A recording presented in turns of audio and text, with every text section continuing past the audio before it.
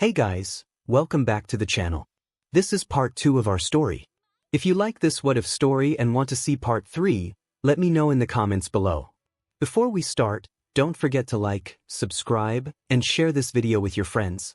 Also, check the description for more great content and my playlist. This story was posted by a 𝗵𝗃𝗬𝗓 on Wattpad. Now let's start. With your son's records as well allowing him to be bullied by his peers and Bakugou, Aizawa finished as Inko looked horrified at it. Why, she sobbed. Why would they do this to my son? He has never done anything wrong in his life. Believe me Inko, I know Midoriya could never do anything wrong in his life, but all might try to continue, but Aizawa finished for him. But the school thought if they let this happen to him it would have stopped him from trying to get himself killed, but I say it was pretty illogical for them. I had no idea this was going at his school, but to also know that Katsuki also bullied him as well. Inko continued to weep.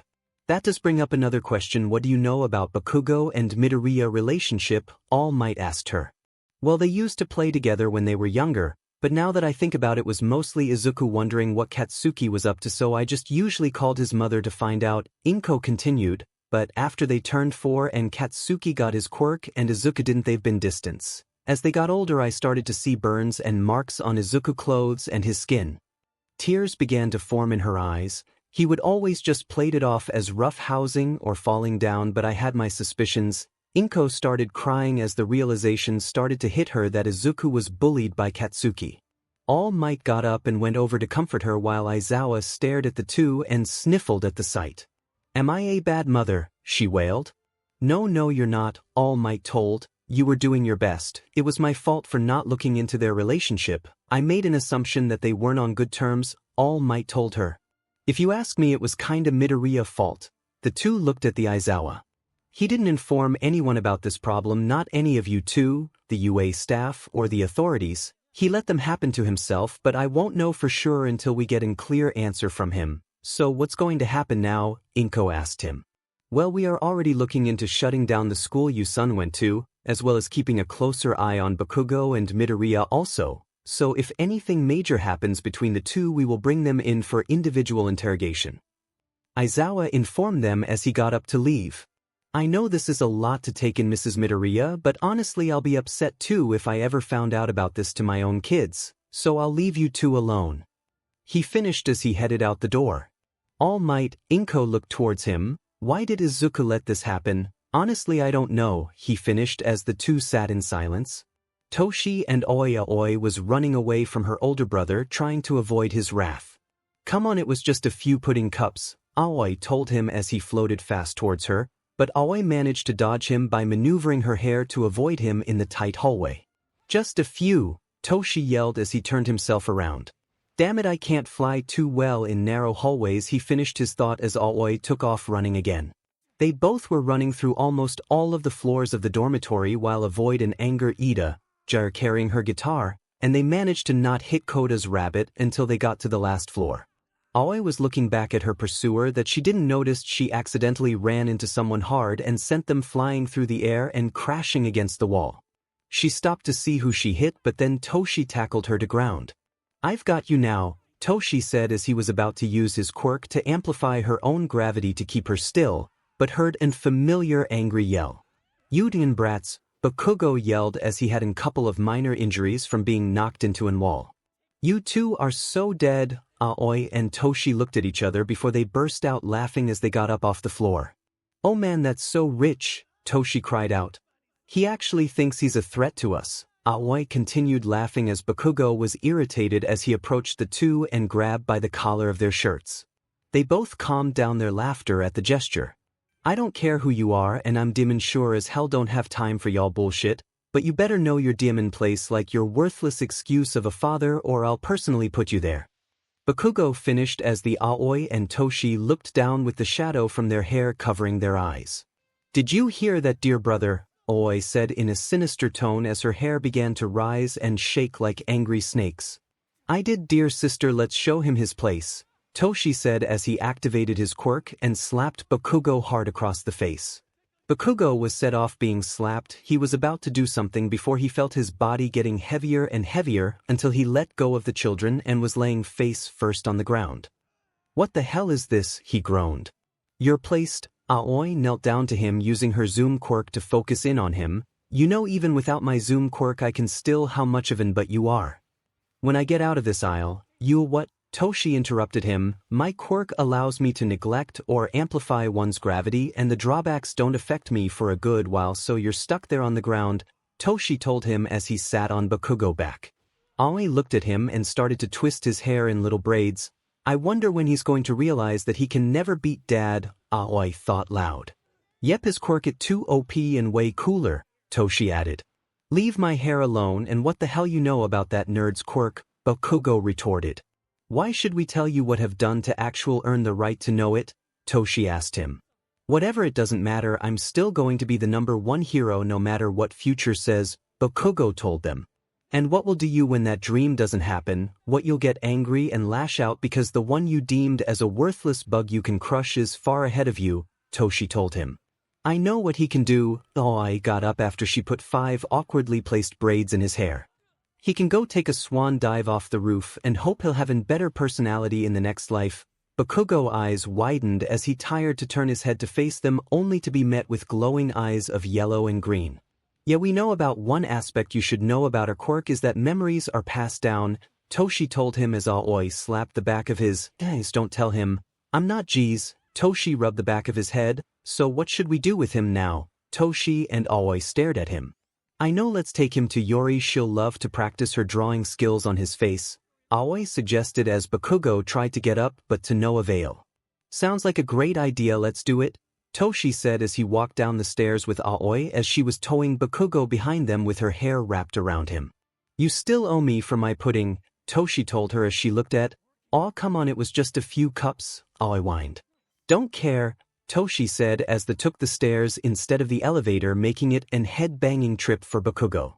"Yori and company," Simon says, "arms up," Yori called out in front of the large group of heroes in training. Mina, Hagakure, Kirishima, Denki, and Todoroki had been playing with Yori all day. They had played tag, hide and amp, seek, leapfrog, and now were playing Simon Says. Both Tsu and Siro also joined in too because it looked fun. "Okay, Simon Says, jump up and down," Yori commanded as they all jump except for Todoroki, who just stood still. Everyone noticed as they played all day Todoroki didn't quite understand some of them. When Kaminari mentioned dorms 10 a.m. it was a Saturday morning, everyone was off doing their own thing. Some decided to use this day to stay in their room to catch up on sleep, others went to the gym to train, some decided to relax in the common room area and watch TV. "Oh," Toshi yelled as his voice echoed through the building. Aoi flinched as she was eating a pudding cup and was sitting on the couch with Yori, Mina, Denki, Kirishima, and Toru as they were all watching morning cartoons. Toshi came down the stairs in a fit of rage as he spotted his sister on the couch and ran towards her. Aoi hid the cup with her hair by wrapping around it without getting her hair in it. "Aoi," Toshi said in angry tone, but he kept his composure. "Have you been eating my pudding cups?" "Humi never," Aoi said, trying not to sound guilty. "Toshi really loves his pudding," Yori whispered to the group as they were all watching them. "I understand completely," Toru said as she was also loved her pudding and wouldn't forgive anyone who ate hers. "Really?" Toshi said. "I brought a box of Puddle's cups that had 12 of them last week during the grocery shopping trip, and I only ate 3 and there are only 5 left," he continued to explain. "So where did the other 4 go?" "I don't, maybe Nana ate some," Aoi said as her older sister walked past them heading out carrying a box of parts and tools. "Don't bring me into this, and don't you dare try to put the blame on Yori," Nana said nonchalantly, walking out. Toshi noticed a part of Aoi's hair was balled up and already had an idea. "Aoi, what's that in your hair?" He pointed to the balled up part. Aoi noticed where his finger was pointed at and started to sweat nervously. "Oh, that it's this new hair product I trying out, what do you think?" Hoping Toshi would believe the little lie. "Aoi," he said as a dark aura began to surround him. Guess he didn't believe it. "Welp, I tried," Aoi said as she quickly got up and with the pudding cup and ran away from Toshi using her hair for mobility, secret family technique. Running away, Aoi laughed while eating the pudding and Toshi on her tail. "When I get you I'm going to tie you up in your own hair," Toshi yelled as he chased her, leaving the group behind. "Does that always happen, Yori?" Mina asked the little cat girl who nodded. Yori looked outside the window and noticed that it was bright and sunny outside with a few clouds overhead, and she had gotten the perfect idea. "Do you guys want to go play outside with me?" she asked them, giving her best kitty cat eyes. "Yeah, sure, sounds like fun," Mina said as Kirishima also agreed. "Count me in," Toru agreed.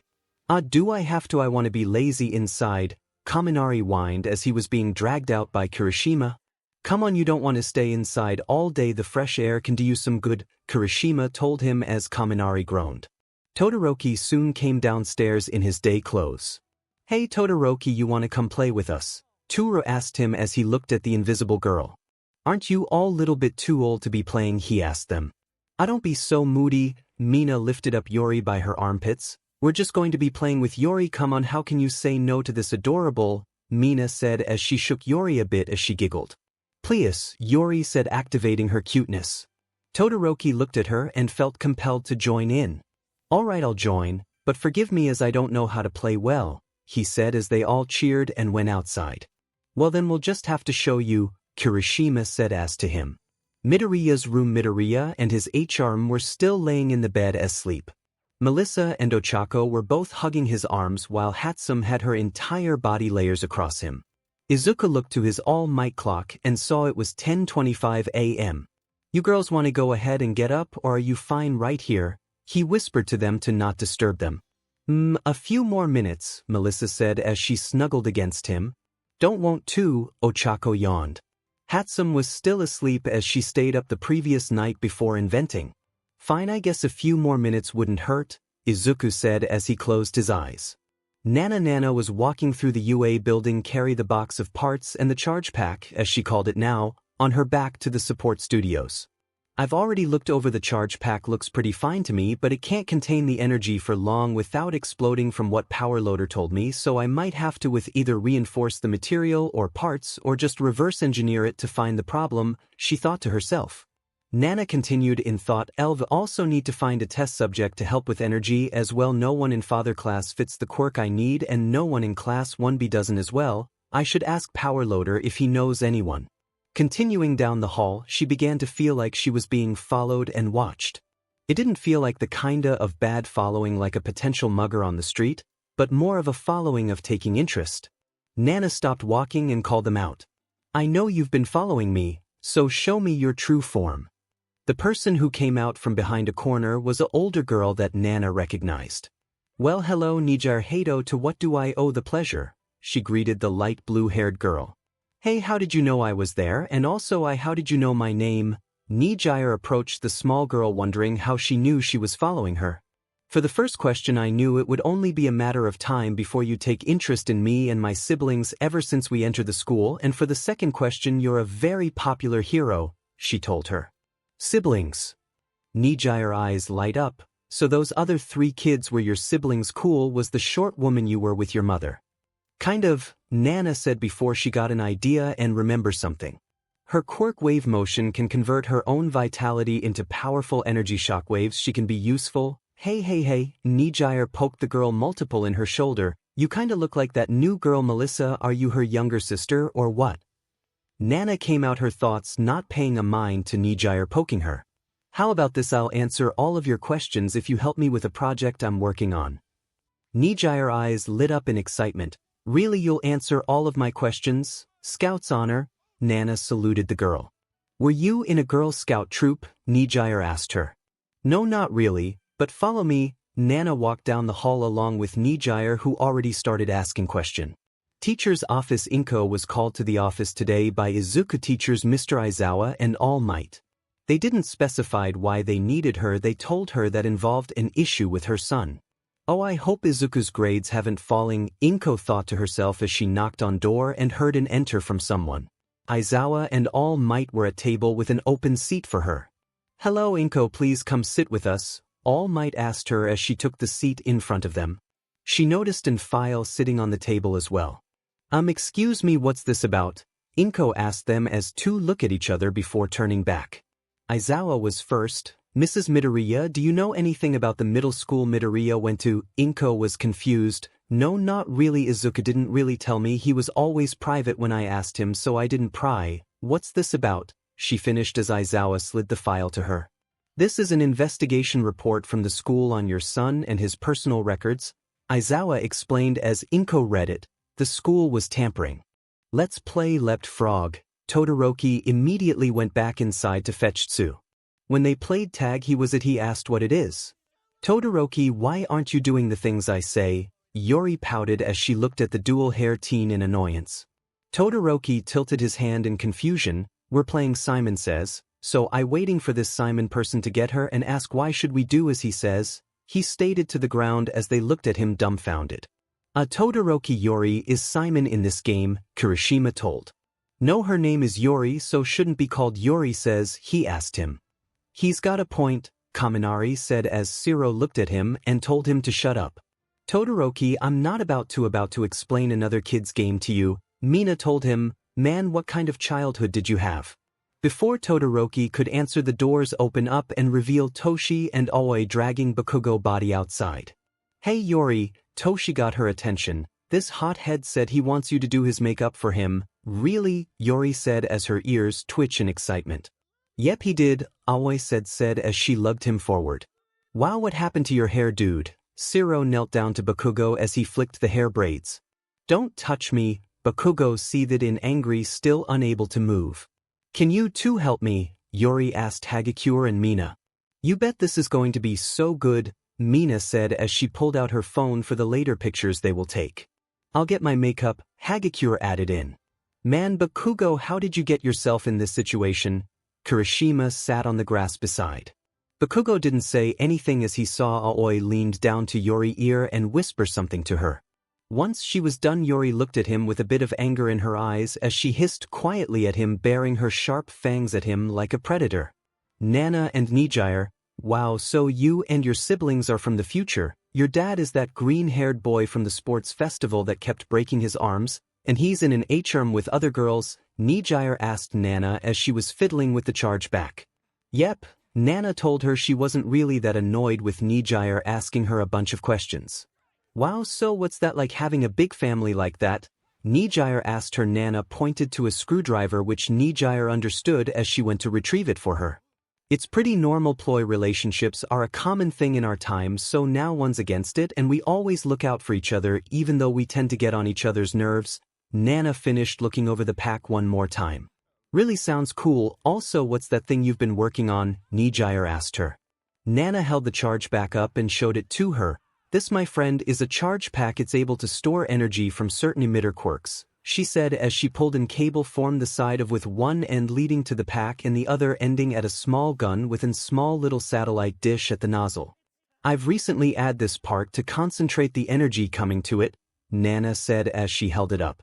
Cool, does it work now and what's it for? 𝗎𝗎𝗓 asked her as she was surprised that Nana had it pointed at her. What till the raid arc? Nana said as she switched it on. And fire your shockwaves at it for the test, she finished as 𝗎𝗎𝗓 looked at her. You sure I don't want to hurt you? 𝗎𝗎𝗓 asked cautiously because she didn't want to hurt the girl. Nana nodded. Go ahead, and how about you aim for the head, she told her as 𝗎𝗎𝗓 activated her quirk, getting ready to release it. Okay, but don't blame for what happens next. 𝗎𝗎𝗓 closed her eyes as she let loose and shockwave at the girl.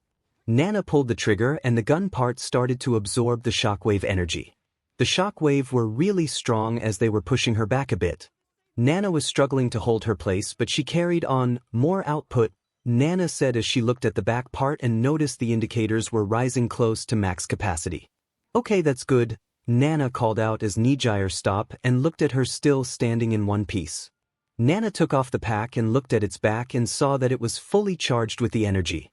So what happens now? 𝗎𝗎𝗓 asked her. This is exhilarating. Get excited, 𝗎𝗎𝗓. Nana faced her with a confident look. 'Cause we're going to be experimenting with science, she finished as the 𝗎𝗎𝗓 looked at her with wonder. And cut how y'all enjoy the chapter 1. Can't believe I'm at 25 chapters. This is so exciting. So what did we learn? Never take Toshi pudding cups and don't ever try to put the Midoriya kids in their place. Also, I have the headcanon that Todoroki doesn't understand kid games like tag and Simon Says. I'm glad I didn't put rock, paper, and scissors. Who boy, that'll be a mess. Also for the blaming Midoriya, I'm sorry about that part 1 like Midoriya, but he does have a few things I dislike about him. He's too forgiving, reckless, and he still has that mindset that he's not value or still worthless, but don't worry, I'm going to change that. Also Nijire and Nana are getting along quite nicely wink. Also for the last tidbit number 8 Yori Midoriya, even though she only has a cat quirk, she does to do a lot of cat things like chasing a laser pointer, knocking over mugs, taking naps in weird places, and she will pounce on someone, mostly her dad, for no reason. Spoiler warning, a small part of the chapter will contain 2 things from a couple of the recent arcs, just a few sentences though from the manga. Read carefully. 1A class. 3 days before the exam, everyone was waiting for homeroom to start in their classroom. They were conversing with one another either about the exam or anything else. Oh man, I wish I was there to see it. Y'all do his makeup. 𝐒𝐫 laughed as Toru showed her a picture of Bakugou with hideous makeup on. He had really big eyelashes on, with too much light blue mascara around his eyes and a lot of pink lipstick on his lips. Other words, he looked trashy. I know, right? Yori went all out, Mina told her. She almost used up all of Toru's makeup. I'm not mad though, I hardly ever use it, Toru explained. Bakugou overheard them as he was still angry about it. Once they were finished with him, they dragged him to the common room and left him there sitting on a couch with heavy gravity still affected him. Some of his classmates had walked past, like Kaminari, Kirishima and Shiro, who laughed at him and took a ton of selfies. Midoriya and his ugly beaches. Bakugou's words came down and laughed at him. Inko also came in, but she just gave him a disappointing before walking off. Todoroki saw him and asked, was he trying out a new look? And that Nana brat came in with some light blue-haired chick and gave him an amused smile. He eventually was able to move again, but he went to the bathroom to wash the crud off his face and stayed in his room the entire night. What the hell do those brats have against me? Bakugou thought to himself as he looked over to see Deku talking to round face and glasses while icy hot. Just listen in. It's almost time for class to start. Where's Mr. Aizawa? Ida wondered. I'm sure he's busy with other stuff, Midoriya said. We still got 3 days to prepare ourselves for the exam. I'm kinda worried and excited at the same time. Yeah, me too, but this a chance to see how all of our progress pays off, Uraraka said. I wonder what things they'll have due for the exam, Tsu asked. The class door soon opened up, which got everyone to be quiet and head to their desks. They expect to see their tried teacher crawl in while in his sleeping bag, but instead they saw Toshi, Nana, and Yori walking in wearing professional clothing. Toshi was wearing the same exact formal wear Midoriya had when they went to Island. Nana was wearing plain office clothes, a plain white dress shirt with a green tie with white polka dots like what Night Eye wears, and Yori was wearing a similar yellow tuxedo like All Might had worn before. The 3 kids walked in and stood in front of the class. Hello class, today we will be teaching you today, Nana said in a formal tone as she took off her glasses and cleaned them before she put them back on. The class looked at them before they caused an uproar, mostly Ida. What's the meaning of this? Ida shouted. All right, free day, Kaminari said as he high-fives Kirishima. About time, I've been so tried from all of this ultimate move training, Mina said. There's no way I'm taking orders from a Deku's brat, Bakugou yelled, somewhere mild intrigue about why the kids were here instead of their teacher. Nana then closed her eyes and held her pointing figure up, which seemed to calm the class down. Midoriya spoke up first. Kids, why are you here and where's Mr. Aizawa? He asked, followed by Ida. Yeah, I too would like to know as well. Simple really, Nana said. We asked if we can be his TAs for the time we are here and in exchange he gets catch up on his sleep. Momo raised her, which was acknowledged. Excuse not to be rude or anything, but aren't you 3 a little young to be teaching us? Toshi replied. Technically we are older than you since we're from the future. How does that work? Sato asked them. Don't think about it too much, Nana replied. Another one of life great mysteries, Tokoyami said. Anywho, you all will just have to accept the fact that we're going to be helping with the teaching, Nana said as she went to the virtual board. So what's going to be the lesson for today? Shoji asked them. Just standard stuff, but before that you all must learn the pecking order, Nana said as she faced them. The what? Kirishima asked with a confused look. Basically, it just shows where you all stand, Nana told them as she pulled up a chart with various images. First is Mineta, the maggots, the dirt, Bakugou, the worms inside of the dirt. Hey, what the hell? Bakugou yelled but was cut off by a piece of chalk thrown at his forehead. Please do not interrupt or question the pecking order, Yori said as she was holding a box of white chalk. Thank you, Yori, Nana told her sister as she smiled. Now continuing Bakugou, the worms inside the dirt, a marble Yori found in the couch cushion, saplings, the pro heroes, and 𝗫𝗠𝗫 Nana finished as she faced the class. For everyone else, you're in between the marble and sapling. Any questions? Nana say a hand raise from Mineta. Yeah, I got one. Why am I at the bottom? Nana narrowed her eyes. Mineta, leave you desk and take a few steps forwards. Mineta gulped as he did. Nana's eyes were watching him like a hawk as he got out of his desk and walked forward and came to a stop. Is this good? He asked, which she nodded. He closed his eyes waiting for something to happen and waited, but nothing happened and let out a breath of air he was holding. I guess nothing. Slam. A ceiling fan had falling down on him again, pinning him onto the ground. Mineta groaned as everyone looked at him. When did we get a ceiling fan in here? Ciro looked up to see where it came from. Question. Pecking. Order. Yori said as she stood next to him throwing chalk sticks at him. Any more questions? Nana asked as everyone shook their heads no. Good, now we're going to be having a small test, Nana told them as Toshi began giving each student their own test, which was met with groans. Aw man, a test, Kaminari whined.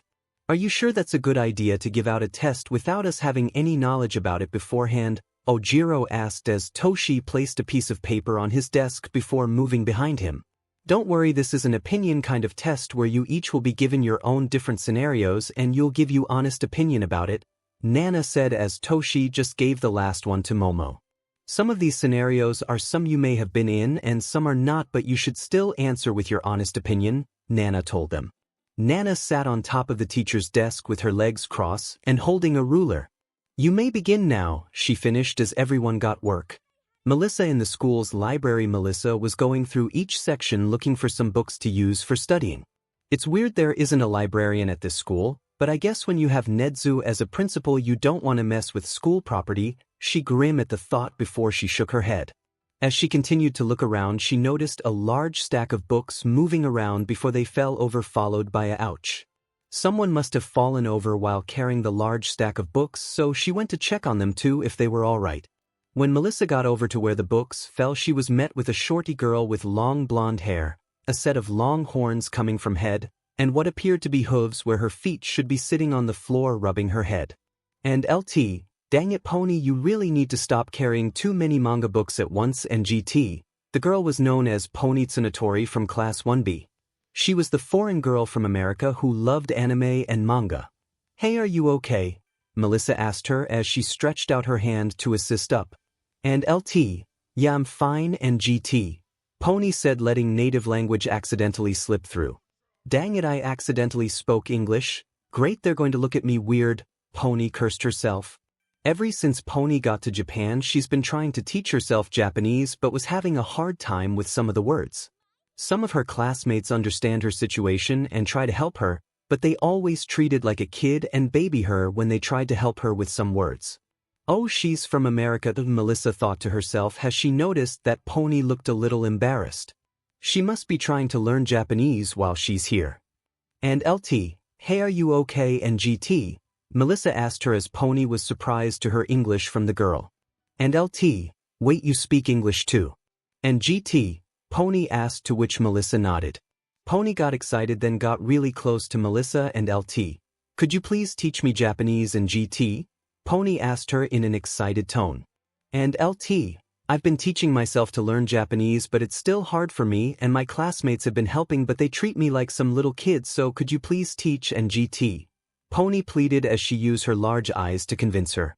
Melissa was taken back by this from the girl she just met in the library.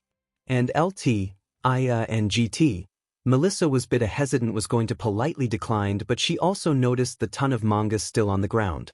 She noticed some of the titles on some of them, Demon Slayer, Konosuba, Shield Hero and Dr. Stone. Melissa thought excitingly because those were her favorites. Pony also noticed where she was looking. In LT, do you like manga too? And GT, she asked. Melissa nodded. And LT, of course I started reading it when I was 11, but I've been so focused on school that I haven't had the time to read some more. And GT, Melissa told her. And LT, Same here in GT, Pony said. Melissa then had a brilliant idea and LT. Hey, how about this? I'll help you with Japanese and in return we get to read catch up on our manga and GT. She outstretched her hand to which Pony grabbed and shook in LT, deal and GT. Melissa then realized she forgot to introduce and LT. Oops, I almost forgot my name is Melissa Shield, what's yours? And GT, and LT, I'm Pony Tsunatori and GT, she told her as Melissa began to help her pick up her books. Class 1A, some of the students were having hard time with the test, and some were having so much trouble that smoke was coming out of their heads. Momo was struggling with her scenarios. Okay, so me and my teammates are trapped in a close area while the enemy has blocked our vision of the outside and exits. I'm almost at my quirk limit. One of my teammates is incapacitated, another is injury, and the other is helping the incapacitated one. What do you do? She finished her thought. What can I do? There are too many variables. Ida scenarios was far too familiar. I'm a teacher and just found out one of my students' family member was heavily injured. He comes to schools clearly affected by it but keeps it to themselves, Ida thought as he clenched the paper. He looked up to see Nana staring at him and nodded to him. I see she's trying to see what I learned from when my brother was attacked. Ida to that conclusion, but how did she possibly know about that? He continued until he saw Nana gazed become intense. He stopped his thought and continued. Behind Ochako wasn't have any luck with hers either. After a huge catastrophe you are part of the rescue operation, but you hear a pro hero just quit during it. What's your response? Ochako read the scenarios in her head. That can't possibly happen, right? They're pro heroes. They can't just quit, especially after a catastrophe, right? Ochako thought to herself. You're laying on the ground barely conscious after getting nearly beaten to death by a villain. Your teammates decides to step in to protect you. What can you do? Kirishima read to himself. What will I do if I meet a terrifying villain I tricked a long time ago during a battle? Would you stand in fear or fight back? Mina thought to herself. Obviously I would fight back, right? Mina tried to write but something in the back of her mind nagged at her. Todoroki looked at his paper. It said, you meet someone from your past that you pushed aside or ignored and you meet them again. How do you respond to them? He pondered if this had ever happened to him as he remembered that Nana said some of these might have happened to them. A child with a terrified expression bumps into you on your patrol along with another hero. The child has bandages covering their arms and they call for help. Midoriya continued to read it, but a person comes along proclaiming they're the child's caretaker who was also a dangerous villain and your partner tells you to not engage because it could ruin an investigation. What do you? Midoriya finished reading the paper to himself. Nana said that some of these scenarios had happened to one of them, but this one in particular felt like it was a scenario he would have to face. Nana, please don't tell me that this is a choice I would have to make because if you're my daughter you know what my answer would be. Midoriya looked at his daughter who was reading a book and looked back down on his own paper. Bakugo's scenario felt like his test was specifically targeting him as he finished looking over it. What the hell do these brats want from me? He yelled in his head. 20 minutes later, all right, pencils down everyone, that concludes the test, Nana told them as everyone relaxed a bit. Man, what was up with that test? How do you think you did, Mina? Kirishima asked his pink friend but was met with a downcast look from her which was usually the opposite of her normal expression. Hey Mina, you alright? Kirishima asked her. Yeah, I'm fine, she told him, but he didn't believe it and decided not to press on. If you say so, but if something's bothering you, you can talk to me, right? We're horn buddies, Kirishima told her. Yeah, you're right, Mina said as she kept looking down.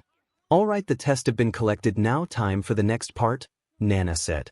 Next part? The entire class thought that's right, it's time for some intense workout. Everyone, so get your uniforms and head to the field, Toshi said as he made his way to the door while everyone groaned. The track field, everyone including Toshi, Nana, and Yori were standing in the track field wearing the P uniform. Hey, can we take a break? We just had a test and my mind's already hurting, Mineta whined. Toshi looked at Nana and nodded as Toshi made his way to the purple pervert and knelt down to him. Sure you can, Toshi responded with a smile. Thank you. Mineta was cut off as Toshi sent a powerful uppercut to his chin, launching him into the air before falling back down. Toshi dusted off his, all right everyone, we will do runs for the first part and after that we'll be doing exercises. What would be so different from the ones we normally do? Tsu asked him. Easy, Toshi said as he approached Kaminari. Please don't hurt me, Kaminari pleaded as he felt Toshi tap his head. Don't worry, you're not as bad as Mineta. Kaminari sighed, but his felt like something heavy was dragging him down. Hey, what did you do? I just amplify your gravity to make it feel like another you was standing on top of you, Toshi told him as he tapped everyone else who also felt much heavier. Wait, how do you know our exact weight? 𝐒𝐬𝐼 asked as she noticed Nana holding a hero journal in her hand before closing it up. Don't worry about it, Nana told them.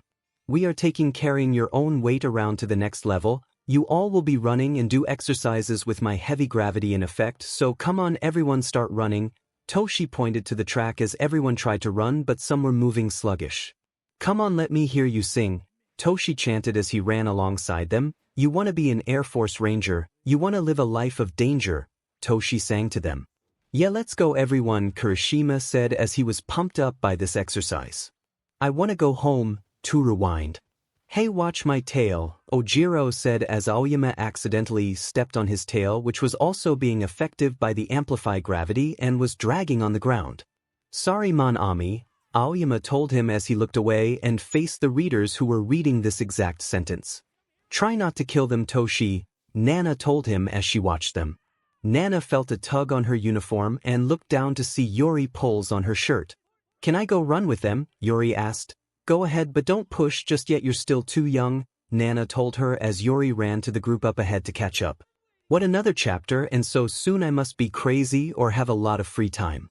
And before you asked, I know of all the references I made in this one.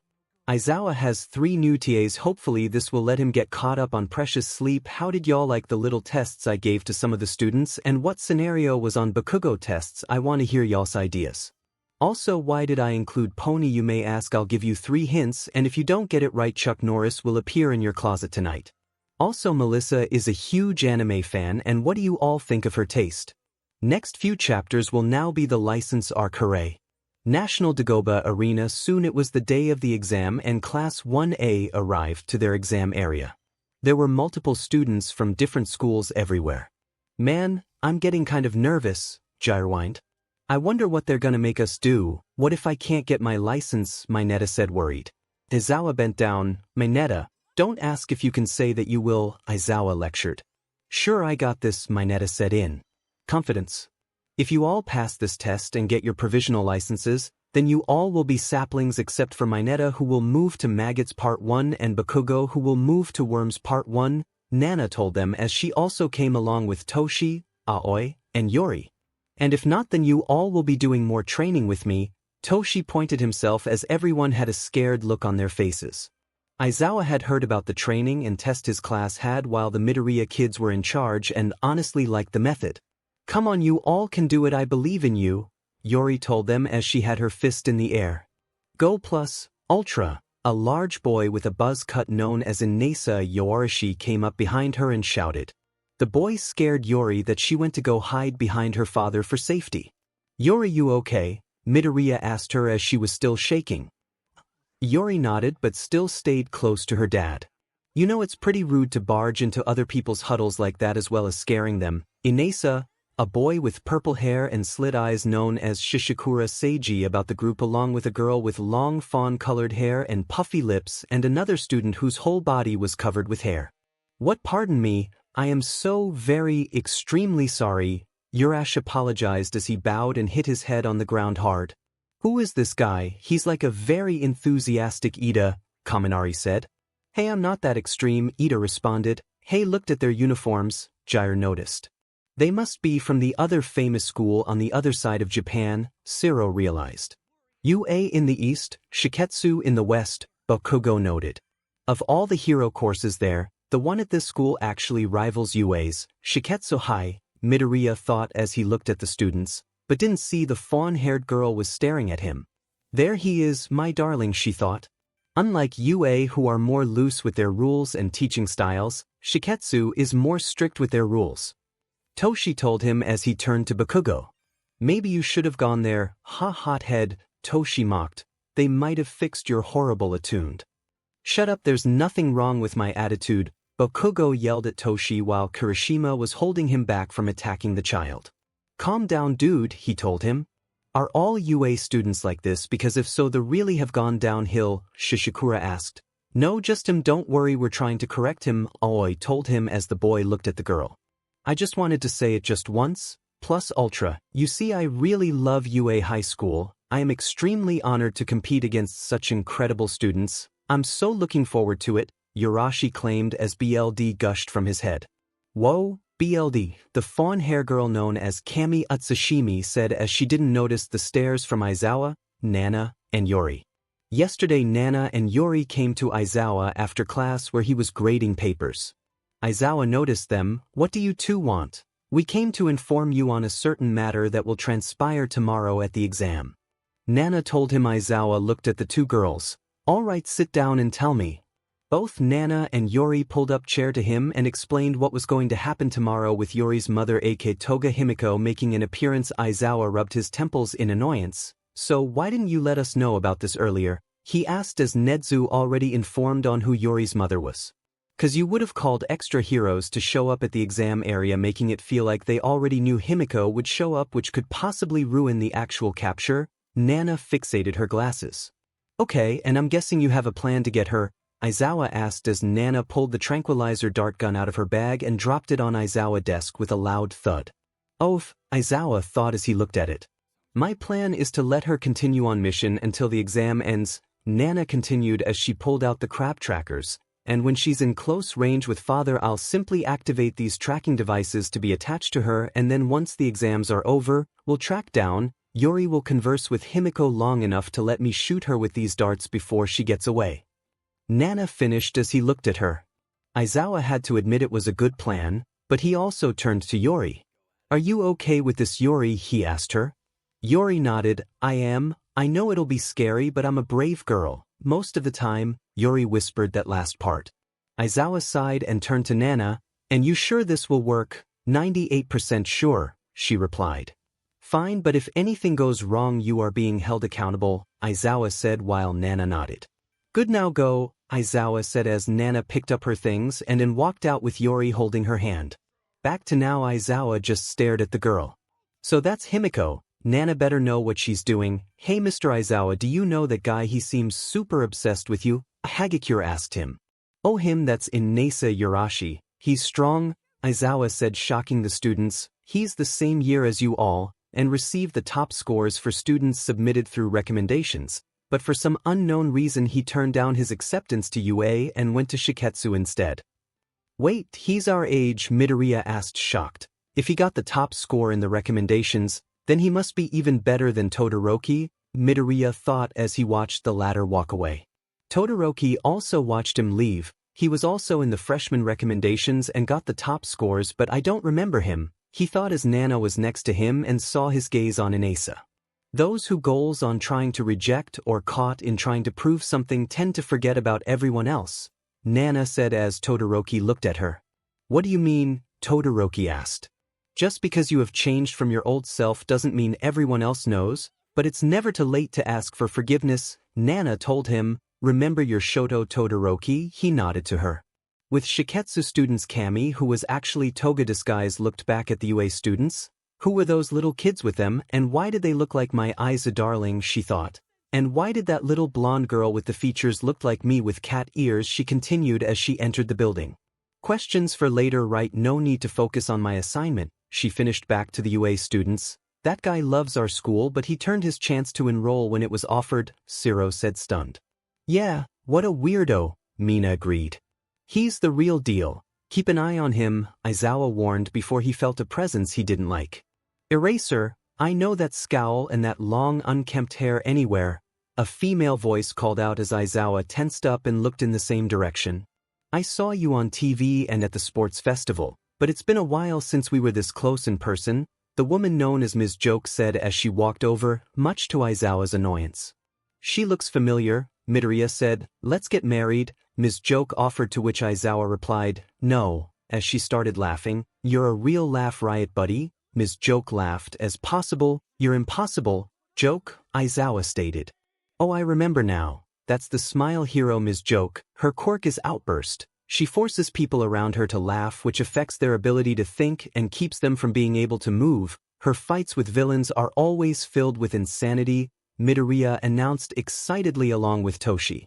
She's so funny even if you're not affected by her quirk. Her stand-up shows are always fun to watch. I have to get an autograph, Toshi said as he pulled out his notebook. Like father, like son, everyone thought.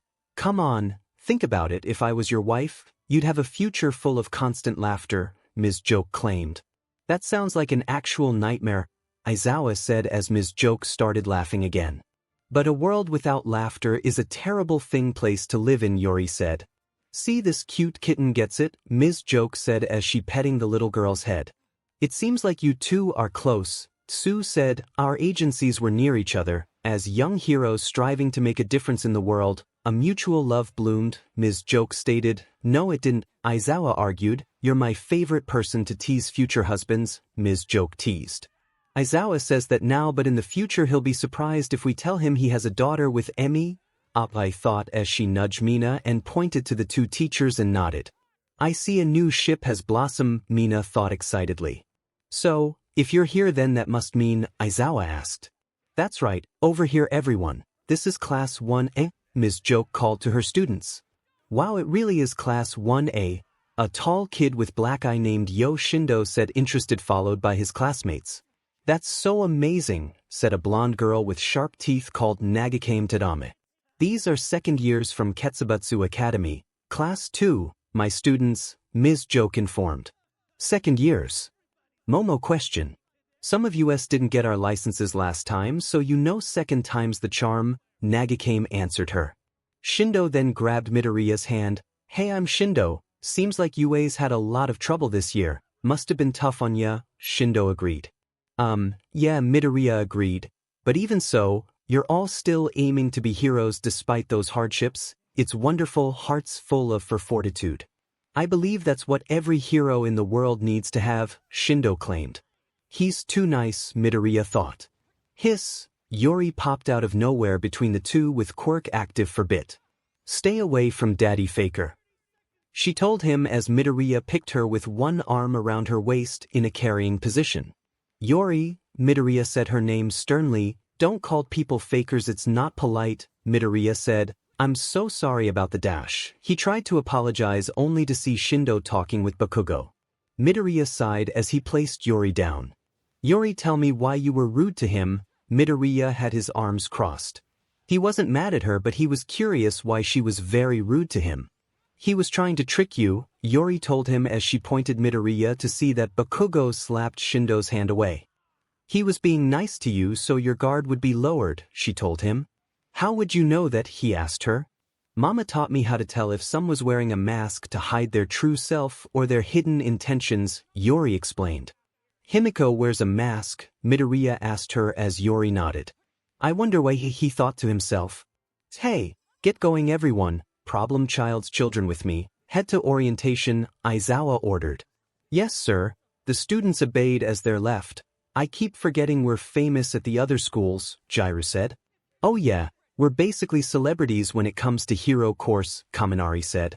𝗵𝘃𝗁𝐿 looked surprised. Wait, hold the phone. Did you warn your kids eraser? 𝗵𝘃𝗁𝐿 asked him, but he already left with 4 small children to the building. Inside the stadium, look at this crowd, Midoriya said as they were surrounded by applicants in their own hero costumes. There's so many, Uraraka added.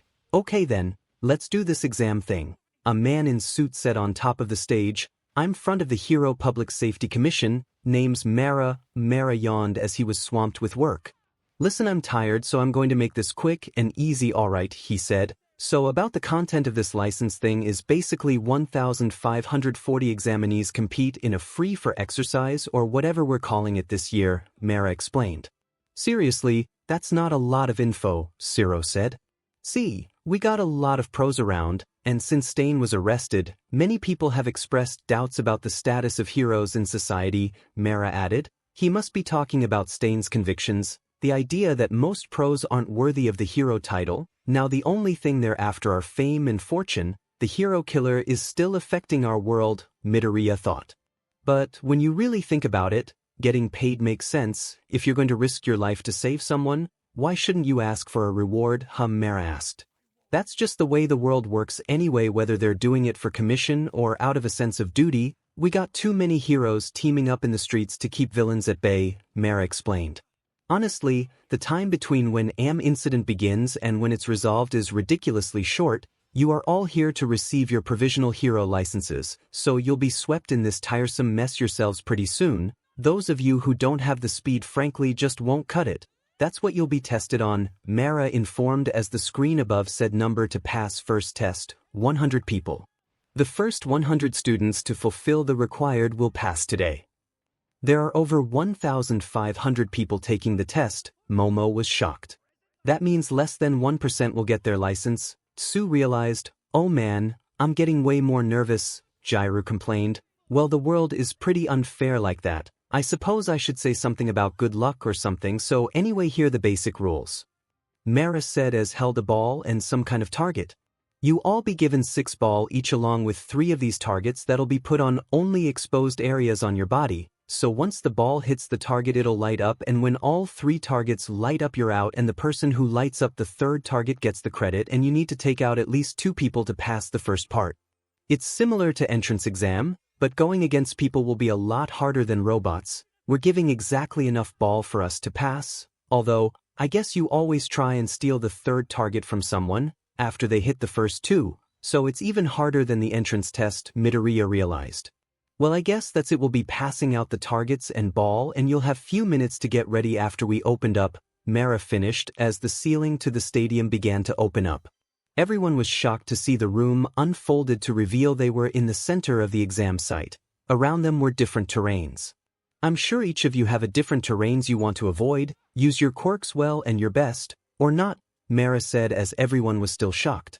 Now may the odds be with you, he said as he left them. They won't. Stadium seats 𝐈𝐧𝐿, 𝗵𝑆, and the Midoriya kids were watching from the seats. Toshi and Yori were sitting in between 𝗵𝑆 and 𝐈𝐧𝐿 while Nana and Aoi were sitting in the seats on the other side of 𝐈𝐧𝐿. 𝗵𝑆 just finished writing her autograph in Toshi notebook. So Eraser, you're babysitting this kid's cause? Why? She asked. 'Cause they wanted to come watch their father, Mr. 𝐈𝐧𝐿 told her. 𝐈𝐧𝐿 had already explained earlier who were these kids and where they come from to avoid any more annoying questions. Didn't you were such a dad, 𝗵𝑆 teased as 𝐈𝐧𝐿 grumbled. Should we tell them? Aoi whispered to her sister. Nah, they'll sort out this stuff in their own time, Nana told her as she gazed out to the center of the field. I can't believe you still have 20 students. It's unusual for you not to expel someone. You must actually like yourself, class. This time, 𝗵𝑆 asked. Not really, 𝐈𝐧𝐿 denied. Oh, don't be like that, Mr. 𝐈𝐧𝐿, you know you like us, Yori said. No, I don't, 𝐈𝐧𝐿 replied quickly. Oh please, it's why you train them so hard, Nana replied.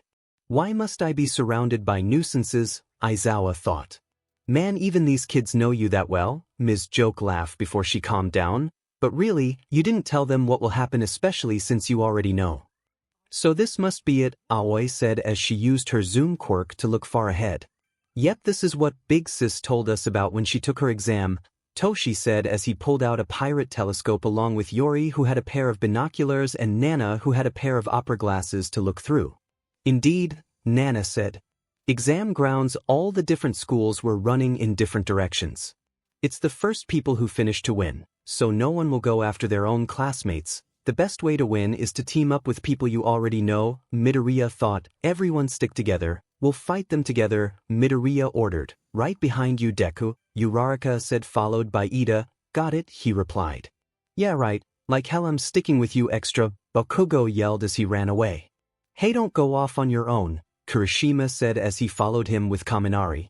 Kaken, Kirishima, Kaminari, both Midoriya and Ida called out to them. I'm going off on my own as well. It's too dangerous to use my power when a big group is around, Todoroki informed as he left. Be careful, Todoroki, Momo called out.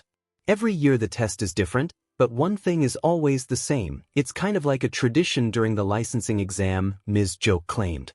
I don't thinking it's a good idea for them to go off on their own though, Deku said. How come? Mineta asked. Think about it, everyone already knows what powers we have, Midoriya told them as they realized. They did research on us. Uraraka questioned until Ida realized, the sports festival, he added. Most of the students in the license exam have equal footing except for UA because y'all top school sports festival is broadcast to the world, showing off their quirks. weaknesses, and fighting styles, Ms. 𝗎𝗫 claimed as they continued to watch. The test will begin now, the speaker announced. The other schools have probably figured out the same way to win that I have. This is going to end up like a battle between schools. With that in mind, first they come for the ones whose quirks they know, Midoriya informed them. Does that mean, Mina asked him, followed by 𝗓𝗪. Don't tell me, 𝐒𝐭𝐴 Sato said. If you like this bunch a lot this year, you should have warned your students about all of this. As we've seen time and time again in this exam, the crushing of UA, said as her students gained up on UA. I knew it, Deku said as they were surrounded by another school. I saw you on TV, the power that works like a double-edged sword. Can't let this nail stick, Shindo as he and his classmates tossed their ball at UA. One for all 10%, full cowling shoot style, Midoriya thought as he jumped up and kicked the ball away with a powerful shockwave. Aizawa was about to explain, but Nana spoke first. Not to be rude, Ms. 𝗎𝗫, but it doesn't matter if they knew or not. One of the key parts to being a hero is to overcome any obstacles, Nana explained as she said Tokoyami used Dark Shadow to grab the ball and threw them. They aren't any regular UA students, Toshi said as he looked through his telescope to see Mina creating an acid shield, 𝗬𝗏 and Mineta using their moves to capture the ball. They all have been through crisis after crisis and came out stronger. Dad always says that real heroes can turn around any situation. Besides, when they become pros they'll face villains who already know about their powers, Aoi said as she zoomed in on her father's class.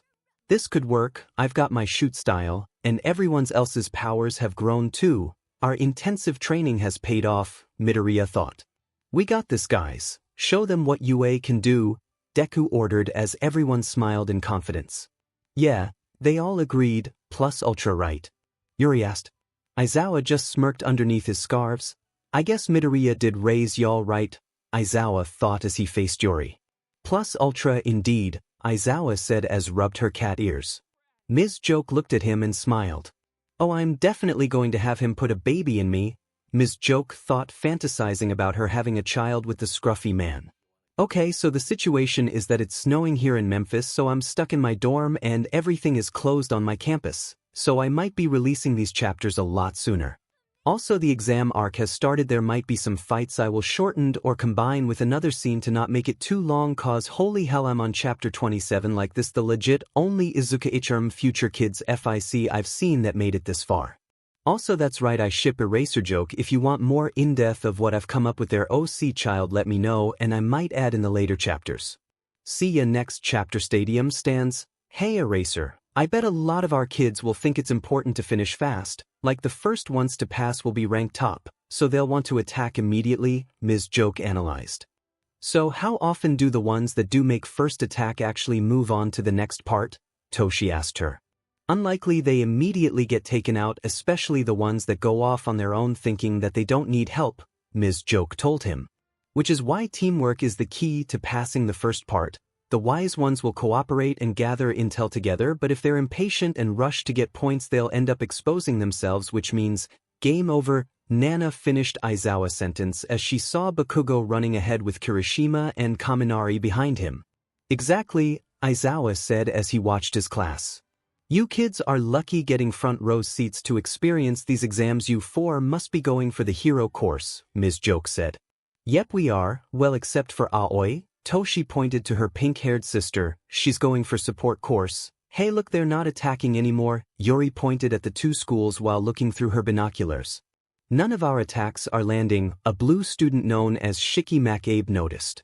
I guess it's obvious UA won't go down without a fight, Shindo claimed as Shiki was making his throwing ball stiffened. Maybe not, but we have a plan, he said as he tossed them to his classmates with long black hair known as Itajiro Totiki. I'll take it from here. Just try not to be jealous when I pass first before the rest of you, but I'll make sure to leave behind enough for you guys to pass. Target lock on, Itajiro announced. Boomerang, crescent moon trajector, he called out as he threw the ball that were traveling underground. My aim is always true, and since these projectiles are coming at them from underground, they can't possibly be able to dodge in time, Itajiro finished. Ketsubutsu's second-year student's 𝗧𝗵𝗵𝗆 quirk, stiffening, can make whatever he touches his hand with super hard, but it doesn't work on living things. Itajiro Totiki, quirk, boomerang, he can throw objects at any trajectory with stupidly precise aim, even underground. Get back. I'll handle this, 𝐒𝐬𝐼 assured them as she plugged her earlobes into her wrist amps. Sound amplification, amplifier jack. Heartbeat fuzz, she announced as she punched her amps into the ground and created a strong shockwave that created an earthquake which cracked the ground. She's breaking the ground apart. It won't help, 𝗳𝗏𝗎𝗧 said as the stiffened ball shot out of the ground. Help, they're heading right for me, Mineta screamed out as the stiffened ball were coming for him. Acid veil, Mina said as she shot a huge amount of acid from her hands that created a wall to melt the ball away. Thanks for the save, Mineta said. It's my special move that creates a melting wall, Mina explained. Black Abyss, Tokoyami announced as dark shadow covered him. It's cooler and easier to say, Midoriya thought as dark shadow sent out his claw aimed at the tatami girl. In a panic she 𝐒𝐭𝐻𝗵𝗄 her body into her torso like a turtle. Whoa, that was a close one, 𝗕𝗏𝗄𝗃 poked her head out. 𝗬𝗪𝗪𝗏 Academy 2nd 𝗕𝗏𝗪 𝗔𝐻𝐽𝐾, telescopic, she can pull her body into herself like a turtle. Interesting, looks like this class isn't the same from the sports festival, Shindo said impressed. Looks like you all have appeared to be at a standstill, but I must remind you that this is a first to pass, so hurry up, move on to the second part. I'm tired, Mara announced. What's our strategy? Everyone will be focused on protecting their own targets. It's going to be impossible to hit them by chance. We'll have to aim well and hit for their defenses, even if we don't know their quirks, Midoriya thought. Everyone's holding back right now, watching their opponents' blind spots and how they'll use their quirks. But any moment the real battle will begin, Midoriya eyed Shindo. Do y'all children know how many want kids, like yo, want to be heroes? You should. That strength of will is far more important than going to a famous school and having renowned. When you think you're the stars and look down in others, you reveal your weaknesses. That's how you fail. Stuff like this, Ms. Joke explained to the Midoriya kids. We know that's why if we can't get into UA, we also look to other schools we can go to be heroes, Toshi said. Plus we don't let our powers get to our heads like some people. Our father told us that everyone has their strengths and weaknesses, Nana said, so instead of looking down on them, we help them overcome their weaknesses, she finished. Smart kids. Who did you say your father was again? Ms. Joke asked. 𝗧𝗏𝗏 Midoriya, Aoi said. He's Deku, the greatest hero of all time, Yori cheered. Back to the exams. Out of the way, Shindo shouted. Their defenses are too strong, we need to break them up, he said as he placed his hands on the ground. Maximum force, tremoring earth, Shindo yelled. An earthquake attack, Midoriya thought as the ground began to break up underneath his class's feet, sending them flying away. Everybody run, Ida ordered. What the heck is this? Mina yelled. This is insane, Mineta screamed. 𝗧𝗏𝗪𝗏 Uraraka yelled, worry about her husband. Everyone makes sure you regroup and stay together, Midoriya yelled to them as he was separated from the group. You didn't think you guys were the only ones with ultimate moves, did ya? Shindo asked. Ketsubatsu Academy 2nd year yo Shindo quirk vibrate. He can make anything he touches shake, however the aftershocks affect his body temporarily, making him immobile. In a nearby fake city, Todoroki felt the vibration of someone's quirk. Tremors, an earthquake, no, probably someone's quirk, Todoroki assumed. It came from where I left Midoriya and the others behind, he finished his thought as he was worried about leaving them behind. In another part of the fake city, other examiners felt the attack in shock. Man, what type of power was that? A student said. Obviously a ground type, another student said sarcastically. Shut up, Reggie, and focus, the enemies are everywhere. A student groaned as the wind began to stir up rapidly. Mara yawned as he looked at the screen. Come on, don't y'all want to be heroes? I thought at least one or two of y'all would have passed by now. The wind around a group of students began to circulate around them and their ball began to fly out of their hands. My ball are gone, an applicant said as another one snickered at the sentence. Shut up, Reggie. In the center of the whirlwind flying was Inasa. I believe it's very important for a hero to have passion and you all are fighting. Thank you, Inasa lecture. It's that one guy from Shiketsu High. What did he say? It's hard to hear. What's he going to now? He got our ball? Man, this blows. Reggie, I swear to God. The other applicants asked as Inasa threw the ball back at the applicants, each hitting the targets. What the what? 120 people taken down. A single person in just one attack. Mara yelled in shock as that woke him up. Stadium seats, man that Inasa kid really good, ashamed he didn't stay at you, Ms. Joke said as she watched, through Toshi pirate telescope, Inasa take out a bunch of students. Yeah, a real shame, Aizawa agreed. Hey, I want to see, Toshi said as he tried to reach for his telescope from Ms. Joke. It's my turn, he whined. Looks like it's time, Nana said as she pulled out a tablet from her backpack and turned it on. Aoi, you got your eyes on father, she asked her sister. Yep, got him in my sights, Aoi told her as she zoomed in on him. Good, now I can activate the crab trackers and we get a lock on Yori's mother, Nana said as Yori heard her. Yori was looking through her binoculars to find her daddy standing by himself as a blonde girl in a back jumpsuit was sneaking up on him. Mommy, she thought. Meanwhile, Midoriya was seen alone after Shindo earthquake. He didn't hear the sounds of a crab tracker turning on in his hair. What a good quirk, although it would be hard to use in a city, Midoriya thought before he realized he was alone. Oh no, we've been separated? Was this Ketsubatsu Academy's plan from the start? Midoriya thought, worried about his friends. I have to find the other, or at least somebody soon. If I'm on my own, I'm a sitting duck out here and the other schools are ahead and have more time to work together and learned how to make decisions in battle. We're behind by a whole year's worth training, even with everyone we have experience, Midoriya thought as he recalled Aizawa explaining who Inasa was. Then he recalled Shindo's deception. These are strong students from all over the country. I don't why, but I'm getting excited. Midoriya came out of thought as girls stealthily hit one of his targets and got around him. This girl came out of nowhere, Midoriya realized.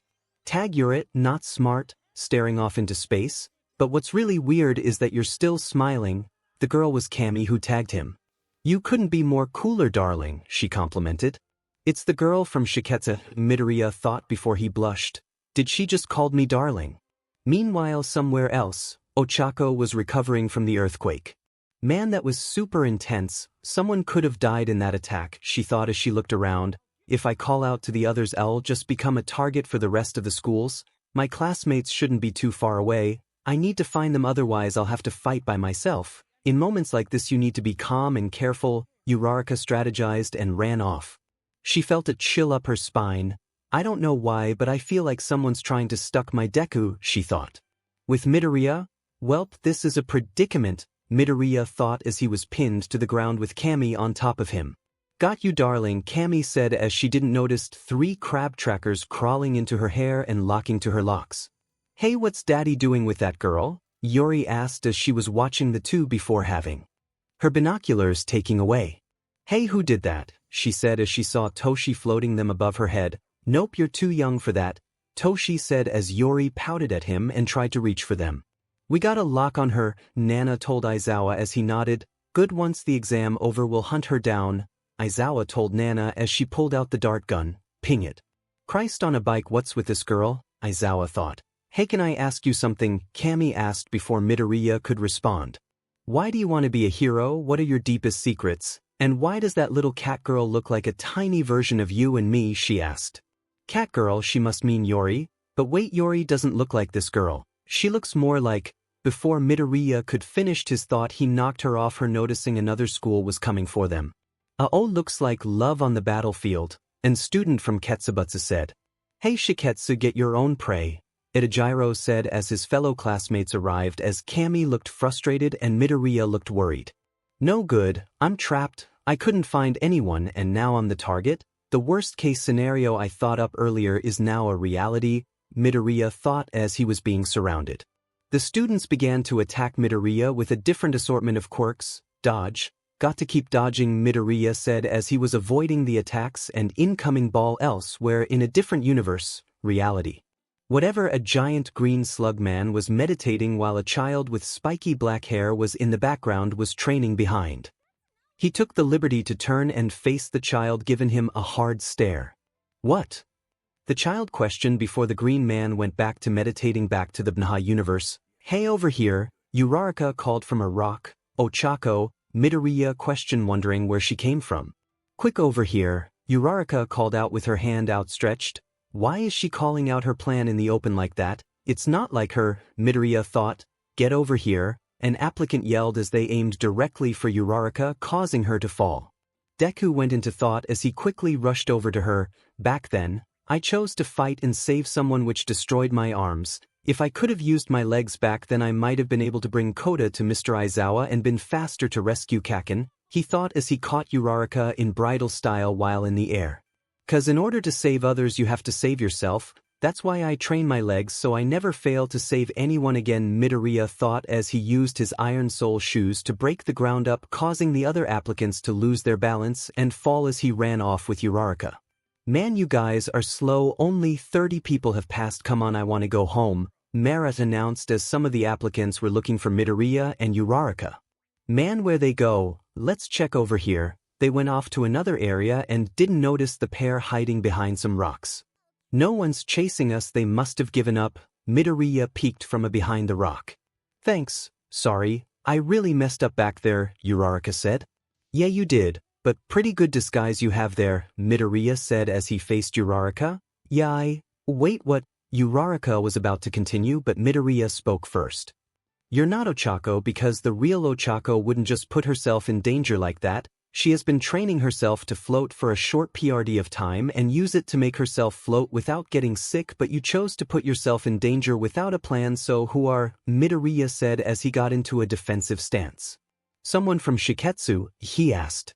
"Ochako," the fake Uraraka said as her skin began to melt off. "So you two are already on first-name basis." The fake Uraraka melted into the form of Kami. "So you knew I was fake but you still saved me, what's your angle?" Kami said as she was now naked.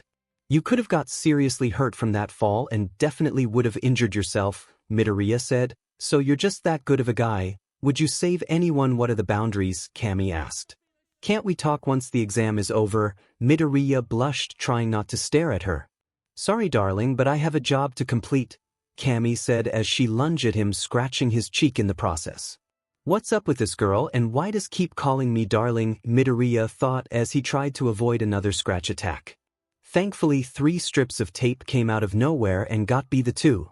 Midoriya noticed the tapes were coming from 𝗧𝗏, who was on top of a rock. "𝗧𝗏," he said in surprise. "Midoriya, are you seriously trying to get more girls for your 𝐒𝐻𝗄?" 𝗧𝗏 shouted as Uraraka jumped out from behind and tried to grab Kami, but she jumped away. "Dang, she's fast." "𝗓𝗏," Kami thought as the trio watched her flipped up to a mountain. "So you and Ochako are in a 𝐒𝐻𝗄 together, how sweet." "Kami, you know he really trusts you." "Ochako Uraraka," she finished as she disappeared. Midoriya confirmed they were the actual Ochako and 𝗧𝗏 and told them if the situation that happened to him. "Midoriya, what's your problem? You already have 4 girls in your 𝐒𝐻𝗄 along with kids already. Are you trying to add more girls?" 𝗧𝗏 kept shaking Midoriya. "You're seriously more worried about that than the exam we are." Midoriya tried to calm him. "Deku's right, we need to focus," Ochako told him. "We're in the middle of an exam and more people have been passing by the minute." "She's right, we need to figure something out so we can move," Midoriya told them as they heard people coming closer. 𝗧𝗏 and Midoriya looked over the rocks to see more students coming. "𝗬𝗏𝗄, what are we going to do?" 𝗧𝗏 asked as he heard muttering. Midoriya, "Not now." 𝗧𝗏 looked to Midoriya to notice it wasn't him that was muttering and it was coming from behind them. They both turned around to see it was coming from Uraraka. Uraraka was muttering up a storm and from what they can hear she was coming up with a plan. "Follow me," Uraraka said as she went off in a direction. "Looks like she's spending too much time with you," 𝗧𝗏 told Midoriya as he followed her. "So cute," Midoriya thought as he shook his head and followed her, but he also thought about that Kami girl. She mentioned before that Yori looked like her, but she doesn't in the slightest unless that wasn't the actual girl but a faker, Midoriya thought. Yori said that Himiko had a quirk where she can transform into other people, so that was actually Himiko Toga in disguise. Midoriya continued, "I have to let Uraraka and Aizawa now when we're done," he finished. "Stadium stands. Well, that's been taken care of," Nana said as she set the tablet down and picked up her opera glasses to see Momo, Jairu, Tsu, and Shoji head into a building being followed by a group full of girls. "Can I have my binoculars back now?" Yori asked her older brother before Toshi looked to Nana as she nodded. "Here you go, Tsu." Toshi lowered them back to his little sis. "Yay," Yori said as she looked through them to see Todoroki in the factory area with a group of ninjas. Aoi also took the liberty to move around to where 𝗵𝘃𝗁𝐻 was seated and was showing her a picture of a older her and a older Aizawa with a tall teenage girl with long green hair like Emmy with a black streak running down the left side of her hair. She had a tired expression on her face like Aizawa, and 𝗵𝘃𝗁𝐻 smiled at the picture. "What's her name?" 𝗵𝘃𝗁𝐻 asked Aoi in a whispered tone. "It's Shizu Aizawa," Aoi whispered back as the two noticed Mr. Aizawa staring at them. "What are you two doing?" he asked them. "Nothing, Eraser. Hey, how about a date after this?" 𝗵𝘃𝗁𝐻 asked teasingly. "Nope," he replied before turning back. "Don't worry, he'll come around," Aoi told her as 𝗵𝘃𝗁𝐻 had a happy expression. "Yep, another chapter is out and I stayed up all night because I took a nap earlier. I hope you don't mind I shortened some of the dialogue and added in a couple stuff here and there. So yeah, Midoriya quickly found out that it was Deku cause he's smart, you know, and Uraraka has gained the famous Midoriya muttering habit. Also, I've been meaning to ask this, does it feel like I made the Midoriya kids too smart for their own age? Also, yeah, eraser joke, love child, Shizu Aizawa quirk, humor stare, anyone she looks at will be in an uncontrolled laughing fit and can't think or move, it stops if she blinks. She pretty much more of her dad than her mom, likes to nap a lot, prefers the peace and quiet, and she loves dark humor jokes but not too dark. On this chapter, Nana said as she was narrating from the stands. It's Todoroki versus a bunch of Naruto weebs, Bakugou and Ko get a face full of meat, and Momo is challenged by a girl who thinks you need an high IQ to understand Rick and Morty. Nana finished, so stay tuned to find out what happens to them. Are you literally narrating the exam right now? Aizawa said as he looked at the girl.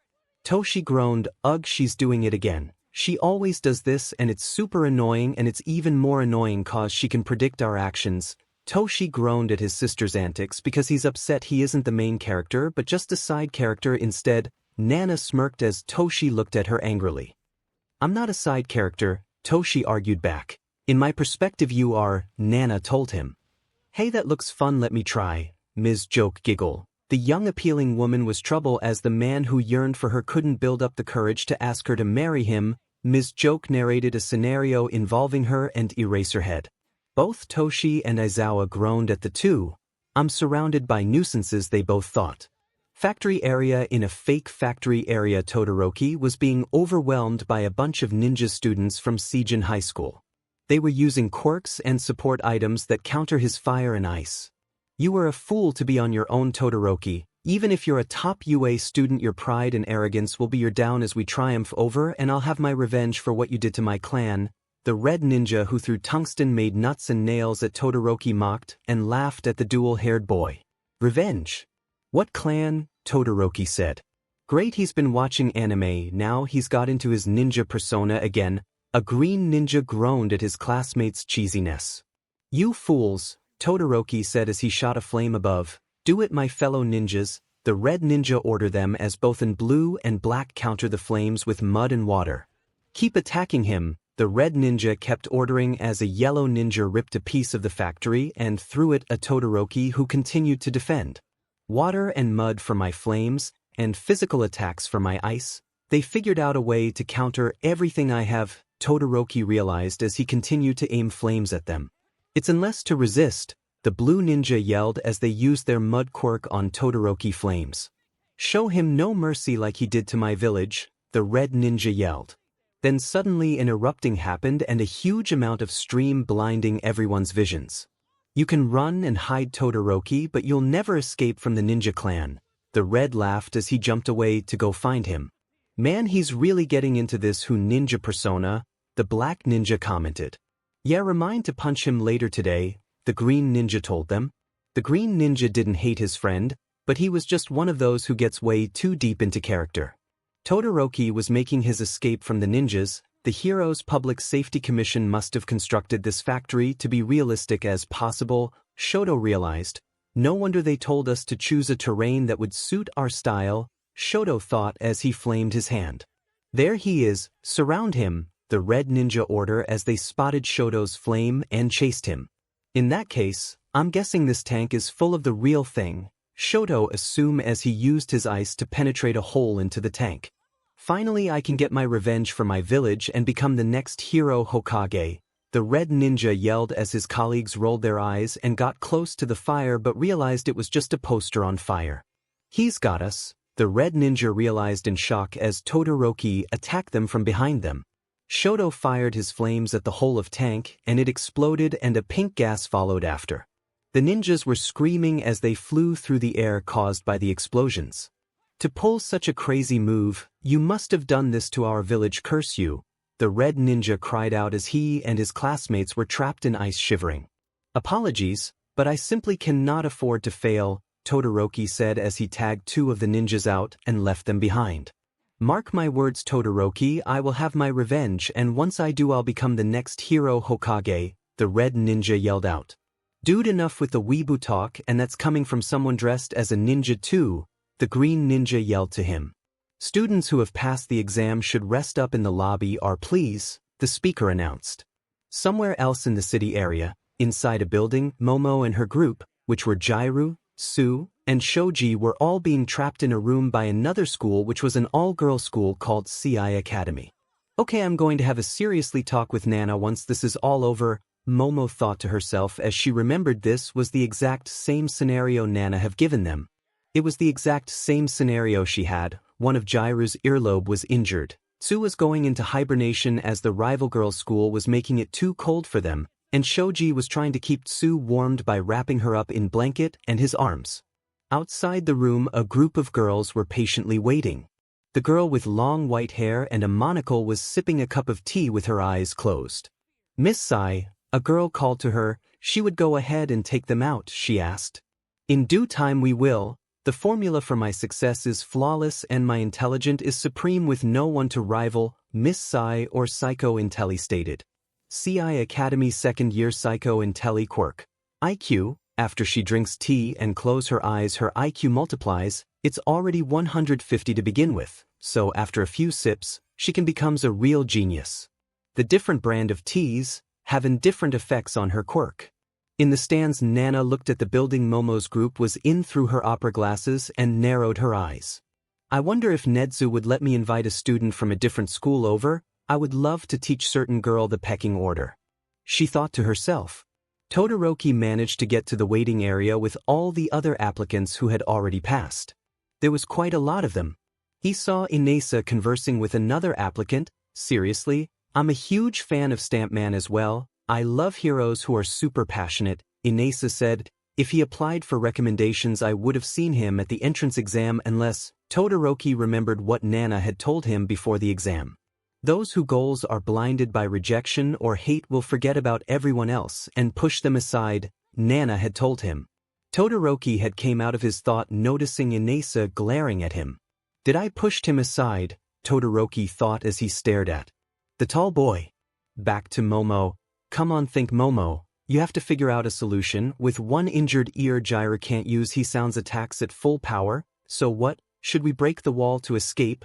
No, that's a simple move, and our enemies will have expected something so obvious. For now we have to do something about the air conditioning. I could make some clay to seal off the vents. It looks like there are 8 of them in the room. That will end using a lot of my quirk, but right now, it's all I can do, Momo thought as there were too many variables.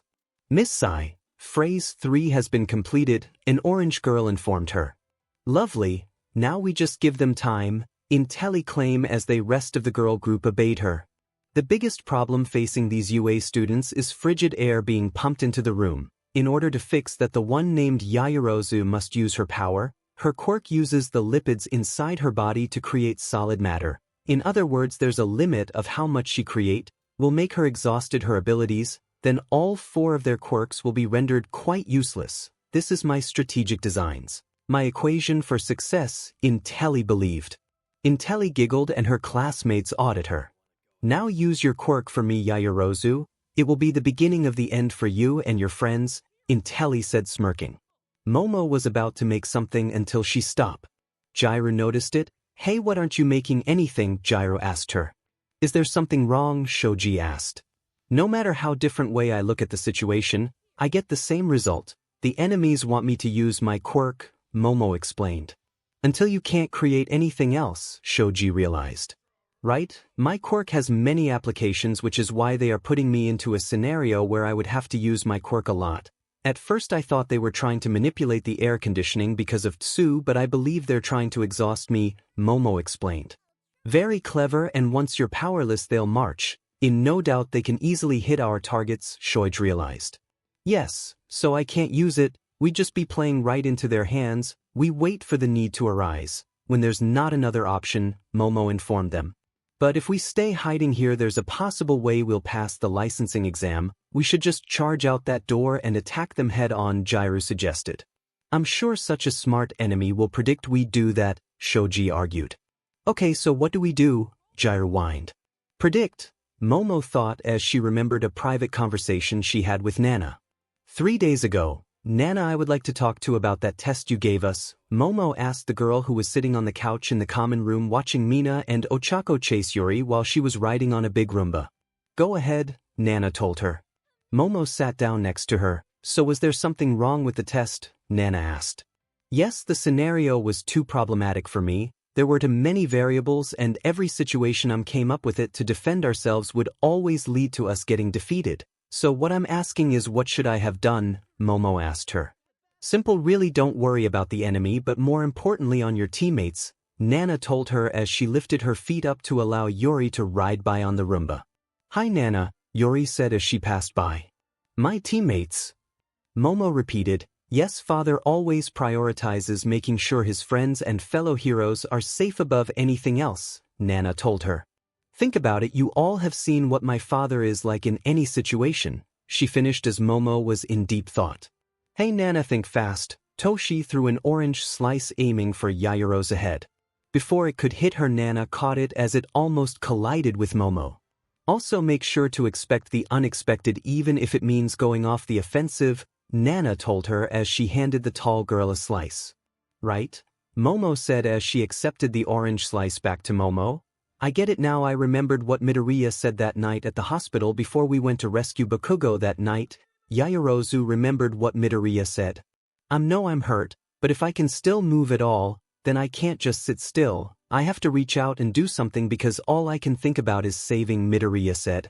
He's right, I have to save them, Momo said as she looked to Shoji, Tsu, and 𝗕𝗫. I have to forget about the exam and focus more on their safety, that all that matters, Momo finished as she opened up her costume to create something big. Whoa Momo, what are you doing? 𝗕𝗫 panicked as Shoji averted his eyes away.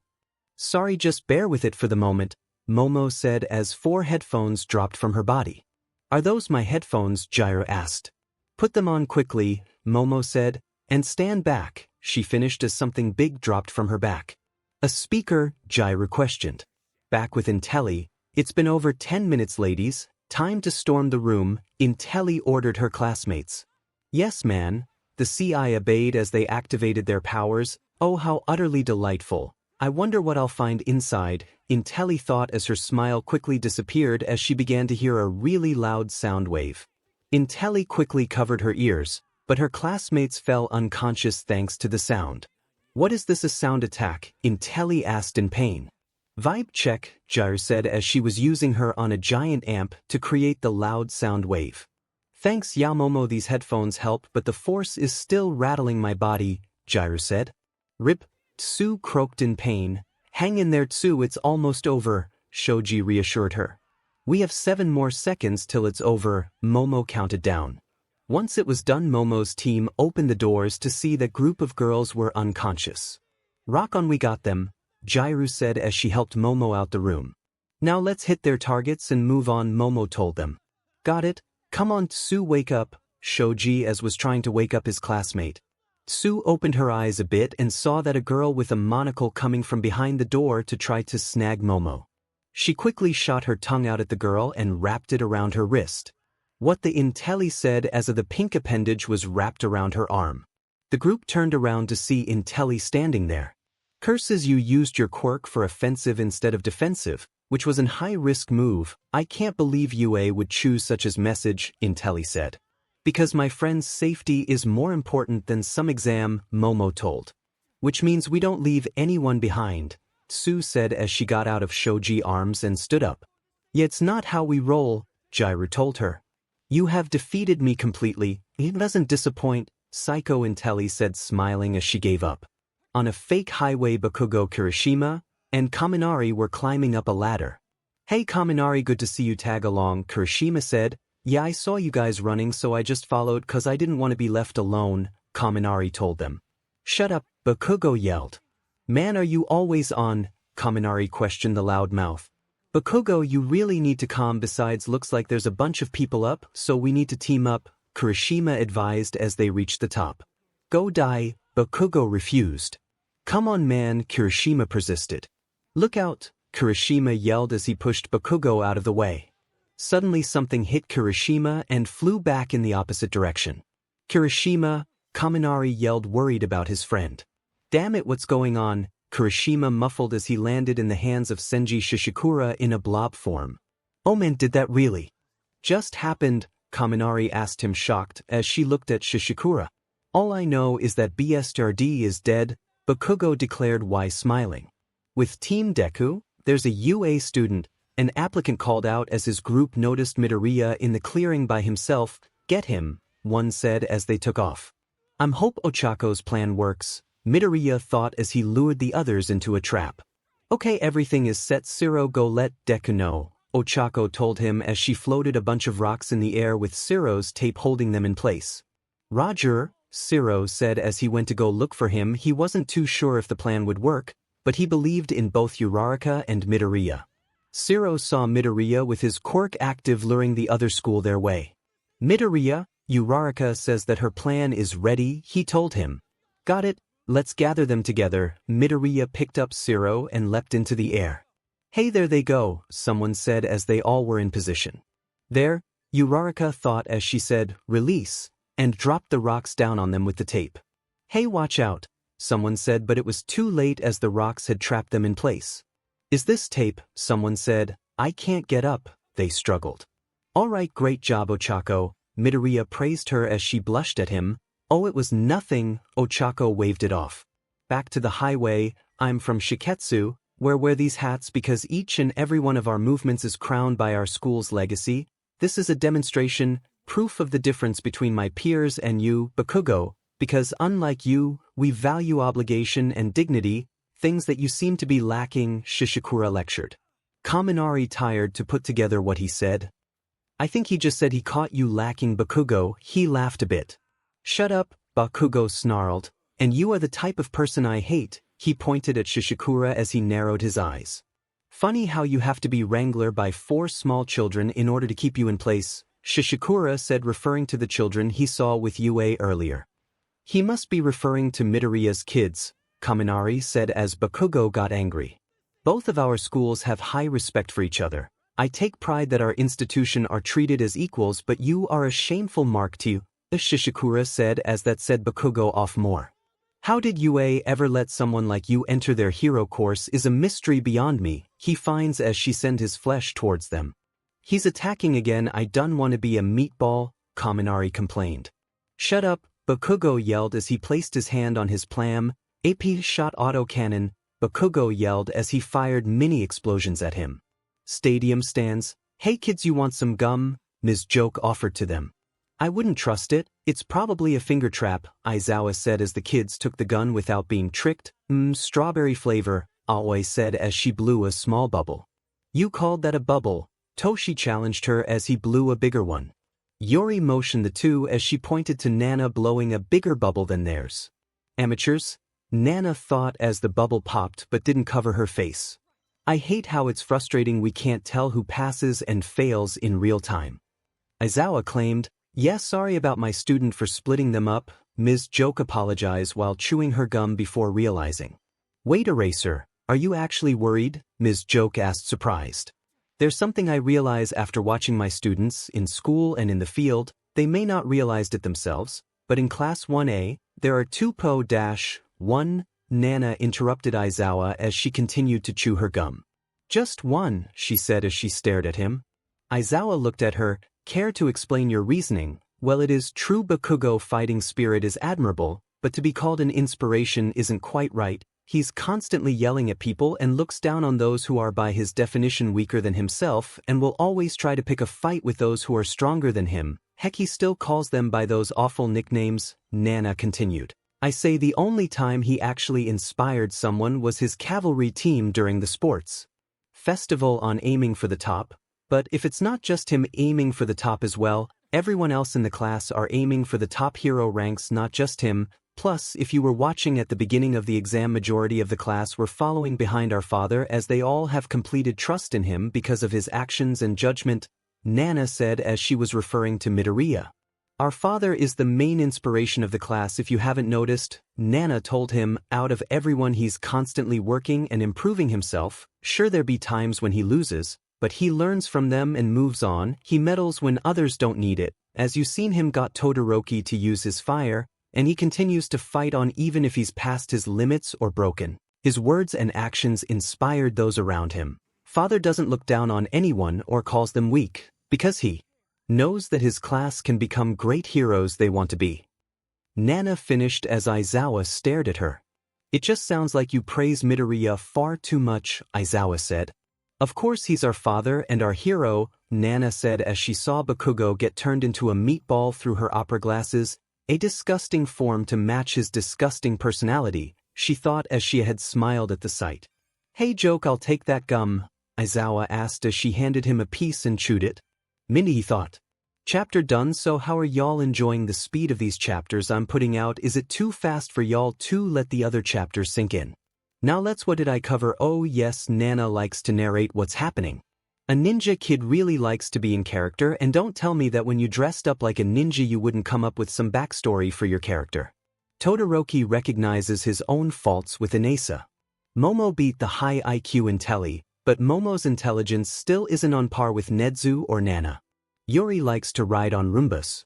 Also, I change up the trapping the examiner's plan to be Uraraka's because she deserves it instead of being called useless and not developed. And I changed up the thing about Aizawa saying that both Midoriya and Bakugou being an inspiration to the class. Rant warning first off because I don't like Bakugou in any way, so let's just get that out of the way second because I don't see it, and before you say anything, this is before the raid and cultural festival. I mean, the guy is constantly yelling and rude to everyone. Like, would you want follow Bakugou's lead or Midoriya lead? Like, sure, you can say Midoriya looks to him for fighting inspiration, but come on, it's Midoriya. Also, sure, he inspired Mina, Kirishima, and Zero during the cavalry, but that was just for that moment, and isn't everyone trying to aim to be top heroes, so they are going to go all out? End of rant. Anyways, that's the end of this chapter. See y'all in morning, I have to sleep. With Kaminari was a bit in a pickle. The Shishikura guy and Bakugou were getting into an argument about how Bakugou wasn't a dignified hero and stuff. Soon they had attacked each other, and Shishikura had gotten Bakugou with one of his flesh things and turned him into a meatball. As Bakugou turned into a meatball, he threw on of his grenades things at Kaminari and told him to be useful for one. Dang Bakugou, do you always have insult people? Kaminari thought. Pathetic, Shishikura said. You must be remade from scratch, he said as he stepped on the meatball Bakugou. Shiketsu High, second year Senji. Shishikura, quirk meatball, he can reshape flesh by messaging. For someone else's body he can unknead it and make it a ball, but his own flesh is more versatile. This demonstration, the test has an unusually small passing rate. At first this seemed counterintuitive given our current world. With All Might retired, wouldn't make more sense to flood the streets with heroes, and so I must assume that the goal is to weed out the rift raft. We can serve the minds that they're starting to be more selective in order to bring the profession of heroes to a higher rank, and I agree with this way of thinking, Shishikura explained. Don't you think it's more important to focus on passing the test than trying to do the public safety jobs? Kaminari asked. I'm simply separating the mediocre from the extraordinary, Shishikura said, and also I haven't completely forgotten about the test. I have already taken out one examiner and I'm just one target hit away from passing, he told. Also, I'll be careful. If I was you, your friends still feel pain and your untamed electricity will torture your friends if you're not careful. You know, you've just been saying insults at us this entire time. I'm really starting to take it really personally, Kaminari informed. Then perhaps you're more self-aware than I thought. Take this failure to reflect on it, Shishikura said as he attacked. Reflect on this, Kaminari thought as he threw something as Shishikura, but he immediately jumped back as the object exploded in front of him. Was that an explosion? Shishikura thought as he noticed bits of broken pieces. A grenade must be from Bakugou, he smirked. Those ugly but gauntlet of his aren't just for show. He used his nitro sweat to create small grenades, Kaminari informed him. I see that Pomerania isn't some complete moron, but it's going to take more than that to beat me, 𝗧𝗂𝗧𝗏 said as he noticed Kaminari putting his goggles on. By the way, you stepped into a groovy spot, Kaminari said, informed as he released a beam of electricity from his finger right 𝗧𝗂𝗧𝗏 and into a disc on the wall that he launched earlier. 𝗧𝗂𝗧𝗏 screamed in pain as he was electrocuted.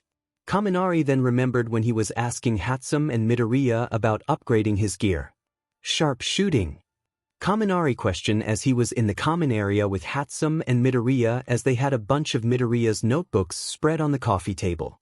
Yeah, you asked me earlier in class on a better way to manipulate your electricity on where it's aimed at. Midoriya held up a notebook, so I discussed it with 𝗬𝗵 and we came up with an idea and we might have a situation. It's a genius, baby. I talked it over with power loader. It's basically you fire with the pointer set to shooter and the projectile will stick on impact, and as long as you're within 10 meters of the spot you tagged, your electricity will be gathered in a single line and lock onto the single location, 𝗬𝗵 explained.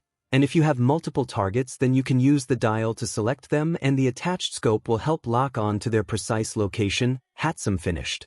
Like Nerf? Kaminari asked. What's Nerf? 𝗬𝗵 questioned. A nothing, Kaminari told them as he looked at the picture of the supporter in the notebook and realized this might require a lot of thinking. Thanks for helping me, Midoriya, I appreciated, Kaminari told them.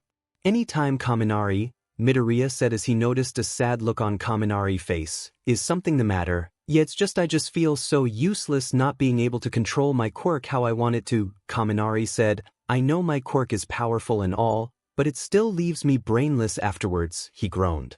Midoriya looked at him. I know how you feel, he told him. My quirk is also powerful, but if I go over my limit I can easily render myself useless or even worse broken, Midoriya said as he looked at his hands. Kaminari winced as he remembers all the times Midoriya had broken his bones. But it's thanks to people like 𝗬𝗵 who are there supporting me from the sidelines that help me keep going and controlling my quirk, Midoriya finished. Ah, thanks husband, 𝗬𝗵 said as she hugged him, causing him to blush. Back to the present, me and Midoriya are kinda the same, Kaminari thought. We both have powerful quirks, but if we go over our limits we're completely useless. But even still we have people to support us, he finished. Hey, listen up, Bakugou may be incomplete but he still helped me by tossing that grenade of his me while being attacked, Kaminari informed.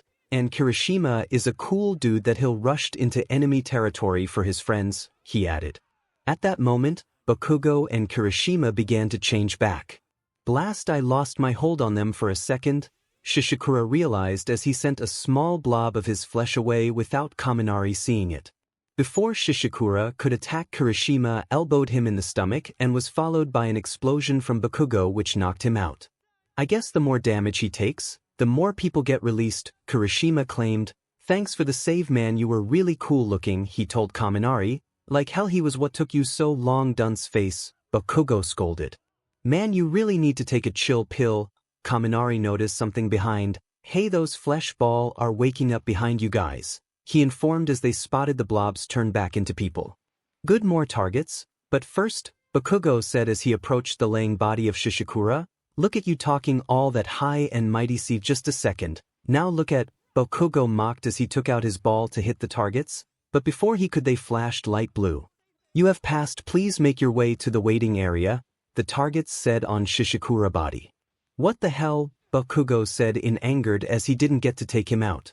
𝗧𝗂𝗧𝗏 smirked as he opened his eyes. I told Kaminari that I was one target away from passing, he said as the notice a blob floating towards him while it was holding a ball. I sent away my flesh right after he shocked me to a body I mold with the targets exposed to making a quick tagged, he finished as he got up to his feet with a groan. I must say I underestimated you, Kaminari, 𝗧𝗂𝗧𝗏 told. I see that you have a good head on your shoulders and an understanding of your classmates. Thanks man, Kaminari said as 𝗧𝗂𝗧𝗏 headed to the lobby area. I would like to see how 𝐸𝐸 changed in you in the future, he said as he walked off leaving them behind. Hey, get back here, but hole, you supposed to be dead, Bakugou yelled at him as he was upset. Come on Bakugou, we got bigger things to worry about, Kirishima said. The flesh blobs were completely in human form now. Lobby room. Shoto and the other winners watched the exam from the big screen. Currently, 70 people have passed, 30 spot more will be done, Mara announced. Where are my classmates? Maybe the information everyone else gathered did them in, Todoroki thought. Suddenly, 𝗏𝗏 and her team entered. Momo smiled when she saw Todoroki. I'm glad to see you pass, Todoroki, Momo said. I didn't doubt you, 𝗬 claimed. Seen the others yet? 𝐎𝐸 asked. No, so far we're the only ones. I just arrived, Todoroki informed. We can't just count them out, Shoji said. I thought Midoriya had everyone working together, Todoroki assumed. That was the plan, but someone from 𝗬𝗪𝗔 Academy had split us up with his quirk. Just 30 spots left, 𝗎𝗪 informed. I hope everyone in our class passes, 𝗬 prayed. Todoroki noticed how Momo looked. Exhausted? You alright, Yaoyorozu? Yeah, I'm fine, just overused my quirk a bit. I just need to rest and refuel myself, Momo told him. Here I go get you something to eat, Todoroki said. Oh Todoroki, you don't have to do that, Momo said, but he was already heading to the refreshment table. Momo blushed at thought of Todoroki serving her food. This didn't go unnoticed by 𝗎𝗪, 𝗬, and Shoji.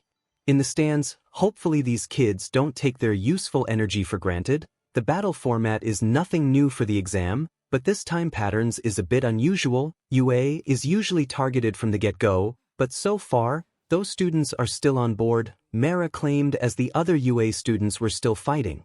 Tenya was running when he spotted Aoyama hiding behind a rock.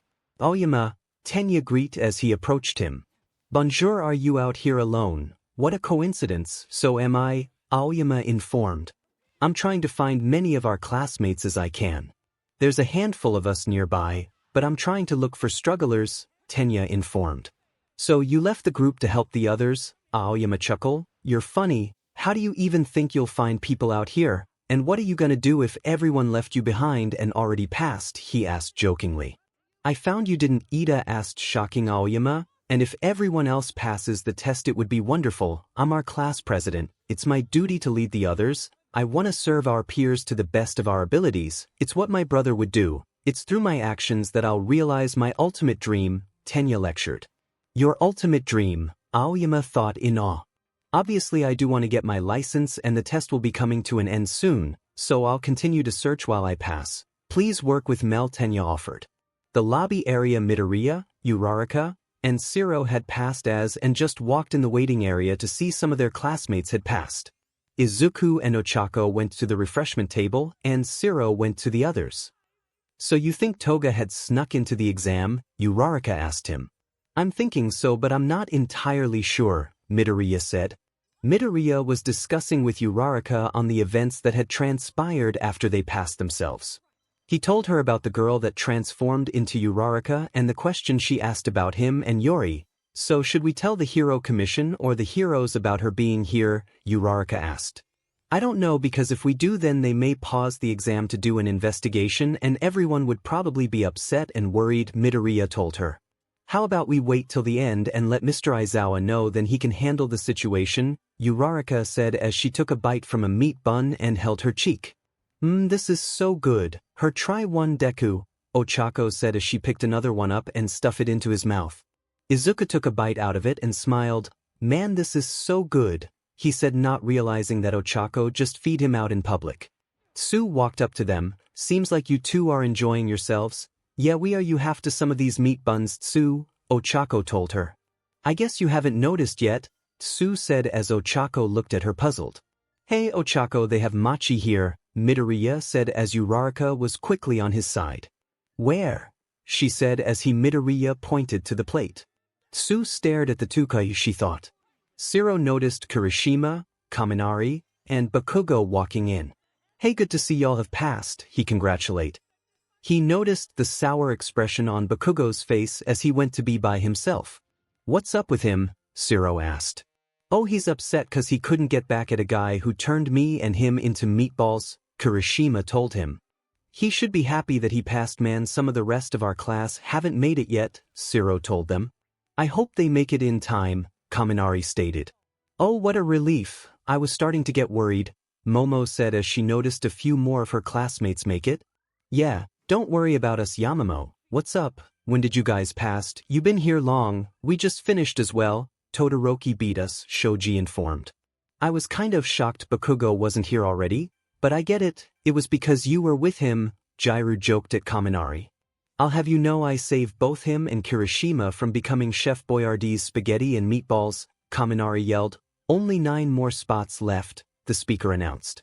Only 11 from our class has passed, Midoriya said as he and Ochako were helping each other take off their targets. And there's still 9 of us left, Uraraka said as she was worried about her friends. Come on guys, Midoriya thought in anticipation. Back in the exam, mass destruction was caused. Aoyama was jumping in the air with 2 of his targets hit. That target's mine, an examiner yelled as he tried to hit Aoyama, who got pulled out of the way by Tenya. There's 2 of us, Ida. This has turned into a war. It's gonna be really hard for both of us to survive it. Just leave me here, Aoyama demanded. What are you talking about? Keep fighting. Class, it doesn't give up, Tenya ordered. No, that's not what I'm doing, Aoyama stated as the ground below them collapsed. Tenya ran off dragging Aoyama. We're finished if we stay put, Tenya claimed. Meanwhile, the rest of Class A were seen struggling. Almost out of time, Mineta said scared. How are we going to get our points now? 𝗧𝗵𝗲 asked. Wow, 8 of those same people just passed at the same time, leaving only 10 open spots, Mera announced. Those 8 are all from my class. See, they're all heading toward the waiting room, Ms. Joke said excitedly. Great job, kiddos, she called to her students. 10 people left, Aizawa thought. Yori looked at him and poked at his arm. Are you worried about everyone? She asked him. Waiting room, looks like our class. Momo started to worry, still has 9 people who haven't passed. I hate to say it, but it's not sounding good for us, 𝐲𝐻𝗫𝗄 claimed. Exam Tenya and Aoyama were still running. Aoyama recalled the words Tenya told them. I want to serve our peers to the best of our abilities. It's what my brother would do. It's through my actions that I'll realize my ultimate dream. Your ultimate dream, Aoyama thought as he remembered when he was a kid. Papa, Mama, why am I so different? Little Aoyama asked his parents. Just then, Aoyama let go off Tenya's hand. He bent his back with his stomach up and blasted a laser into the sky. Shining beacon, Aoyama called out. The other applicants watched the beacon in awe. What is that? An applicant asked surprised. Are you out of your mind? What are you doing? Tenya asked Aoyama in confusion. I'm standing out, Aoyama informed. Yes, you are. That's the problem, Tenya pointed out. If you try to protect me, you'll fail the test. They'll be surrounding me soon. Please let do this for you, Aoyama pleaded.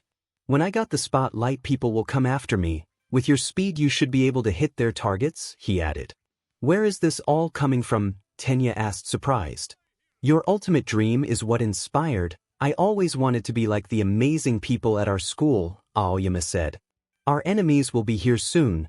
Get ready, Aoyama informed. Tenya soon noticed the other applicants approaching. Now, you have to run, Aoyama ordered Tenya. Suddenly a huge flock of birds came in and attacked the other applicants. What are those diamond birds? Where did they come from? Oh, it's like that Alfred Hitchcock movie. The other applicants screamed in shock as they struggled with the birds. This must be. Tenya realized as he looked over and saw Koda. Thank you, birds. Now continue to swarm this area, Koda ordered the birds as they cooed. Black Abyss, Black Ops Arms, Tokoyami announced as he created 2 giant clawed hands from dark shadow and swatted a lot of people. Suddenly their feet got stuck on Purple Ball. See, I'm stuck. What are these things, M? The applicants asked as he struggled to break free. Ojiro came up and knocked them all to the ground. Go, go, go, get them now while they're distracted, Mineta ordered with blood dripping from his scalp. Ida, don't just stand there, Ojiro reprimanded. You came for us, Tenya said excited. Suddenly 𝐒𝐭𝐽𝐻𝗫𝗄 appeared, wrap refraction. Say cheese, 𝐒𝐭𝐽𝐻𝗫𝗄 announced as she blasted light from her body into the eyes of her victims. While they were blinded, 𝐒𝐭𝐽𝐻𝗫𝗄 managed to tap out 2 of her rivals. I got 2 people out, 𝐒𝐭𝐽𝐻𝗫𝗄 informed. Same here, Ojiro added. That's 2 more in, and 8 spots left, Mera announced. What? Why would they? Aoyama asked confused. Everyone was getting desperate in the final minutes. I couldn't see anything. I couldn't see who was friend or foe, but we all saw your beacon of light and we knew we'd meet up with our classmates again, Mina told Aoyama in joy. Aoyama watched in awe as his classmates passed one by one. First Mina, then Tokoyami, and Mineta. That's 5 spaces left, 𝗵𝗲 announced. The pressure's on now. Look like UA can pull off some interesting combos, he claimed. Soon Koda, Sato, and surprisingly Cammy passed as well as she was on her own. Whoa, looks like one more from 𝗧𝗵𝗲 managed, 𝗵𝗲 announced. Just 2 sports remain, 𝗵𝗲 finished. Now both Tenya and Aoyama were running toward more people. Aoyama, I don't know who you want to be equal with, and don't know what you're measuring yourself against, but this was your doing, thank you, Tenya said gratitude as he tapped their last targets and passed. Well, I guess this means I can continue to shine bright like a diamond, Aoyama stated. No, keep shining my friend, whatever that means, Tenya assured. The last students passed, every spot is now filled, 100 students will now advance, and for those who haven't go home, 𝗵𝗲 announced. Alright, they did. Kaminari and Kirishima cheered in excitement. Our whole class passed the first part. I'm so excited, Ochako cheered. Oh man, I'm so proud of us, Siro said excited. Kero, Tsu croaked in excitement. Midoriya sighed. We really pulled through, he said as he was happy. Yeah, Shoji agreed. In the seats, come on say it, Yori teased Aizawa. No, he replied, do it. Toshi and Aoi said in sync. Not going to happen, Aizawa said as he was getting agitated. Come eraser, just say you were happy about your students passing, Ms. Joke teased him. You get one more, Aizawa told her. Come on Mr. Aizawa, I saw a twinkle in your eye. Do I see a bit of pride for your students? Nana teased him. I would be proud, but unfortunately it's overshadowed by this unyielding rage you all are giving me, Aizawa yelled as he activated his quirk facing Nana, who didn't seem too scared by it. Still counts, Nana said as everyone cheered that Aizawa just admitted he was proud of his students for passing the exam. Annoyance, he thought, but he was still glad for his students. You all had me worried, H thought. And that's the end of the chapter. So why did pass Shishikura? Easy, because it would PSS off Bakugou more and it's fun to mess. I like the little moments I did with Kaminari and Midoriya. Both have power quirks, but if they go over their limits they're both useless. Nothing much for me to say about this chapter, but leave a comment if you have anything to add.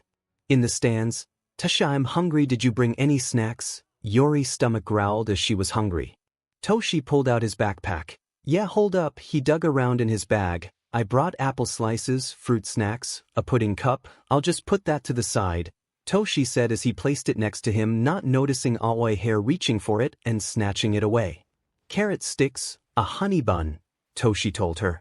Ooh, I want the honey bun please, Yori said as Toshi handed the bun to her and immediately took a bite as her ears twitched in joy. So good, she said. Pass me the carrot sticks, Nana asked. They're good for my eye, Nana finished as she received them. Apparently not good enough because you still need glasses, Toshi said as he zipped up his bag up. You're just jealous because they give me a calm, cool and collective look, Nana retorted. Plus I get to do that cool anime glasses glare thing, she finished as she pushed her glasses up with 2 fingers and the lenses turned a bright white. Yeah, whatever, Toshi said as he reached for his pudding cup to see it's not there. He looked around for it until he saw Aoi eating it. Always stop stealing my pudding, Toshi yelled at her. She looked at him and took another bite. No, Aoi said. Toshi was about to confront him but was stopped by Aizawa. It's not worth it, kid, for now just pay attention to the next part, he told the young boy as Toshi sighed in defeat. What is the next part going to be? Yori asked as she was halfway done with her honey bun. It's the part that happens after every villain attack or natural disasters, Aizawa told her. The rescuing, Toshi said, another major part of being a hero. In the anteroom after the first phase, the Shiketsu students were talking amongst themselves. It's good to see you passed, Shishikura, Inasa told him. I was kind of worried because you went off on your own. Didn't you go off on your own too? Shishikura claimed. Inasa had a shock expression on his face. You're right, I did. Sorry about that, Inasa apologized. Still, you two shouldn't go off on your own without any backup, but I'll excuse you both because you're both first years. But not you, Cammy, a hairy student named 𝗔𝗵𝗲 reprimanded them because he is the class rep of Shiketsu. Yeah, Cammy said annoyed. Alright, for the 100 of you who passed first phase, please turn your attention to his screen, 𝗵𝗲 ordered as they obeyed. It's the test arena, Midoriya noticed. What's gonna happen next, Uraraka wondered. Suddenly there were explosions done around the terrains of the exam site. Why? The students asked in shock. Wait, does that mean, Midoriya assumed, there's only one more round for the exam? It's a rescue exercise and save the bystanders trapped in the debris, 𝗵𝗲 announced. So it's rescue training, Midoriya said. Use this time to show us how you carry out successful rescue procedures once you receive your provisional licenses. Treat this like it was the real thing, 𝗵𝗲 announced. Midoriya then remembered All Might and the other heroes helping out in the disaster areas. Hey look, Shoji informed as they watched the screen as they saw people in the ruins. Sato gasped. Are those little kids and old people? He said shocked. That's so dangerous. What are they doing here? Mineta asked confused. These specialists have been trained as professionals in need of rescue. They're really popular. Introducing the Help Us Company or HCU. 𝗵𝗲 announced. So they're basically actors, I guess, 𝗧𝗫 said. That's the kind of job you never hint about, 𝗬 stated. But a necessary on in our world since they support our training, Ojiro claimed. The HCU bystanders have dressed up like injured bystanders and will be located across the disaster site. We'll be judging how well you keep them safe on your mission. By the way, we'll be scoring you with a point system. If you have more points on the benchmark, when the test ends, you pass the exam. Will start in 20 minutes, so take care of any preparations now, 𝗵𝗲 announced. This looks familiar, Tenya noticed. It's like Kamino Ward. I wonder if they based it off that. Midoriya agreed as he remembered the disaster at Kamino Ward.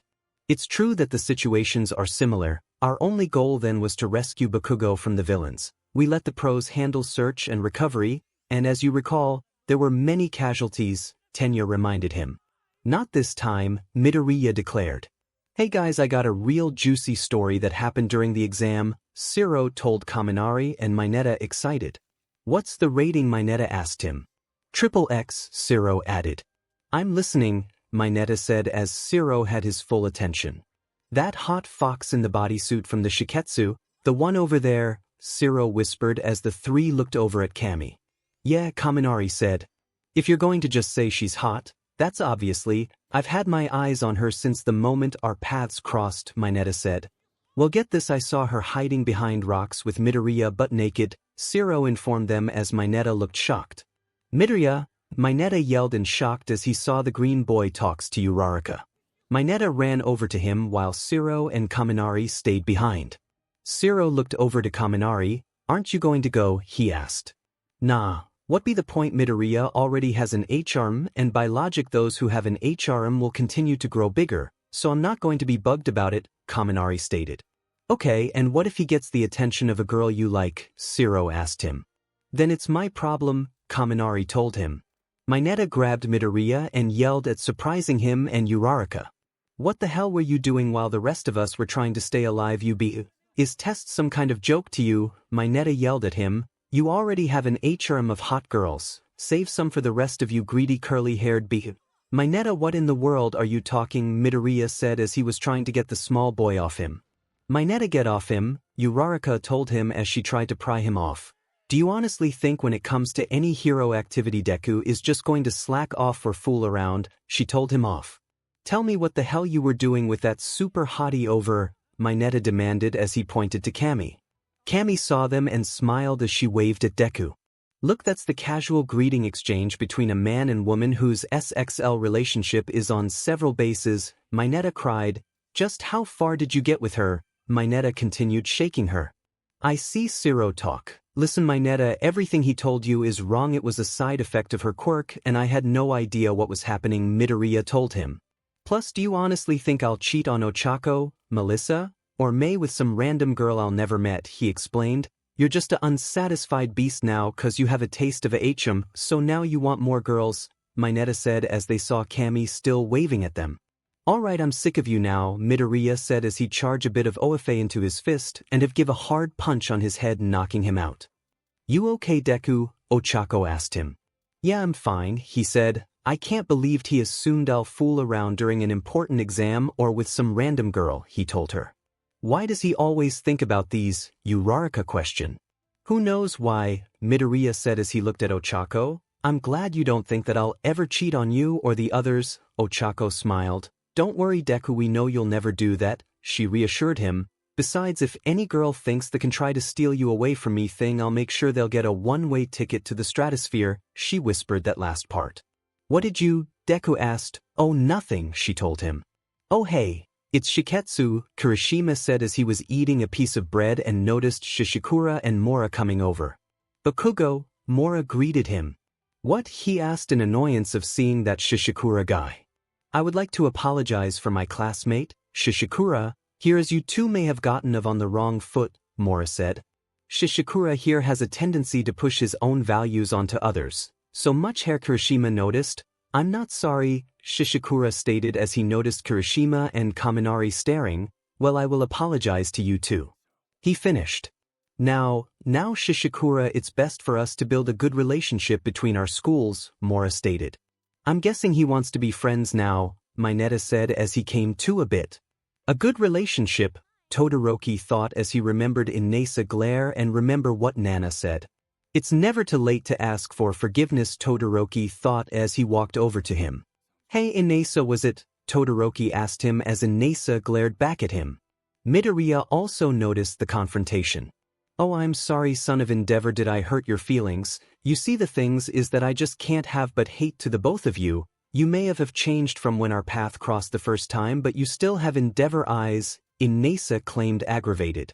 Todoroki was upset being compared to his father. Remember your Shoto, Todoroki? He remembered Nana's words. I'm not like my father, but still some people may think that I am, so I must show them I'm not. Todoroki finished his thoughts. So what do you have to say, son of 𝗵𝗵𝗺? Inasa asked. He expected him to remain in silence or get angry, but what he did not expect was Todoroki bowing. What's all this? Inasa asked in a bit of shock. I would like to apologize, Todoroki said. I'm sorry that I was rude to you when we crossed paths. You see, I also hate my father and had a personal grudge against him for what he did, and because of that I was cold and rude to those around me and only saw them as a nuisance in the way of my own selfish goal, he claimed. Inasa stared at him as Todoroki continued. If it wasn't for a certain someone meddling into my personal grudge, I doubt that I'll be who I am, right? Todoroki said as he remembered back to Midoriya's words. I know this isn't the time for an apology right now, but I don't want this to distract us in the next part. I'm sorry, Todoroki finished as he stood back up looking at Inasa. Inasa was still in shock from what he just heard. He hates his father too, but why? He thought as he saw the look in Todoroki's eyes again right after his apology. He saw that instead of a hard cold stare was a soft expression of guilt. Those eyes, Inasa thought as he had his head down. I know you may still hate me, but someone else told me it's never too late to apologize, Todoroki said as he walked away. Todoroki, Midoriya thought as he watched the scene. Hey Todoroki, Inasa grabbed his shoulder. Why do you hate your father? Inasa asked him. I rather not discuss. It's very personal, Todoroki answered. I see, Inasa said. Well, I can see that you don't have the same hate in your eyes as 𝗵𝗵𝗺, but I'm not going to forgive you that easy. But I will accept your apology, Inasa told him. Prove to me that you've changed in the next exercise, Inasa finished. Todoroki smiled. I will, he said as it felt like a weight has been left off of him.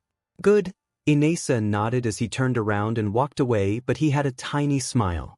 Mora came up to him. Hey Inasa, you okay? He asked him. I'm fine, sir, he told him. Hey Todoroki, are you okay? Midori asked as he was concerned for his friend. I'm fine, he reassured him. And Midoriya, thank you for everything, Todoroki said as Midoriya smiled at him. You're welcome. See you out there in a few, Kami told Midoriya before leaving. Midoriya, he heard Mineta groaning. Out the ground as he grabbed his leg like a zombie. What is that supposed to mean? Mineta groaned. Mineta, I told you it was nothing, Midoriya said. In the stands, the alarm for the start of the next part just rang as Yori and Toshi returned to their sits. They noticed all the schools running to and fro. They saw the hairy Shiketsu student clear an area with his hair, other students roping off hazard zone, and that Shindo guiding bystanders to a first aid station. Hey, we're back. Did we miss anything? Toshi asked them as he sat back down. No, it just started. Did Yori use the bathroom? Aoi asked. Yori had to go to the restroom. The three older kids drew straws to see who would take her. Toshi got the short one.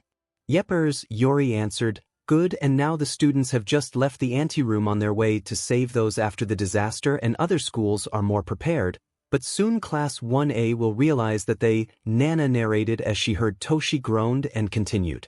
Deku and his team ran up to a small boy who was actually a grown man, telling them off that they weren't doing it properly, stink at rescue and reassuring. Ms. Joke also noticed the scene. Yeah, what gives eraser? I thought Yui thinks ahead than us other schools, she asked as her students were doing great from where she can see. I guess I focused more on strengthening their physical abilities that I may have overlooked their knowledge of actually saving people after disasters. Aizawa rubbed the back of his head. Don't worry, when we get back to UA, we'll help them for these kinds of situations, Nana said. How would you know what to do? Aizawa asked her. Easy, we asked our father in our time and we also play pretend a lot. Nana told him as she and her other siblings would take turns playing rescue heroes, where one was the hero and the other three were the injured. On the exam grounds, rescue exercises get me super pumped, Inasa said as he used his wind to lift an old lady and child into the air. Don't worry, you're going to be safe with me, Inasa, Mora called out. I must admit your control over your wind quirk is unbelievable, the HCU baby said as he noticed that Inasa was manipulating countless airstreams for different people.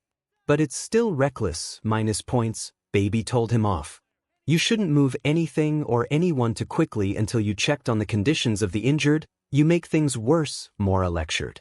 Of course I apologize, Inasa said as he caught both the old lady and baby. Hey, anyone seen Cammy? Where did she go? A Shiketsu student asked. The quality of one's training is most apparent in their initial response to a situation, Shishikura said as he was watching Inasa position to take the test, even though it's normally reserved to second-year students, and was strong enough to be accepted. He even passed the first round. However, he's acting far too impatient. His lack of experience is obvious, Shishikura proclaimed as he was standing around. Mora noticed this. Shishikura, don't just stand around and idle. Go make yourself busy. The HCU are grading you based on what you're doing. If stand around too long they'll take away points, he lectured him. Yes sir, Shishikura said as he walked off.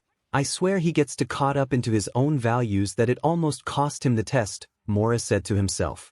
Another part of the exam after Midoriya left, majority of Class 1A split off into groups to cover more ground. Momo, Uraraka, Shiro, and Sato were helping someone trapped underneath rubble by making sure that none of the broken pieces would come falling down. Momo had stopped Uraraka from rushing in and told her to take notice the situation on how the structure could easily fall over. Momo had just iron beams to support the structure. Sato had used his strength to put them into place as Shiro wrapped them up with his tape. All right, Uraraka, it's your turn, Momo orders as she placed her finger pads on.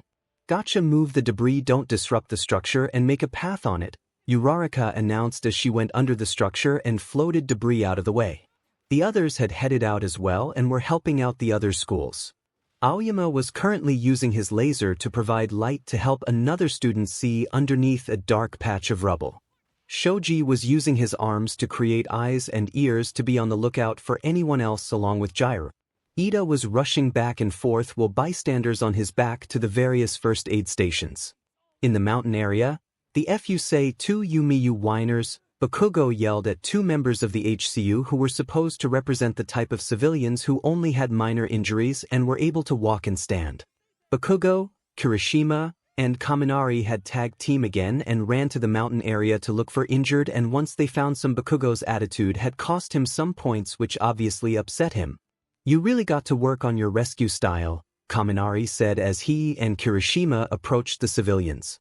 Don't worry, we'll guide you two to the nearest the first aid stations, Kirishima said as the two thanked him. Bakugou grunted at the two before going off on his own. At a river, Todoroki and Hagakure went to a river to see if there were any injured nearby. They spotted a boy in the river. Help, I can't swim, the boy cried. I'll be right there, Tsu said as he hopped into the river. We might need to warm the boy up once he gets out. Let's gather firewood, Todoroki suggested. Leave it to me, Hagakure promised. Meanwhile, Midoriya was still carrying the boy to a safe zone. We're almost to the safe space. Don't worry, Deku assured the boy when they arrived. There were a lot of injured people. There are so many, Midoriya thought as a girl noticed him and came over. You there, let me see that boy, the girl requested. Yeah, his head got hurt somehow, he's bleeding quite a bit, but his wounds don't look very deep. He responds to questions clearly, Deku informed the girl as she checked over the boy. He should be fine, take him to the space over there on the right, the girl ordered. 𝗵𝗃 Midoriya obeyed.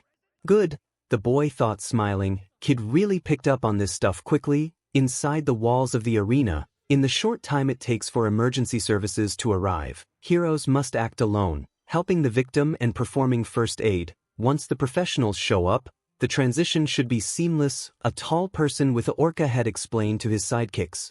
The man was called 𝗕𝗄𝐺, who was currently the number 10 hero and had a quirk that gave him the abilities of a orca. How are the fish food doing? He asked Mera over the phone. Their initial response was poor judgment, but the HCU members haven't been docking points as much, so the students are better than I expected, Mera informed. Wonderful, but in order to protect citizens in need, heroes must multitask. They can't just rescue, they must improvise, adapt, and overcome, 𝗕𝗄𝐺 claimed. In the exam, there were explosions everywhere. What's happening out there? Aoi asked, using her eyes to zoom in and scan the areas. Those explosions represents a villain attack. This is to put their training to another level, Aizawa explained. Cool, I wonder what kind of hero is going to show up, Toshi asked. What's happening? Midoriya asked in shock as they looked in the explosion. We're gonna die, Kaminari said as he and Kirishima ran away from the explosion. Explosions, Todoroki noticed with a boy on his back. Wait, could this be? Uraraka asked, worried. A villain has completed another large-scale attack, Mera informed. Everyone, this is part of the exam, Midoriya told the others. You think so? Shindo asked. That means, a girl said as another student pointed out. Hey look, he said as the Midoriya and the others turned in the direction and saw 𝗕𝗄𝐺 along with his sidekicks approaching them. Tell me, wannabe heroes, can you rescue and fight at the same time? 𝗕𝗄𝐺 asked them. That's 𝗕𝗄𝐺, Midoriya realized in shock. During the search and destroy mission with the League of Villains, 𝗕𝗄𝐺 fought alongside Endeavor and Best Jeanist. He's a strong pro, and currently ranked as number 10 in heroes and number 3 as people who look like villains, Mera thought as 𝗕𝗄𝐺's sidekicks began to spread out. The terrorists have appeared and are beginning to sweep the area. Hero candidates at the scene effort should continue their rescue efforts while also keeping the newly arrived villains at bay, Mera announced. We're gonna have to save and battle, Ida realized. Are they serious? Come on, are they expecting too much from us? Mineta yelled as everyone deadpanned at him. Mineta, this isn't scenario just like real heroes deal, Shoji told him. Still it's too much, Mineta continued to whine. Cool, it's 𝗕𝗄𝐺, he's such a cool-looking hero, Toshi said as he spotted him. Even for a pro this would be difficult, they're going a little bit overboard I would say, Aizawa said in the stands. But isn't that the point of this new edition, to test them? Nana asked. Yeah, but even still 𝗕𝗄𝐺 is a top hero who's really strong even for top first-year students, Ms. Joke claimed. How will you react? Will you fight or protect, help or run away? What would a hero do? 𝗕𝗄𝐺 asked them. Bonus chapter: Toshi and Yori arrived at the bathrooms because Yori had to use it. Okay, I'll just be out here for a bit, Yori. You think you can handle yourself? Toshi asked his little sister. Yep, I'm a big girl, she said as she headed inside the girls' restroom, leaving Toshi outside. Toshi looked at the boys' restroom. Screw it, I might as well go to while I'm here, he said as he walked in just as Cammy also came to the girls' restroom and went inside. She looked around for a bit before going to the mirrors. Cammy looked at herself in the mirror to see if everything was okay. Okay, I got just enough BLD to get through this part of the test and already acquired the BLD sample from Izuku darling, she thought to herself as she pulled out a vial of BLD and drank the rest of it. Oh, I'm good to go, she finished before she turned around to see that little girl with cat ears and tail staring at her. Where did she come from? Cammy thought as the little girl continued to stare at her. Hi there little girl, where did come from? She asked. I came from my mommy from what she told me, Yori responded to the girl as she looked at the vial of BLD Cammy was holding before she hid it behind her back. Why are you hiding that bottle of BLD? Yori questioned, surprising Cammy. It's not BLD, it's strawberry juice, Cammy told her, hoping she would believe the lie. No, it's not, Yori told her. It smells like BLD. How do you know what BLD smells like? Cammy asked the girl, wondering how she familiar with the scent of BLD was. Because it's my mommy favorite thing in the world, besides daddy, Yori said, and it's also my favorite thing too, she smiled, showing off her fangs. Here fangs kinda look like mine's, and those eyes, Cammy thought, looking at her. And her mom also likes BLD, she thought as she was figuring something out. Nah, it can't be. Tell me, kid, aside from you, mom, do your friends or family find it weird that you like BLD? Cammy asked. No, my daddy, mommies, brother, and sisters told me that it's just who I am and that they'll love me forever, Yori said. Cammy was surprised at the question. They love her for who she is, she thought, and was about to ask more questions because until she heard a knock on the door. Hey Yori, you done in there? Let's go, Toshi called out from the other side. Yori, Cammy thought as she watched the little girl walked to the door. Bye-bye, Yori said, leaving her in the restroom. I wonder who her parents are, Cammy questioned as she thought back to her childhood of her parents calling her a monster and forcing her to be a normal girl. Alright, chapter's done and the exam arc is almost done. Most of y'all can guess who's passing and who's not from the Todoroki apology I put in there, so yeah. How did y'all like the apology anyway? And for my manga readers out there, Todoroki is really thanking Midoriya for everything, huh? Did anyone else find those HCU members too disturbing? 𝗓𝗄𝗧𝗏 makes the scene and he's one of my favorite heroes, he's so badass looking. And a little bit of bathroom talk with Cammy and Yori, but y'all already know who this Cammy is, actually both manga readers and anime only. In the mountain zone, Ojiro noticed 𝗓𝗄𝗧𝗏 and his sidekicks appearing. Another attack, he said. Look, they're heading to the first aid station, Tokoyami indicated as they watched. Not good, Ojiro said, worried. Right by all those kids and old people, that's so mean, Mina complained. At the river, we still have a lot of bystanders to rescue, but we can't just ignore the villains, Tsu informed Todoroki. I know, Shoto informed as he ran to the commotion.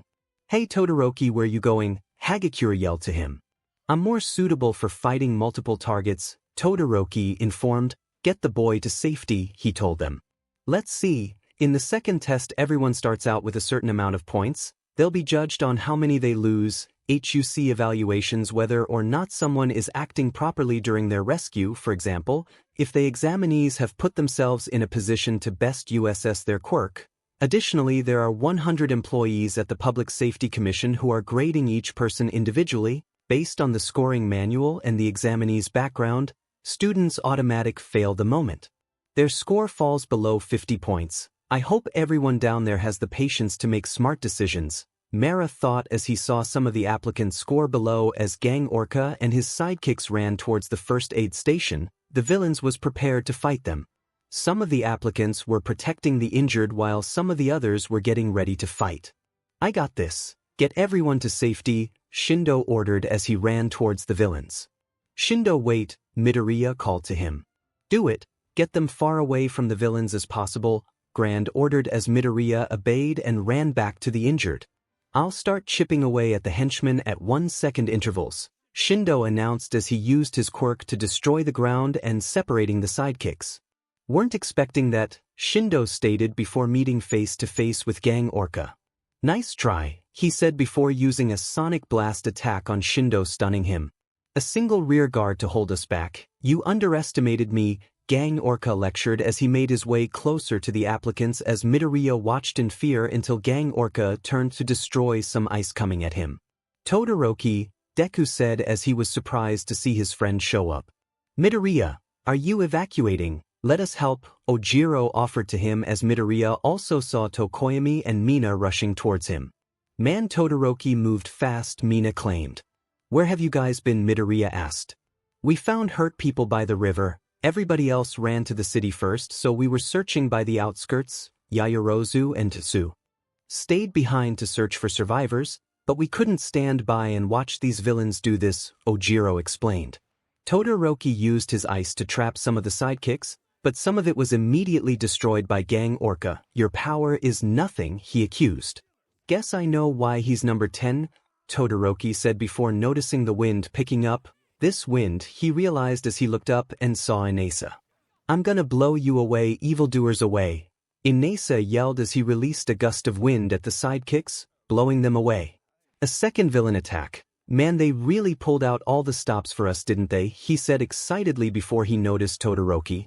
Meanwhile, Midoriya and the others were evacuating the bystanders. Hey, looks, it's the one who turned down you, Midoriya recognized. Good timing, we can keep evacuating while him and Todoroki hold them, Ojiro said with ease, with Mina agreeing. In the stands, the Public Safety Commission judges were examining the progress.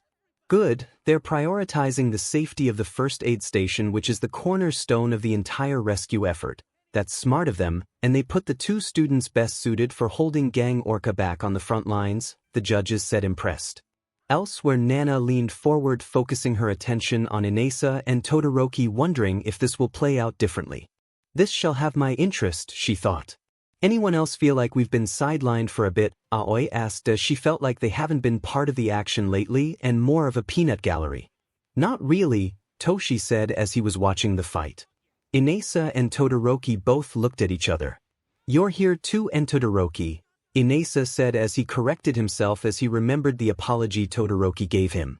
That's my line, and yeah, looks like 𝗓𝗄𝗏 and his team are here too, Todoroki said as he noticed some villains headed to the first aid station before he froze them in place. I have been easily holding them back with my ice, he told him. But there's still him, Todoroki looked at 𝗓𝗄𝗏. I see. Inasa nodded as he whipped up a bit of wind while Todoroki created some fire. Then let me assist as, he said, here they come. 𝗓𝗄𝗏 waited patiently. Shoto aimed his flame at the whale, but Inasa wind hit the fire, splitting it into 2. While the wind went up, 𝗓𝗄𝗏 didn't get hurt. Where are they aiming at? The sidekicks asked, confused. Why'd you use your flames? The heat makes the air rise up, Inasa yelled.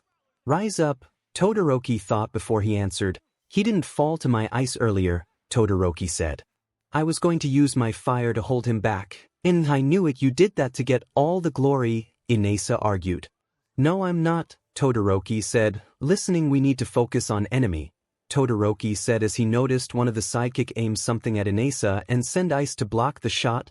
Watch out, Todoroki said before he was struck by something. Hey, what the? Inasa move out of the way.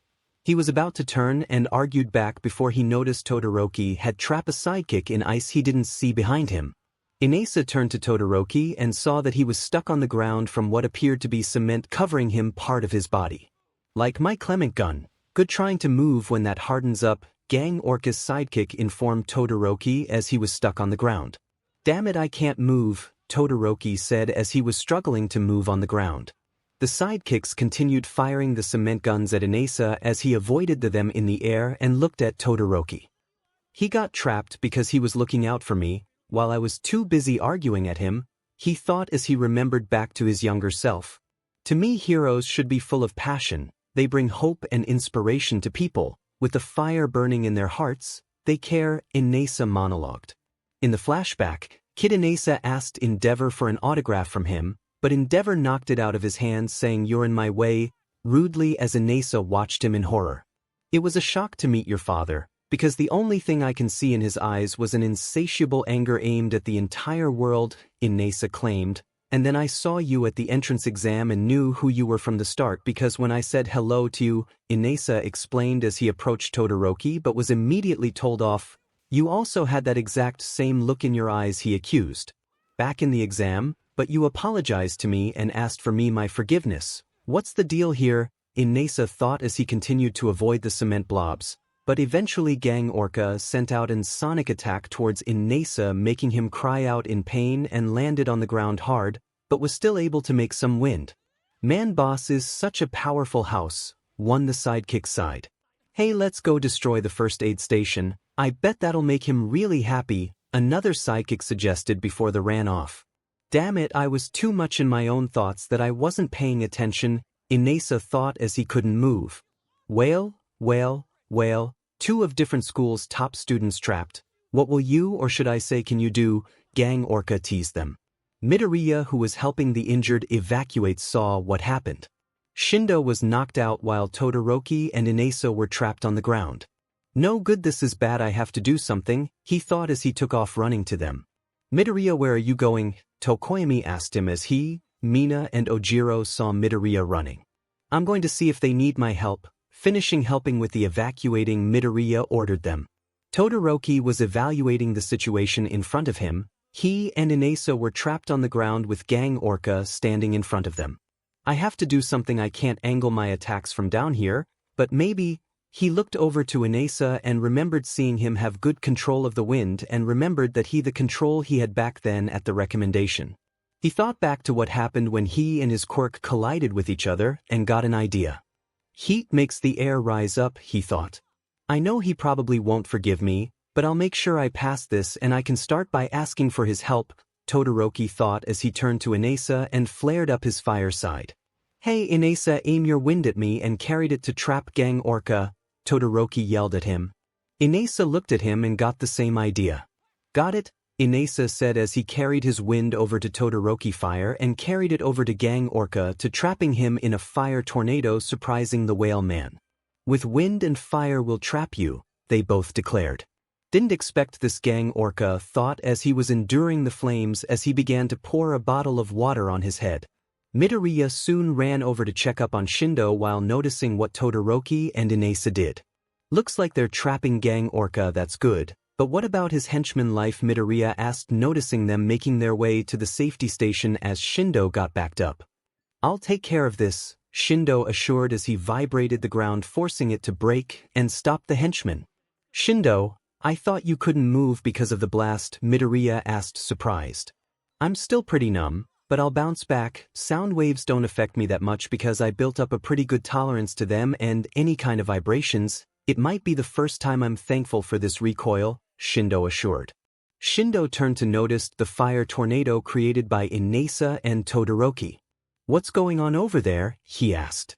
Honestly, I was worried about Todoroki cause of what happened in the waiting area, but it seems like they're doing just fine, Midoriya said. Well, whatever, I tripped the henchman up. Now make sure there's out of the game. We'll split up and get the remaining injured to the shelter, Shindo ordered. Urashi didn't even move his body. His strength and accuracy have decreased, but his incapacity wasn't complete. He's able to control his quirk barely, 𝗂𝗄𝗧𝗏 thought as he watched them both through the fire.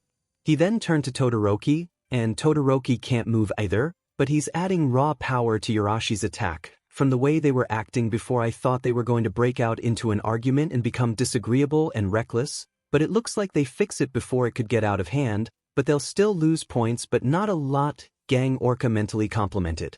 Somewhere else the sidekicks saw the fire cyclone. Hey, look over there, the boss is trapped in some kind of fire tornado. Isn't that bad? He's an orca, so he gets super weak when he gets dried out. Forget the wind stopped the flames, the sidekicks said as they shot their cement at Todoroki. Luckily Todoroki shielded himself with his ice. What? Todoroki used both sides, the sidekick said, shocked.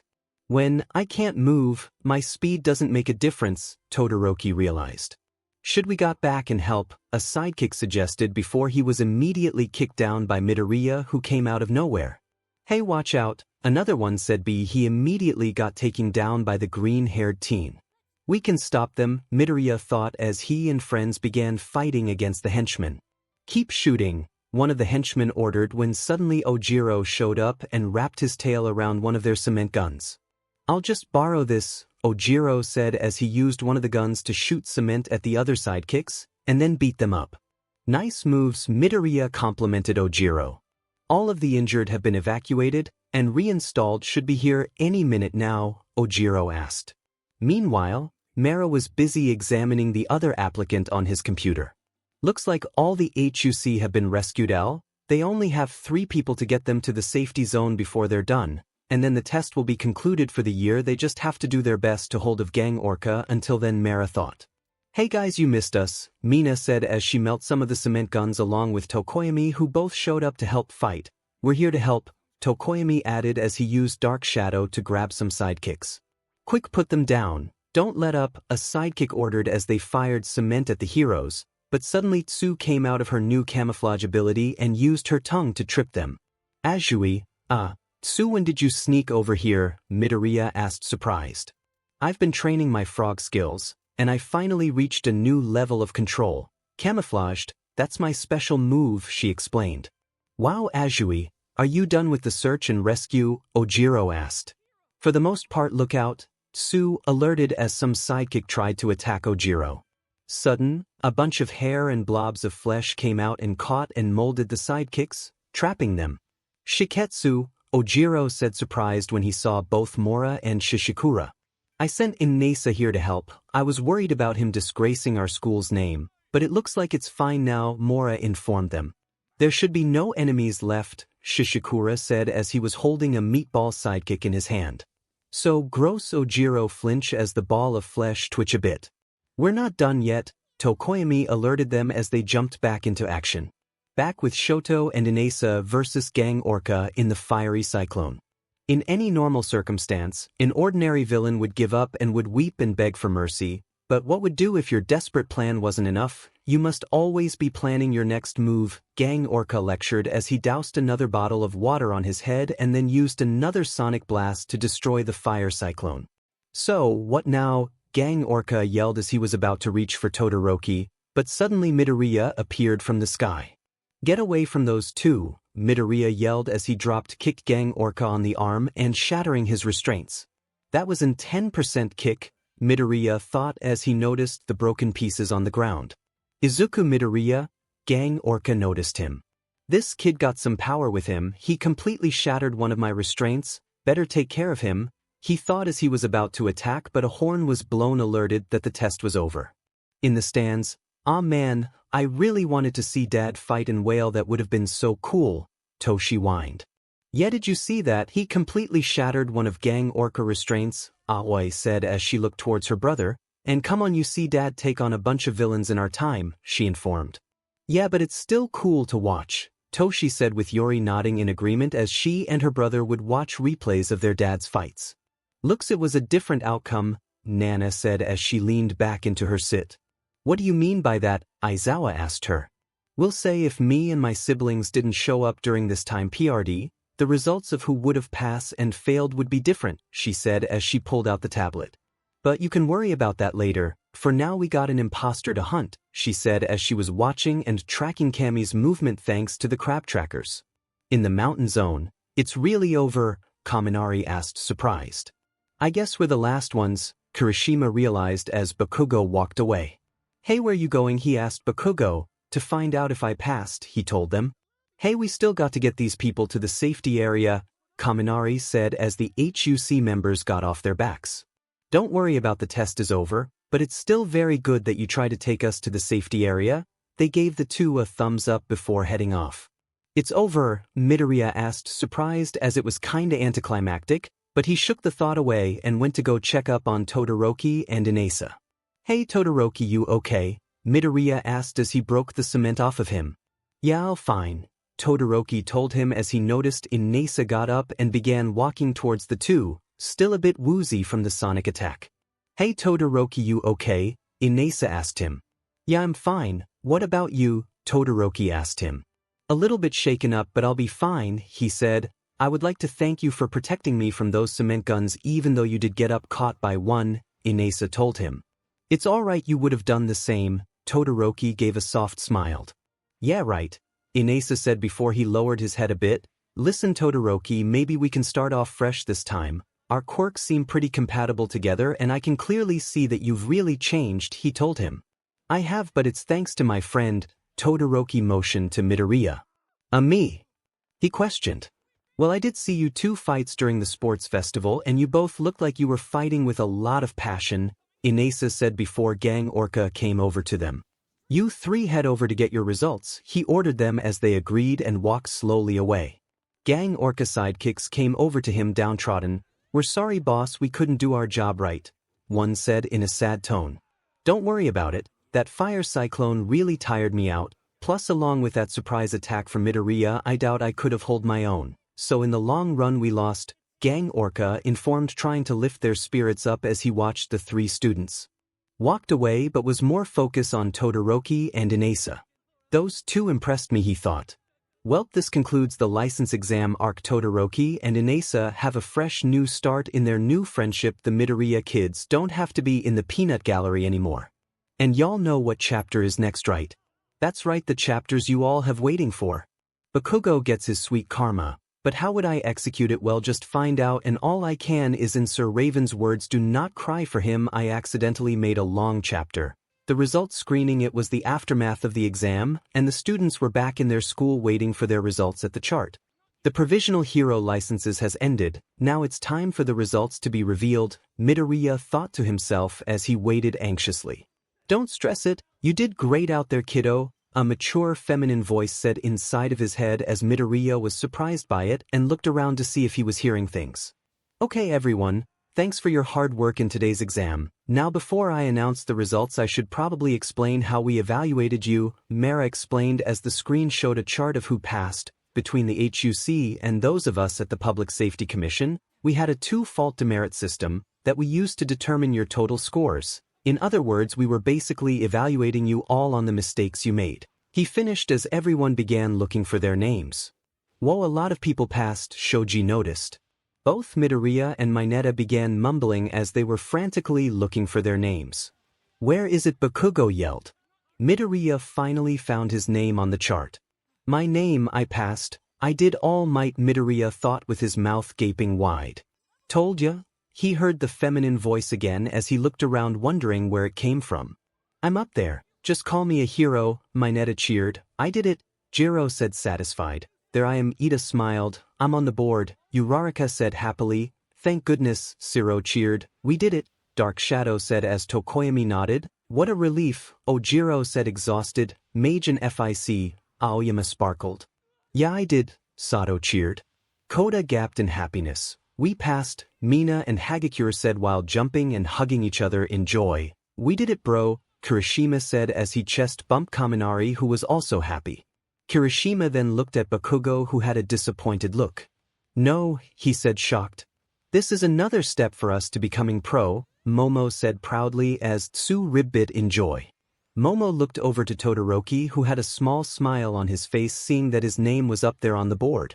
Another step for me, Todoroki thought as he looked over to Inasa who was overjoyed. Hell yeah we did it, Inasa said as he was bear hugging an annoyed Shishikura. Yeah we get it, we all passed, Shishikura said annoyed as he saw his name on the board. Sounds like someone wants a noogie, Inasa said as he rubbed Shishikura's head with his fist knocking his hat off and messing up his hair. My pride, Shishikura said as he looked at his hat on the ground while Mora chuckled at the two. Inasa let go of Shishikura and saw Todoroki staring at him with a small smile. Inasa looked at him too and nodded as he smiled as well. Man, I can't believe Bakugou didn't, Siro whispered to Kaminari. What happened? He should have been more careful on what he says. Words are important, you know, Kaminari teased Bakugou only to be met with his scary face. Shut your mouth before I murder you, Bakugou threatened. Mineta was going to up to Bakugou and talk about how the mighty have fallen due to their egos and how the class hierarchy is collapsing, but decided not to because he wants to live and not wind up in a grave. So now we'll give you the pronouns of your results. They include a breakdown of your scores, so you'll know exactly what areas you need to improve going forward, Mara announced as the public safety members handed out the score sheets. Kirishima, a member gave Kirishima a paper. Thank you, sir, Kirishima replied. Hand it over, I want to see, Bakugou demanded. Maybe you should focus on your instead of everyone else, Kirishima responded nervously. Well, come on, how'd you do, Hagakure bothered Kaminari. Give me a chance to look and I'll tell you, Kaminari said annoyed. Alright, I got in 77, Mina cheered. You do realize that's AC, right, Jairu told her. Yeah, and CS get degrees, Mina continued. We knocked off points when you did something wrong, fall below 50 and you were done. These demerits are on your result form as you'll see, so I'd look at them, Mara announced. 61 points, I barely made it, Ojiro revealed. Hey look, I got a 84, must mean I'm really good at this stuff, Siro said happy. Wait Yamamoto, you got 94 points, Jairu asked surprised. How you about you Ida, how'd it go Midoriya asked. I ended with 80, says here my weak points were impractical to the application Ida informed. How about you he asked. I got 71 points, it seems they docked me for some of the stuff I said at the start and for the times I was just standing around, Midoriya informed as Todoroki walked over to them with his paper. Todoroki, how did you do Ida asked him. I received a 66 mostly because I left 𝗬𝗓 and 𝐎𝐩𝐽𝐻 with the child I helped, and almost getting into an argument with Inasa when fighting 𝗓𝗨𝗧𝗏, Todoroki told them as he looked down. Hey, don't worry about it, Midoriya told him. What's important is that we can learn from this and move on. He told him as Ida agreed. Thankfully we've been given the areas we should work on more, Ida said. Right? Todoroki nodded. But I do wonder, if this was a demerit system that didn't give anyone the chance to add points, there was no way anyone could pass if they were below 50 points, so why let them continue into the second part, Midoriya pondered. As Mara was explaining the situation for students that didn't, they could make it up in remedial courses to get their license. Bakugou was staring at Midoriya from a distance with an angry scowl on his face. Damn it, he got ahead again, Bakugou thought as he remembered what Midoriya said about making this power his and Todoroki saying that All Might had been paying attention to Deku more and from All Might saying you're next. I'm getting to the bottom of this tonight, I'll make sure of it. Hey Bakugou, did you hear about the remedial courses? You can still get your license, isn't that great? Kirishima said, getting Bakugou out of his thoughts. Hey, you alright man? He asked as Kirishima saw Bakugou's face. Whatever, Bakugou said as he walked off. Later that day. Come on everyone, group picture, let's see those licenses, Toshi said as he was holding his phone in front. Mina, Aoyama, Siro, Jairu, Hagakure, 𝗬𝗓, Kaminari, and Sato. Say cheese, cheese, they all said as the phone snapped a photo and showed it to them. Whoa, it turned out great, Jairu said. Hey Aoyama, how are you doing that sparkle thing? Sato asked him, to which the boy replied with it's in secret. Midoriya was tearing in happiness as he gazed upon his license. Uraraka noticed. Deku, are you okay? Ochako asked him. Yeah, I am. It's just this is a lot. So many people helped me get to this point, and some of them went through a lot of trouble to do so, meaning, how do I put this? It's like this is proof I've matured and gotten stronger and it makes me so happy, Midoriya explained. Yeah, I get it, Ochako said, smiling. Aizawa came up to the two students. Mr. Aizawa, they both said. Aizawa looked at the two and focused his gaze on Midoriya. Midoriya, come with me real quick. He asked Midoriya. Yes sir, Midoriya said. I'll meet up with you later, Ochako, he told her as she nodded. Just as they left, Momo came up to Aoi, who was talking with Shoji and Tokoyami. Aoi, can I ask you where Nana is? I have something to discuss with her, Momo asked her. Oh, she went off to take care of something, but you'll see her tonight, Aoi told her. Take care of something, what do you mean by that? Momo asked. Don't question it, Aoi told her, leaving Momo with even more questions. With Aizawa and Midoriya were walking to the side of the arena to a section of buildings on the side. Mr. Aizawa, why are we going over there? Midoriya asked. I'll explain when we get over there, Aizawa told him. Midoriya was wondering what was going on. Then he remembered about the situation he had during the exam with that weird girl. Oh Aizawa, I have something to tell, Midoriya said as Aizawa looked back to him. I encountered a strange girl during the exam who was acting weird, saying she had a mission, tried to scratch me, and then she even said that Yori looked like, but it was weird cause the girl didn't look nothing like her, Midoriya continued. So I think, no, I'm sure of it, that Toga had infiltrated the exam, Midoriya told him as Aizawa's gaze shifted forward. Seems you figured it. Guess your daughter was right, Aizawa said as it confused Midoriya. Midoriya was about to ask what he meant by that, but he saw Nana, Yori, and 𝗓𝗨𝗧𝗏 up ahead by an alleyway. Nana, Yori, what's going on her? Midoriya asked as he saw Nana pulling out a gun, shocking him and 𝗓𝗨𝗧𝗏. And why do you have that? Midoriya said in shock. I'll answer your questions after this, for now we need to get in position, Nana said as she went over to Aizawa. Yori, 𝗓𝗨𝗧𝗏, you know what to do, she said as the little cat girl nodded, as well as 𝗓𝗨𝗧𝗏 headed into the dark alley as he was blending in the shadows, hiding his entire body. Aizawa quickly scaled the building next to the alley, and when got to the top he lowered his scarves down to allow Nana to climb them up to where he was. Yori pulled her dad off to the side where they couldn't be seen or noticed. Yori, what's going? Midoriya asked as she turned around to shush him before she pointed to where he saw Cammy walking to the alley. It's that girl, Midoriya whispered as Cammy looked behind her to see if she was being followed before heading into the dark alley. Yori put her finger to her mouth indicating her dad to be quiet as she quickly and silently moved to the alley entrance. Midoriya followed her quietly as well to see what was going on. Both Nana and Aizawa watched Kami enter the alleyway. Nana was getting into position on where to aim at her target while Aizawa looked at her. "Do you know how to use that?" he asked. "Don't worry, I practiced one time and it's all I needed to know," Nana told him. Aizawa just stared at her and sighed. "I'm starting to think she's the most problematic out of the four. That's why father keeps me on a short leash, but I easily can escape from it," Nana told him as Aizawa looked at her in shock, wondering how she knew what he was thinking.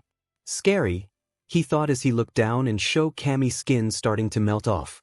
What the? Kami's skin melted away, revealing a short girl with messy blonde hair in two buns and everlasting blush spread across her face. Himiko Toga, Midoriya thought, as he was right when he thought Himiko had entered the exam. He watched her pulled out a vial that contained a small red substance in it, which he assuming was BLD. Midoriya watched her as she was gazing at it with an endearing smile on her face and saw her hand reach for her pocket. Himiko was about to pull out her phone to make a call, but a couple of cans knocked over, which caused her to stop what she was doing and looked back. She didn't see anyone there, and then she saw a cat ran past her from the inside of the alley to the outside street. Himiko was getting hesitant, wondering if she was being followed. "All right, who's there?" she said. She heard a loud purring noise coming from somewhere, and she saw a small figure with cat ears and a tail coming from behind a dumpster. "Yori, what's that little girl doing here?" Himiko wondered as the girl was standing in front of her, still having the same smile she gave her. "You know, cute little girls like you shouldn't be hanging around in dark alley, it's quite dangerous," Himiko said. "I knew mommy always says that, but I wanted to see you again." Yori said, "Again? Sorry kid, you must got the wrong person. I've never met you before in my life," Himiko said, hoping the girl would buy it. "You're so silly. Of course we did in the bathroom at the exam," Yori told her. Himiko looked at the girl, wondering what was her deal. "There's no way. How did she know that was me? No one should be able to detect me like that, but this girl..." Himiko backed up a bit, planning on making an escape. "Just who are you?" she asked. Yori smiled as she slowly walked towards her. "I'm Yori Midoriya," she told her. "Midoriya?" Himiko thought, she's related to Izuku. "I have 3 older siblings. I have a cat-based quirk. I love meat, BLD, and fish. My daddy is Izuku." "Midoriya?" Yori said, smiling as she continued walking closer to him. "Himiko. Daddy, Izuku Midoriya?" Himiko thought as every instinct in her body was telling her to run, but she couldn't. The more Yori kept talking, the more she started to see the resemblance. The cat eyes, her messy blonde hair buns, and that fanged smile that they both shared. "No way," Himiko thought. "And my mommy is Himiko Toga." Yori finished as Himiko was in a state of shock. "Mommy?" Himiko thought as he looked at the girl. "But that's impossible. Who would ever love me?" Himiko thought as she was panicking and took off into the alley. She was about to head deeper into the alley until 𝗓𝗄𝗏 emerged from the shadows. "Going somewhere?" he asked as Himiko turned around and ran the other direction, passing Yori, who was still smiling.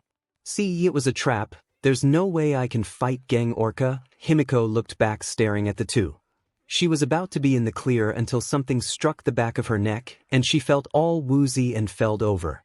She could barely keep her eyes open, saw Yori and someone else approaching her. She tried to say "stay back," but couldn't bring up the words, and her eyes became heavier and heavier as Yori got on her knees and had Himiko heads in her lap. "Good night, mommy," Yori said as Himiko eyes fully closed. Midoriya and 𝗓𝗄𝗏 came over to see if Himiko was fully passed out, which she was. "Okay, someone please explain," Midoriya asked. "Well, that was easier than expected," he heard Nana as Midoriya saw her coming down the building with Aizawa. "Thanks for the assist, 𝗓𝗄𝗏. It would have been more harder if to try and catch Himiko if she had took off," Nana finished as she and Aizawa were on the ground. "No problem," 𝗓𝗄𝗏 said as he walked out the alley as he patted Yori's head real quick. "Thank you, Mr. Orca," she said. Nana then turned to Midoriya, who still had a confused look on his face. "Nana, did you know Himiko was going to be at the exam?" "Yes, I did," Nana told him. "Why didn't you tell me?" Midoriya asked. "Well, for starters, if I did, you would have tried to reason with Himiko, which would have put her in a frightening state, and you would have been more focused on her than the exam," Nana said as she spun the gun with her finger. Aizawa immediately snatched it away and put it over his head, out of reach from her. Nana tried reaching for it by jumping to get, but she was a bit short. "So it was best to keep you in the dark up until this point. Sorry, father," Nana finished. Okay, I get it, but what's with gun? Midoriya pointed to it. It's a tranquilizer gun I had Aoi make for me, Nana said as she was trying to reach for it. Seemed like an easy way to detain Himiko without injuries or commotion, Nana finished as black car pulled up to which Nezu and Midnight step out of. My Mr. Midoriya, it seems like you can't go anywhere without you getting into something. Do we have to put you on house arrest or something? Nezu joked as Midoriya rubbed the back of his head sheepishly. Not to worry, Nana had already informed us on the situation, so let's quickly get Ms. Toga here to you. He finished as Midnight and Midoriya helped pick Toga and carried her to the car. Yori followed suit with a happy smile, glad that her mommy was coming home. Nana was still trying to reach for her gun, but Aizawa wasn't giving up. You know you're not getting this back, Aizawa told her as Nana was still reaching for the gun. I know, Nana said. Are you going to give up soon? Aizawa asked. Nope, she said blatantly. 10 years ago at a very high-income house, a little 6-year-old girl with blonde messy hair buns was happily sitting on a porch with her tiny legs kicking in the air. The girl was a 6-year-old Himiko Toga who was holding a small dead bird covered in its own BLD. Such a pretty color, Himiko said as she was focused on the BLD instead of the actual dead bird. She didn't know why, but she found BLD fascinating, the way it looked, smell, and even how it flowed out of the bird's body. I wonder, she thought as she stuck out her tongue and tasted it. Tasty, she continued to lick at the BLD of the dead bird. So good, she said as she stopped and had a bit of BLD around her face. Himiko, what are you doing? A tall woman opened the door to see her daughter on the porch. Look, mommy, look how pretty the bee. Himiko showed her the dead bird, but her mommy looked at it with horror and fear in her eye. She immediately slapped the bird out her hand as Himiko looked at it with sadness. I told you to never mess with things like, Himiko's mother yelled at her with anger. You need to stop this. Why can't you be normal? She yelled at the girl. Himiko continued to look down, hiding her eyes with her hair. I'm sorry, Himiko said quietly. If you were sorry, I wouldn't catch you doing this, Himiko mother said. Now go to your room for the remainder of the day, she ordered her as Himiko nodded and slowly walked inside to her room. And no dinner, she finished. Himiko mother got a broom and dustpan to sweep up the bird. I swear, what is wrong with her? Why can't she be a normal girl and not some monster? She finished as she dumped the bird in the garbage can, but she didn't notice that Himiko had listened to what she said and began to weep. 8 years later, Himiko was running in a frantically panic. I can't believe that happened. I need to get home, Himiko said as she was scared. It finally happened. She snapped, going so long without a drop, consuming BLD. She tried to be a good normal girl, but as soon as she saw that boy who was bleeding a lot, she finally snapped and attacked him. She was caught drinking his BLD in the school hallways. She heard screaming and shouting and everything went white. Himiko soon arrived at her home, but saw that it was surrounded by police cars. She saw her parents exited the house with a person who looked like a detective. Don't worry, we'll find your daughter and bring her into custody, he informed them as he left the two and drove away. Good riddance, the father said. That girl has left a horrible stain on the Toga family name. Don't worry, all we have to tell people, she was a horrible monster who we tried to contain but we couldn't, the mother and laughed as they walked back inside the house, locking the door. Himiko watched and heard what they had said about her. Instead of going back home, she ran down a dark alley, leaving her home behind and a trail of tears. Present Himiko had opened her eyes to be met with a bright blind light from a fluorescent light, and that she was in a nurse's office. The room she was in smelled like a typical nurse's office, and she was laying on a soft bed. She sat up and tried to rub the back of her head, but she saw that her wrist was chained up to the bed. Realizing she was locked up, she tried to reach for a small knife she usually keeps on her but couldn't feel one on her. She sighed. Looks like I've finally been caught, she thought sadly, as this was the end of her life now. The door opened up and she saw Izuku, Yori, Ochako, a tall scruffy man, a short old lady, and a small white bear thing. Good evening, Himiko Toga, Nezu said as the girl moved back to bit. I see that you're still a bit all shook up, but not to worry, you're perfectly safe here. Himiko just looked at them, afraid of what might happen next. She had no way to get back up and she was in a school full of heroes. Midoriya and Ochako looked at each other and nodded. Once they have arrived at UA earlier, Nana had asked 𝗬𝗧𝗪𝗀 to meet up with them, and once 𝗬𝗧𝗪𝗀 saw the unconscious body of 𝗵𝗂, she was shocked. Nana told them that once 𝗵𝗂 was awake, she wanted both Izuku and 𝗬𝗧𝗪𝗀 to be there, as 𝗵𝗂 would probably only open up to them. Midoriya walked slowly up to 𝗵𝗂 with a soft smile on his face, and once he reached her bed, he rolled up his sleeve, exposing his scared arm. "Here you go," he said. "What this?" she asked him, as she was a bit hesitant of the gesture. "Your quirk requires BLD to work, doesn't it? If so, you must need BLD to sustain yourself, so I'm letting you drink some of mine," Midoriya told her as he looked at the arm, thinking it was some trick. "Go ahead, I promise it's okay," he said with a smile. 𝗵𝗂 looked at him and then at his arm. He was offering his BLD to her, he was helping her and being kind. 𝗵𝗂 then leaned forward towards his forearm, kept full eye contact at him, watching to see if he'll try something, and opened her mouth, exposing her fangs, and immediately bit down on Midoriya's arm and began drinking his BLD. Midoriya was surprised it didn't hurt when she bit down on him. It felt like being bitten by a mosquito. Maybe her fangs are coated with a substance that doesn't let the one she's biting feel pain. He made a mental note of it. He looked down on how 𝗵𝗂 was, and from the look on her face, she was in a blissful state. She had a huge blush on her face, and her eyes had rolled almost to the back of her head, and she was miming a bit. 𝗬𝗧𝗪𝗀 had covered Yori's eyes and ears, while she also had a blush on her face at the sight.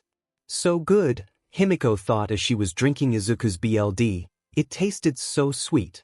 Every other time she had gotten BLD from her victims, it tasted sour or bitter, but now it tasted like cinnamon. Once 𝗵𝗂 had her fill, she got off of Izuku's arms, and she saw Izuku looked a bit woozy, but he quickly recovered as he saw he had a bite mark on his arm, and smiled as he rolled his sleeve to cover it. "Do you feel better now?" he asked her. 𝗵𝗂 nodded before tears started to run down her faces. Why, she sobbed. "Why were you being so nice to me?" 𝗵𝗂 asked. Midoriya motioned for Yori to come up to them as she pulled out a small picture of an older Midoriya and 𝗵𝗂 on a hospital bed while 𝗵𝗂 was holding a baby Yori. "What is this? I don't understand," she asked. "I know this seems confusing, but try to understand," Midoriya said as he explained everything to 𝗵𝗂 about the kids from the future and her being in a married relationship with three others girls.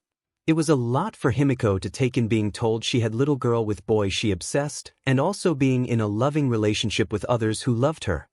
𝗵𝗂 couldn't understand. I don't deserve any this," 𝗵𝗂 yelled at them. "I'm a villain and you're heroes. I killed people, and I'm a monster," she shouted at them with tears in her eyes.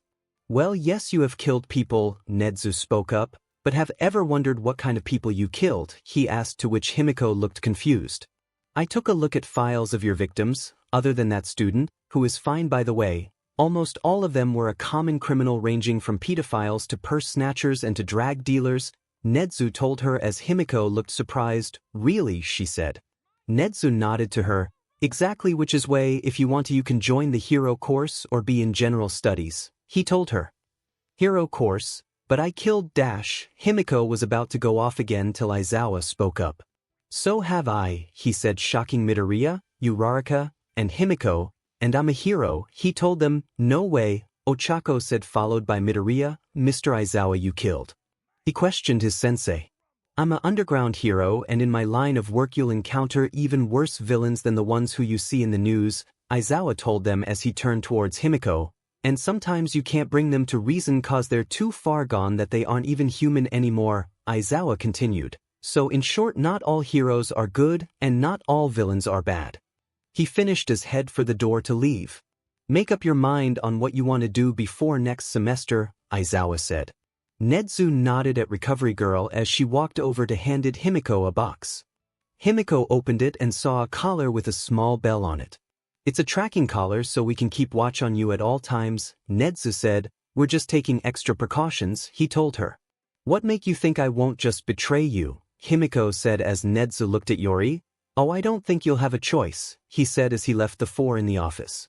"Also, a detective will be here tomorrow to questions." 𝗵𝗪 closed the door. 𝗵𝗂 stared at the collar in her hand. 𝗬𝗧𝗪𝗀 came over to her. "Even when I attack you at the camp and at the exam, you're still so nice to me," 𝗵𝗂 said. "Well, in our defense, we didn't know why you were a villain, but after Yori and the others kids told us, we just felt sorry," 𝗬𝗧𝗪𝗀 told her. It'll take some time, but we can help you get better and even let you drink some of our 𝗵𝘃𝗁 told her as she put a hand on her shoulder. It's a hero's job to save those in need, Midoriya told 𝗵𝗃𝗁. So what did you say, 𝗵𝗃𝗁, you want to join us? Midoriya finished as he stood in front of 𝗵𝗃𝗁 along with Yori and 𝗬𝗁. Come, let us adore you, the trio said to 𝗵𝗃𝗁. 𝗵𝗃𝗁 stared at them and then at the collar in her hand. This is a chance, my chance to live the life I want, 𝗵𝗃𝗁 thought. And they'll be there to help me, she thought as she put the collar on her neck around her and smiled at them. Yori smiled and hugged her mommy. Yay, I have my mommy here. 𝗵𝗃𝗁 looked down at the girl and hugged her back.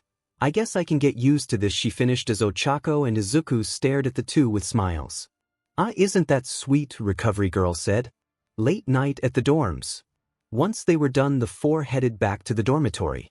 𝗵𝗃𝗁 stayed very close to Izuku as she didn't want to let go of him. Izuku looked down at her. If you're worried about everyone else, it's fine. They're really, once you get to know them, just give them time, he told her as she nodded. Izuku, can you stay with me for the night? 𝗵𝗃𝗁 asked him. He smiled. Of course, I'm not going anywhere besides me. 𝗬𝗁 and the other two share the same room, he told her as 𝗵𝗃𝗁 looked to 𝗬𝗁, who had a blush on her face. Once they entered the dorm, they heard a loud shoot followed by a small explosion. Deku, where the hell you're sorry but been, Bakugou yelled at him. Toshi, Aoi, Melissa, May, and Nana came downstairs and saw the group. Cool, our last mom is here, Toshi said as he was about to go introduce himself but was stopped by Nana. Don't intervene, this could get ugly, Nana said as Melissa looked at her. What do you mean? Melissa asked as Nana stared at them. I was at the nurse's office, Midoriya told him. What do you want, Bakugou? Uraraka questioned him, not liking that he yelled at them as soon as they came in. This doesn't concern you, round face, he said as he marched up to Midoriya and grabbed his collar. You and me have something to settle, Bakugou told him as he noticed that blonde villain who helped kidnap him.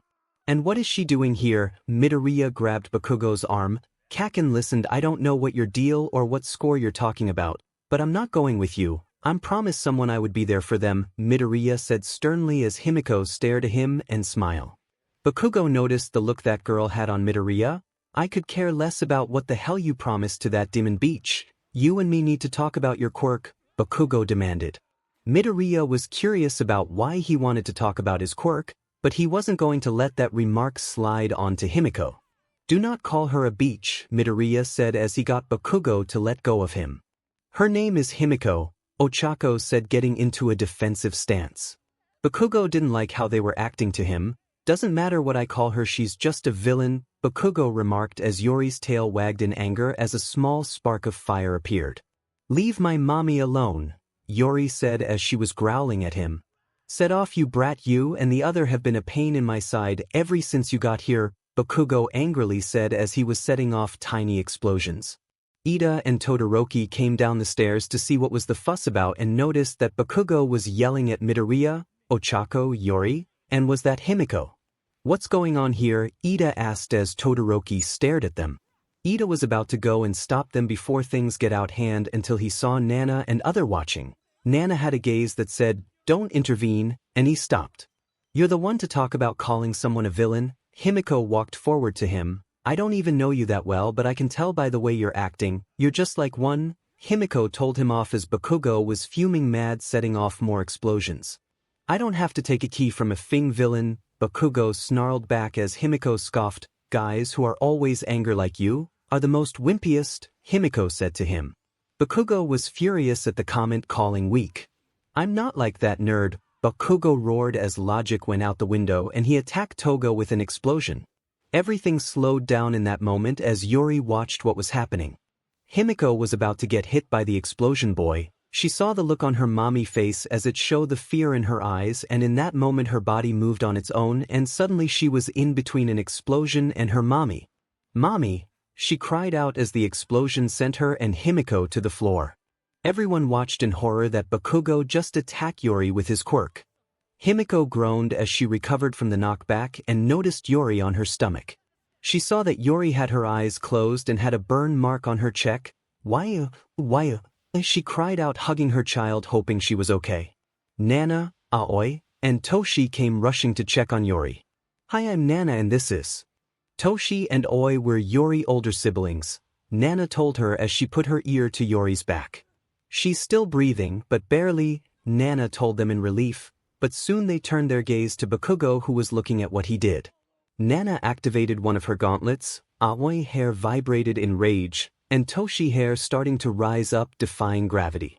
Toshi got up and was about to give him a piece of his mind, but then a green blur whooshed past him and struck Bakugou in the face, sending him crashing into a wall, making a hole. Everyone saw that the green blur was a very angry Midoriya with full cowling active. His eyes that were usually kind and caring, show nothing but pure anger and hate. Melissa thought as she saw him.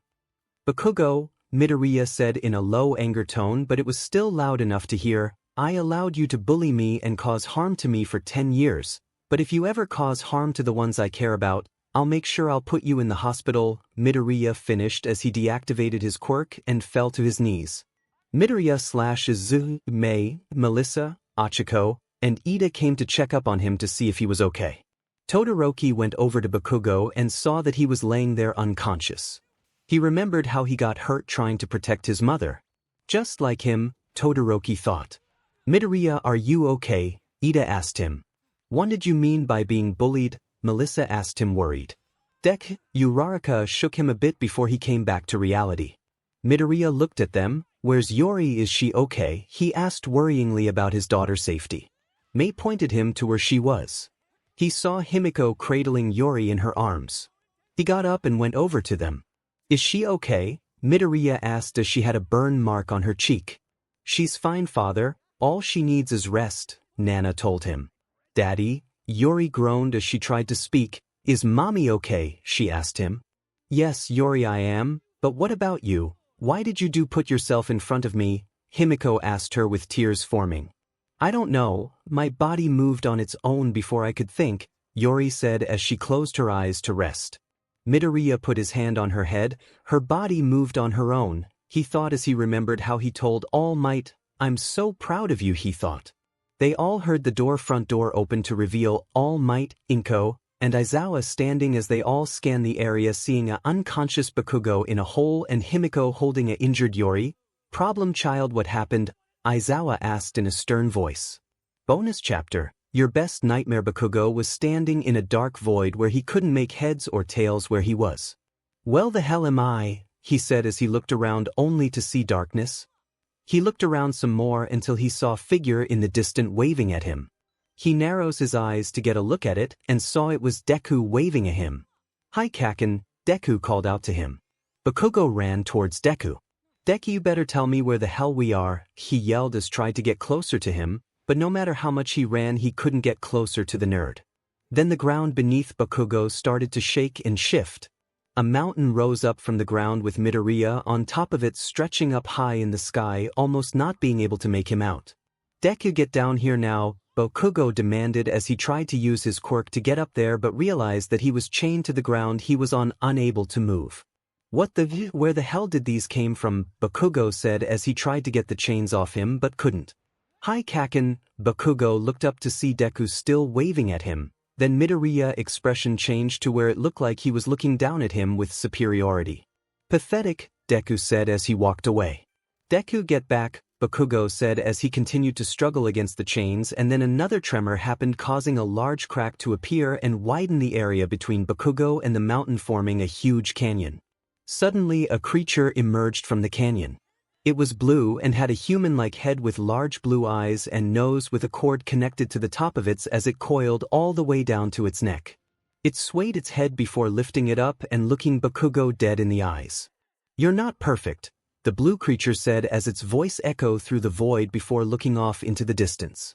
Bakugou suddenly woke up gasping and seeing that he was in his room. He looked at his clock and saw it was 3 a.m. in the morning. He noticed a tiny note next to and picked it up. He opened it and saw it said, Principal office first thing tomorrow morning, don't make me come fetch you. Bakugou burned the note in the palm of his hand as he paid back down. He said as he knew he was in trouble. And that's the chapter, 6,500 words, wow, by far the longest. I kinda started writing it and then I got carried away with Toga's situation and then I just continue from there. Also, all are of you caught with the manga because I'm going to be making spoilers here and there. Sorry and not sorry for the Courage the Cowardly Dog reference, but hey, if I suffer through that scary show, then you should too. Later that night, after that night, Aizawa had ordered everyone to remain in the common area while he and Toshi took the unconscious Bakugou back to his room to leave him there.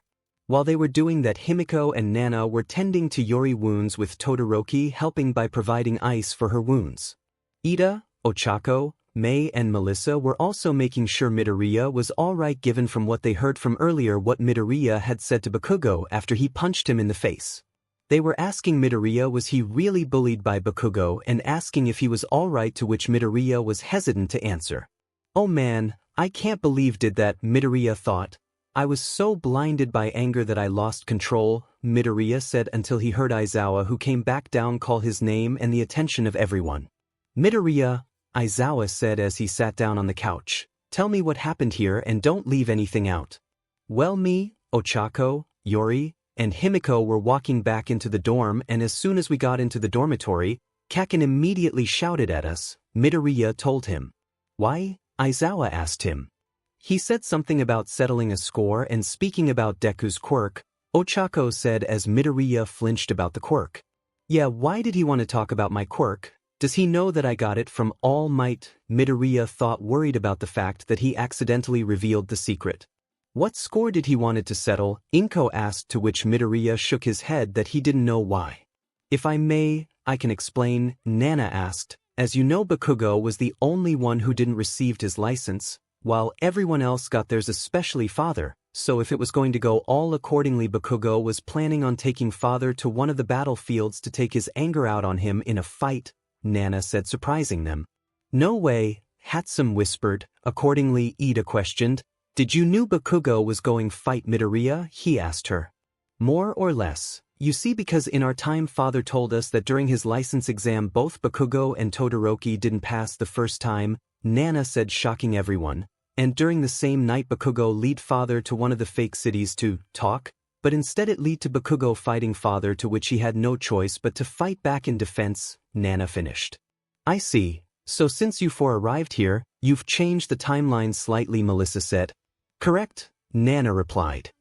He was so frightened that he ended All Might's career, so he figured that he could have used Father as his personal punching bag to let out his anger and frustration, Nana told. But what does this have deal with Deku quirk? Ochako asked before she turned to Izuku. Bakugou also said something about discussing about your quirk. Well, you see, Midoriya said, see, what do? I can't just tell them or anything. What if they get upset with me? I promised All Might to keep this secret, Midoriya thought as Nana, Aoi, and Toshi looked at him before each other and nodded. Dad, Toshi said as he got the attention of Izuku, it's okay to tell them, he finished, confusing everyone except for All Might. Huh, Midoriya responded. Father, everyone in this room right now are the most important people in your entire life, Nana told him as Midoriya looked over to everyone. They're your most trusted friends and family who care about you, she told him. Even me? Himiko asked. Of course. Did Father offer you his bill? Nana asked, to which Himiko nodded. Father trusted you to not harm you and you trusted him, hoping he wouldn't do anything to you, Nana said. Plus look at who you're holding, she pointed to Yori, who was still resting in Himiko's arms. Yori is the living embodiment of you and Father's bond. Himiko looked at Yori. You both raised her with love and care as well as the rest of us. Nana finished as Himiko smiled and hugged Yori a bit. So, Dad, Aoi turned to Midoriya. Do you trust them? She asked him as he looked around to his mom, Ochako, Ida, Todoroki, Mei, Melissa, Himiko, and Aizawa. Midoriya looked at Ochako, Ida, and Todoroki, who were his first real friends that he had in a very long time, then to Melissa and Mei, who supporting him with their inventions that allowed him to use his quirk without injuring himself, and then to Himiko. Even though they only met twice, he can tell she was caring and protective from the way she was holding Yori close to her. Midoriya looked over to All Might. All Might? Midoriya questioned him. All Might pondered for a bit before he spoke. Young Midoriya, it's fine. If your children say they can be trusted, then it's okay. Remember, it's your secret to carry now, he finished. Midoriya thought about for a bit. He's right, OFA is my responsibility, my secret now, Midoriya finished. Okay everyone, I'm about to tell you secret that cannot be revealed to everyone else, understand? Midoriya said as everyone in the room nodded. So Midoriya told them how he was originally born quirkless and how he was bullied for 10 years, explaining the reasoning behind what he said to Bakugou, and the day he met All Might, who gave him a quirk that was able to be passed down like a torch and get stronger as it was passed down, and the hellish training he went through. Everyone looked at him with tears, amazement, and pride. Ochako, Inko, Melissa, and May hugged Midoriya, comforting him from all the hardships he faced. Ida stared at his friend with pride, knowing that he was the successor of All Might, and remembered the times Midoriya had proved himself and can see why he was chosen. Todoroki stared at him, wondering how his father would have reacted if he knew about this quirk. He'll probably burst into a rage of fire, he thought as he stared at Midoriya. I guess that's why All Might had eyes on you, you're his successor, he finished. Himiko was in awe, knowing that her darling was going to be a great hero, and now saw why Stain had rescued him, but then her eyes narrowed in anger, knowing that Bakugou had bullied him and what he did to Yori. She almost thought about making sure he didn't wake up until she noticed Yori's ears twitching a bit, and that thought immediately left her head. No, I can't think of things like that anymore. This is my chance to start a new life, Himiko thought as she brushed Yori's hair a bit. Aizawa looked over to All Might before he slapped the back of All Might's head. Hey, what was that for? All Might asked him. That was for giving a quirkless child a very powerful quirk with no idea on how to use and telling Midoriya to just feel it, Aizawa told him. Well, I mean, he eventually got some control over it, Midoriya told him. After months of having it, and it only took one internship to actually use it without breaking himself, Aizawa informed him as All Might looked sheepishly away. Inko let go of her son and looked at him with teary eyes. Izuku, why do you let him bully you? Why didn't you tell anyone? Why didn't you tell me? She asked him. Midoriya looked down. Because he was confident and strong, anything he did he made sure he came out on top. I wanted to see what kind of hero he would become. I wanted to have that same strength he had where I had nothing. Midoriya told them, he was the closest thing I saw to being like All Might, which surprised everyone. We both looked up to him and wanted to be heroes just like him. So I didn't tell anyone because I didn't want it to ruin his dream, he finished as he looked down in sadness. All Might walked up to Midoriya and placed a hand on his shoulder. Young Midoriya, I can understand that you didn't want to ruin Bakugou's chance of becoming a hero, but he was still in the wrong for what he did to you, All Might told. There's more to being a hero than just being the strongest and winning. Real heroes save and protect those who can't protect themselves. They reach out to those they can save, give everyone inspiration and hope, and putting them at ease knowing that everything will be all right in the end. Nana said, you seem to meet every one of those criteria, she told Midoriya as he looked confused. She's right, Deku, you're my inspiration to be a better hero, Ochako told him. Remember during the sports festival how even though you lost against Todoroki you still looked ahead, and even during my fight against Bakugou I thought of you cause you never give up, Ochako, she finished. As for me, Midoriya, you're just like my older brother, you both inspire and always acts in a situation, Ida told him. I wouldn't even be here right now if it wasn't for you getting involved. Even me, Melissa said, I see a lot of you in Uncle Might, and when the villains attacked and held my everyone hostage you acted, you wanted to save everyone and inspired your friends to act and even still saved my father after what he did. Hey, don't forget about me, 𝗧𝗵𝗲 said, you helped me a bunch too, husband. Most people are put off by way I do things and you still took a chance of me even if you didn't know me that. Well, and after the sports festival I got a ton of internships. Midoriya looked over to Todoroki, who simply just smiled and nodded knowing that he was a big help for him. You gave me hope, Himiko said as Midoriya looked at her. You didn't judge me based on my quirk, you didn't look at me like someone freak or monster, you given me chance that I can live a new and better, Himiko said. Aizawa spoke up, I've also watched you during the first part of the exam. I saw how you rally up everyone to stick together instead of going off on their own. People are drawn to those who inspire, and from that moment I knew the class had complete faith and trust for you, he told Midoriya.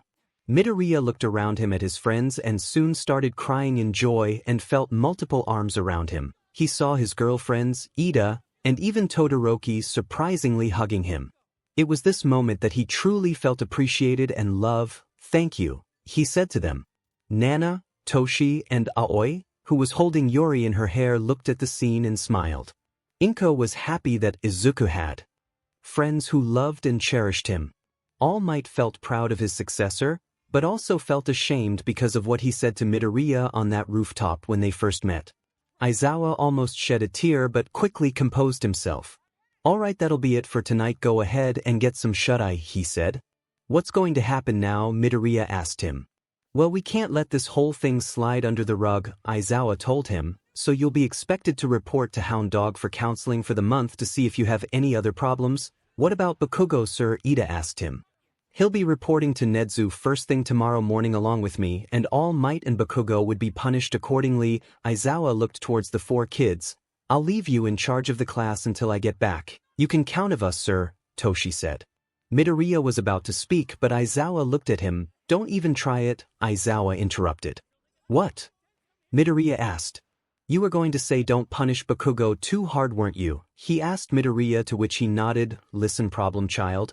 Bakugou needs to learn that what he did was wrong and he can't get away with it, so don't try to defend him. There are a lot of people like you in this world who have been hurt by the ones they care about and still try to put them in this positive light as if they can do no wrong. You know what those people have?" Aizawa asked him. "Stockholm Syndrome, and it seems to me you have a minor case of it," Aizawa told him. "He's right, father. What has he ever done for you?" Nana asked him. "You don't know him anything." "I see," Midoriya said as he thought, could he be a victim of Stockholm Syndrome? "It's a teacher's job to put their students on the right path, so let us handle this problem child." Aizawa said. He left all of them and headed out. "I'm sorry that I had to keep this secret from you all," Midoriya told them, "especially you, Melissa. It must be upsetting for to learn that All Might had quirk that he can be transferred to anyone." Melissa smiled, shook her head. "I'm fine like I told you before, I'm given up of being a hero a lot earlier, but I'm happy being an inventor who helps support heroes," she told him. "Besides, from what you've been through, I can tell you're more deserving of it," she told him. "I can see why you kept secret about your quirk. It's not every day you hear about a quirk that be passed down to someone without being born from it," Ida told them. "Are there any more people who know about this?" Todoroki asked All Might. "Well, there's Nezu, recovery girl, Melissa's father, a good detective of mine, Gran Torino, who was my old mentor, and..." All Might paused before he could continue. "A old sidekick of mine," he finished. "That many, huh?" Todoroki said. "Well, you can count on us to keep this secret. My lips are sealed," 𝗧𝗵𝗲 said as she motioned her zipping up her lips. Ida deadpanned at her. "I honestly believe you would be the first to spill about this secret. Hey, one of the things about having clients is to build up trust and never reveal any personal things," 𝗧𝗵𝗲 told them. Soon it was time for everyone to return to their rooms to get some well-deserved sleep after the long day they had. All Might and Inko were left in the common area alone. All Might looked down at the short woman. "I'm sorry I told your son to hide this from..." Before All Might could finish, he was interrupted by Inko pulling him into a hug.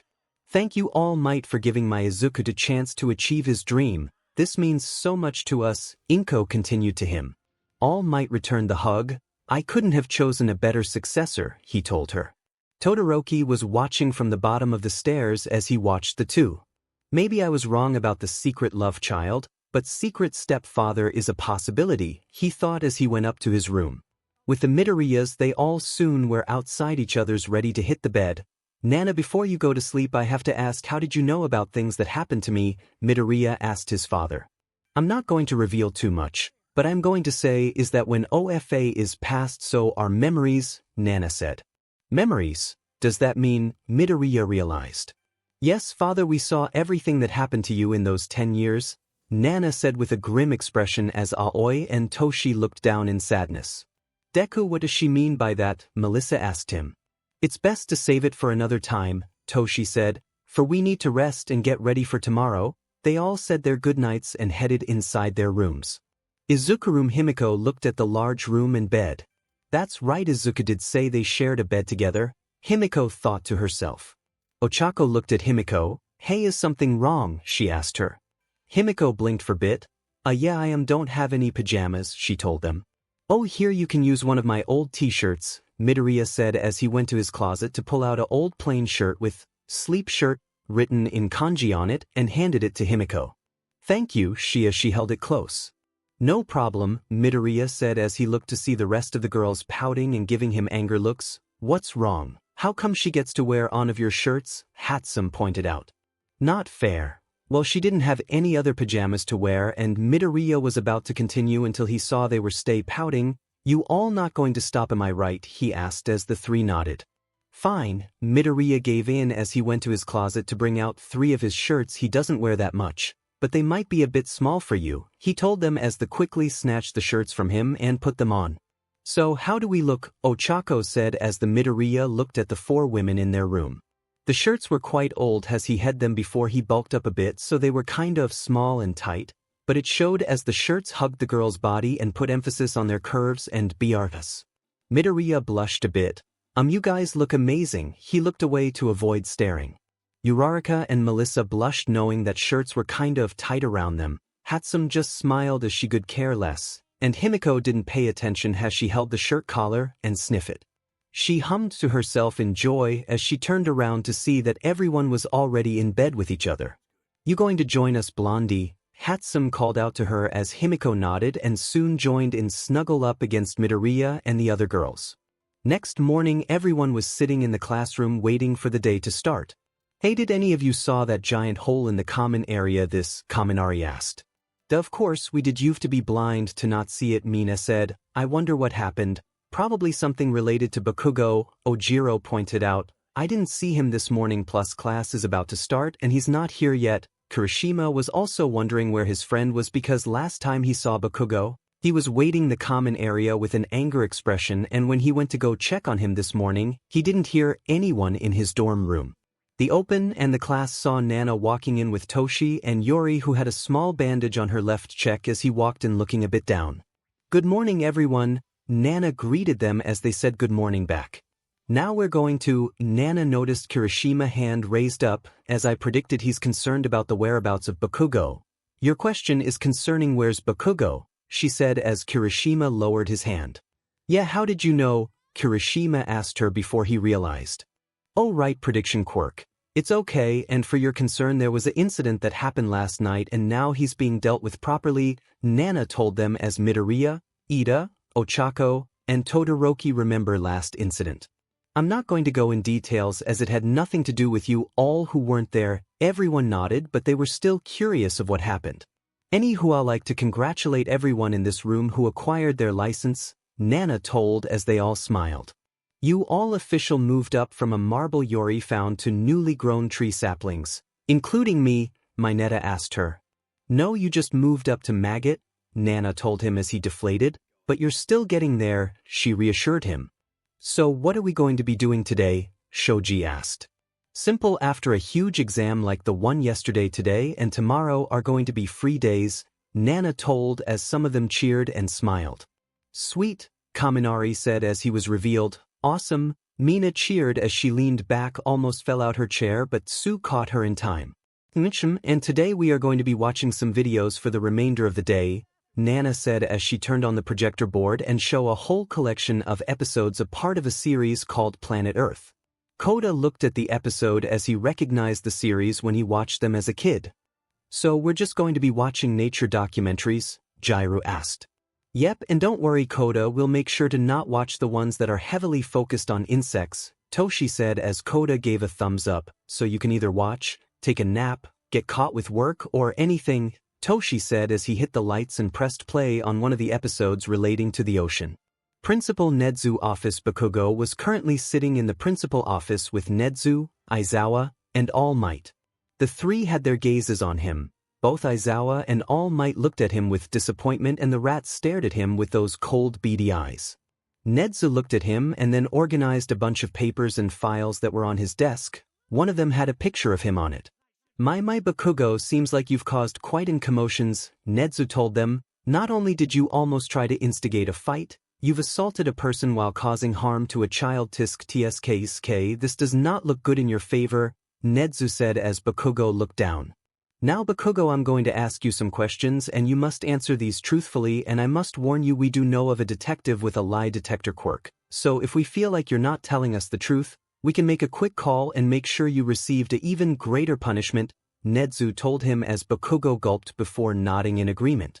So question number 1, what were your real intentions with trying to speak with Midoriya that night? Were you really going to have a simple chat with him? Nedzu asked him. Bakugou looked at him and hesitated to respond. No, I was going to fight him, he admitted.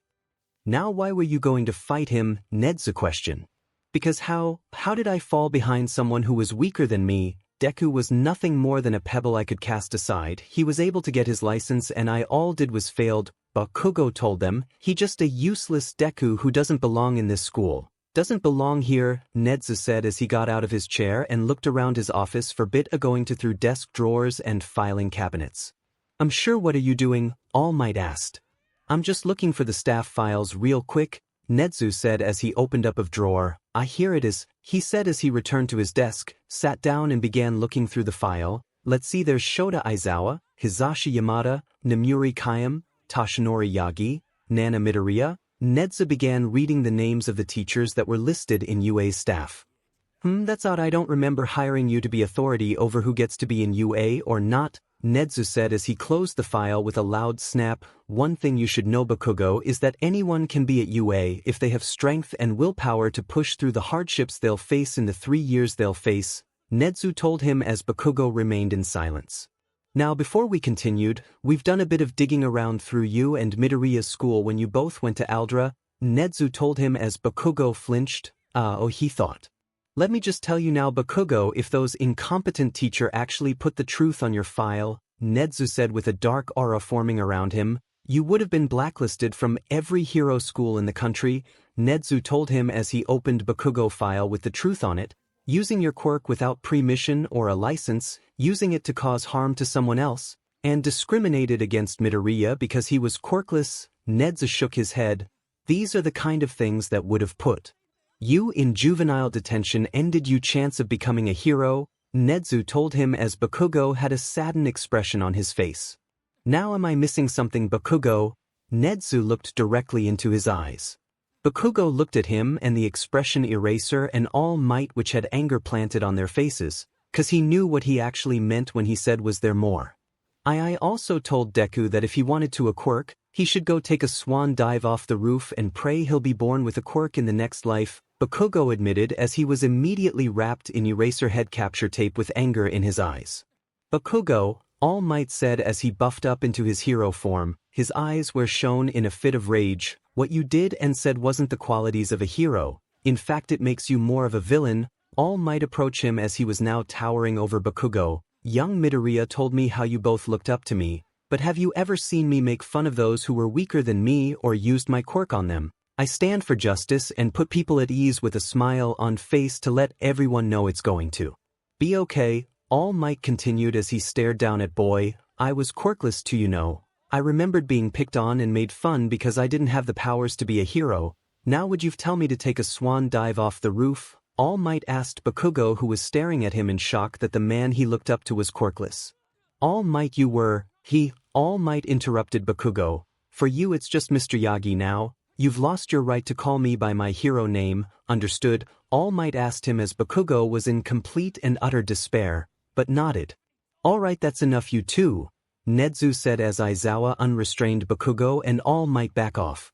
Good now, Bakugou, we can't simply let you get away from this without punishment, 𝗫𝗁𝘁 told him as Bakugou held his down with tears forming. In any normal circumstances you would have been immediately expelled from UA or we would have transferred you to Shiketsu High where they don't tolerate your type of behavior and they would have made you a person and hero fit for society, 𝗫𝗁𝘁 told him. But after the press conference the public put our faith in you to make sure you come out as a real hero and that's what we're going to do, 𝗫𝗁𝘁 said as he pushed a panel on his chair that raised him up along with a bright red button in front of him. Bakugou, All Might, and Aizawa had gotten a feeling they would be in for a show. Fu! 𝗫𝗁𝘁 began laughing as a pitch black began to cover the left side of his body, divided into straight down the middle while his right remained pure white. His left eye began to appear demonic and half of his mouth revealed shark-like teeth. Fu! I hope you're ready, Bakugou, because it's punishment time, 𝗫𝗁𝘁 said as he pulled out a toy hammer and slammed it on the red button. Let's give it our best. Bakugou looked around as the room began to change into what looked like a child toy room with stuffed animals everywhere moving around along with a variety of toys and puzzles that were scattered everywhere. He saw 𝗫𝗁𝘁 standing on a bouncy ball that was bouncing in place with loud carousel music playing in the background. For your punishment, you'll be under house arrest for the rest of the month, We're pulling you out of the hero course until your second year of being here at UA, which means no remedial courses for until you can get your act right 𝗲𝗂𝗧𝗏. Netsu continued as he bounced off the ball onto a toy train on a track that was circling Bakugo. For the remainder of the year you'll be in general studies and will have to wear quirk restriction bracelets to prevent you from attacking anyone, and you'll have to meet with Hound for counseling, Netsu said as he continued to circle around Bakugo like a shark and stop right in front of Bakugo and put a pair of bunny ears on his head. And if you don't agree with these requirements or you failed to better yourself by second semester, we'll just simply expel you, Netsu told him as he looked at Blonde with a smug expression. What do you say? Netsu said as he got up into Bakugo's face. Bakugo had the same expression on his face from the time Deku beat him. He was on the verge of tears at this point. The punishment was far worse than he could have imagined, and it was all his fault. Damn it, damn it, damn it, Bakugo yelled in his mind. He looked back up to Netsu, who was still staring at him waiting for his answer while he was holding back tears. Bakugo looked like he was about to explode, but then he felt the weight of guilt on him and dejected. I agree to these conditions, he said. Good, Netsu said as he got to the side of Bakugo's face and held out a camera pointed in their direction. Say despair, Netsu said as the camera flash blinded Bakugo for a bit. The bright white flash effect faded away and Bakugo can see that his office was no longer a playroom but back to normal. He saw All Might and Aizawa holding each other, heavily breathing with wide eyes. Netsu was looking at the photo he took. My cousin Monokuma is going to love this one, Netsu said as he placed the photo in his desk. He works as an executioner at Tartarus prison, Netsu informed him calmly. You're now dismissed, Bakugo. You may report to Powerloader to receive those bracelets we agreed upon, he told as Bakugo nodded and got up dejectedly, but right before he left he looked back at All Might. Mr. Yagi, did you give Deku your quirk? Bakugo asked him as All Might calmed down from that fever dream of a show and looked at him. All Might narrowed his eyes at him and said nothing. I see, Bakugo said as he headed out and closed the door behind him. Well, I say that could have gone better. You two can return to the class or whatever, Netsu told Aizawa and All Might as they left the office quickly. Currently All Might and Aizawa were walking down the halls of UA quietly after the ordeal they were in. All Might was the one to break the silence. Aizawa, be real with me, am I a terrible teacher? All Might asked him. Aizawa just gave a long stare at him. Well, let's see, you gave Midoriya a powerful quirk with no training whatsoever. You didn't look into Midoriya's background or well-being, and assumed that Bakugo and Midoriya relationship was just a bitter rivalry, Aizawa told him as All Might was pelted with arrows of his mistakes. So yeah, you aren't winning any Teacher of the Year awards anytime soon, he finished as he looked down at floor. But I'm not in the right here either. I should have expected there was something wrong. Bakugo tried to attack Midoriya the first day and I almost cost Midoriya his grade by partnering him up with his bully during the exam, Aizawa said. Look, all we can do now is make sure Bakugo sees the error of his ways and make him become a hero that we can be proud of, Aizawa said as he left All Might. It's going to be rough in the start, but it'll soon smooth over later, he finished as he headed back to his Class 1A. Aizawa walked in onto his students watching a nature documentary on the Sahara Desert. Most of them were paying attention, others were on their phones, and some were working what appeared to be assignments. Aizawa saw in the back of the class that Narumi and Hisashi were paying attention to the documentary as well.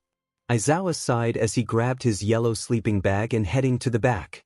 Hey Eraser, where have you been? Hisashi asked his friend. I should ask you too, why aren't you teaching? Hey, if the kids get a free day, so do we, Narumi told him. Fine, Aizawa said as he crawled into his sleeping bag. Wake me when they get to the big cats, Aizawa told them as he took a quick nap. Bonus chapter, Nana's dreamscape. As the class was watching the nature documentary, the diligent Nana decided to take a quick nap. While she was napping, she entered her own personal dreamscape, which was a large business office with an outside window view where she can see what was going on out in the real world. She was currently sitting at her desk with her feet up on top of it, looking out to see everyone still watching the documentary. Yori was sitting on Midoriya's lap and Toshi was in an arm wrestling match with Kirishima. Nana, you have a visitor, a voice for a small PA system on her desk called out to her. Thank you, send them in, Nana told them. The office door opened to reveal a tall, voluptuous woman who was in her black hero costume, which had a white cape on the back. Her hair was up in a spiky ponytail, She had sharp eyes and a mole underneath her mouth. Her name was Nana Shimura. Nana smiled at her. "Greetings, Big Nana." She got up from her chair and ran to her to give her a big huge. "Hey there, little Nana," Shimura said as she returned the hug. "Still causing mischief, I see." Nana stopped hugging her. "I wouldn't call it mischief, more of taking the opportunity to fix and prevent things from happening," Nana told her. "Anyway, where have you been?" she asked her. Shimura chuckled. "Well, I've just started to manifest over in Father now, so I'm probably not going to be seeing you for the time," Nana told her. "I see," Nana said as she looked out the window. "So have the others started to manifest or just you?" she asked. "Nah, it's just me. The other past user are still in your other sibling's head," Shimura told her. "But with the way you're helping your father train with OFA, it won't be long before we started speaking to him," Nana finished as she stood next to the smaller Nana looking out the window. "Big Nana," Nana asked, "was it okay for me to interrupt the course of the timeline and interfered with the stuff that was supposed to happen?" Nana said as she looked at Bakugou desks. Shimura chuckled. "Listen, kid, I don't know much about time travel and paradoxes, but you just wanted to help your father and his friends, so I don't see no wrong in the things you were doing," Big Nana told her as pulled little Nana's head to lean of her arm for comfort. "Thank you for that, Big Nana," she told her. "No worries, little Nana," she said as they watched the nature documentary together from inside Nana head. "But you might want to ease up of the pranks. Why would you say that?" Nana asked as outside they saw Mineta opening his desk but was met with a paint bomb that covered his face in green paint. Big Nana looked at her. "I'm not sorry," little Nana said as they both chuckled. "Welp, another chapter has ended and Bakugou got what he deserves. The chapter might be a bit clunky in the beginning, but you get what I'm trying to do. From this point on is going to be a U and a bit of manga spoilers, so I suggest to get caught up with the manga or just read at your own risk. Yeah, also I don't know for sure if Midoriya had Stockholm Syndrome or not, so I don't know for sure, so I just made it a minor case. How do y'all like Bakugou's punishment? Was a bit too much, too little, or was it good? And now Bakugou doesn't know the secret about OFA, and I know what you're thinking, what about everything else, like the second movie you made the first one canon and the recent chapters? Well, here's the thing, I don't believe the second movie is canon to actually story for the obvious reasons. I'm counting the second movie as those multiple Pokemon movies. The actual cast is there, but everything else is just movie stuff. But if you want, I could do the second movie special once this story is over. Also, for the reason why Nana and her other siblings can talk to the user is because in the future Midoriya completed OFA in my version, so when the kids were born with a bit of OFA in them, the past user transferred to their subconscious to help and talk to them. Think of it like 4 rooms connected to one big room in the middle where the past user can come and go as they please, but the Midoriyas can't leave their rooms. Himiko Toga, she felt refreshed stepping out of the hot long shower she took. It had been quite some time since Himiko had a proper bath to actually clean herself. Sure, the league did provide her with some hygiene products, but it was just a bar of soap, couple of wash rags and a dirty bathtub. The other girls, mostly Melissa, provided her with very good quality shampoo and body wash, as well as a couple of other clothes she could wear for the time being. Himiko stared at the clothes laid out of the bed. They were mostly lazy day clothes which consist of black gym shorts and a blue tank top. Himiko looked at the shirt and cast it aside and grabbed the shirt Izuku gave her and put it on along with the shorts. Himiko took a whiff of shirt and sighed happily. Still has his scent, she thought to herself as jumped back on the bed and rolled around in it. I can't believe I slept in the same bed not only with Izuku but Ochako as well. Himiko continued to roll around until her stomach growled a bit.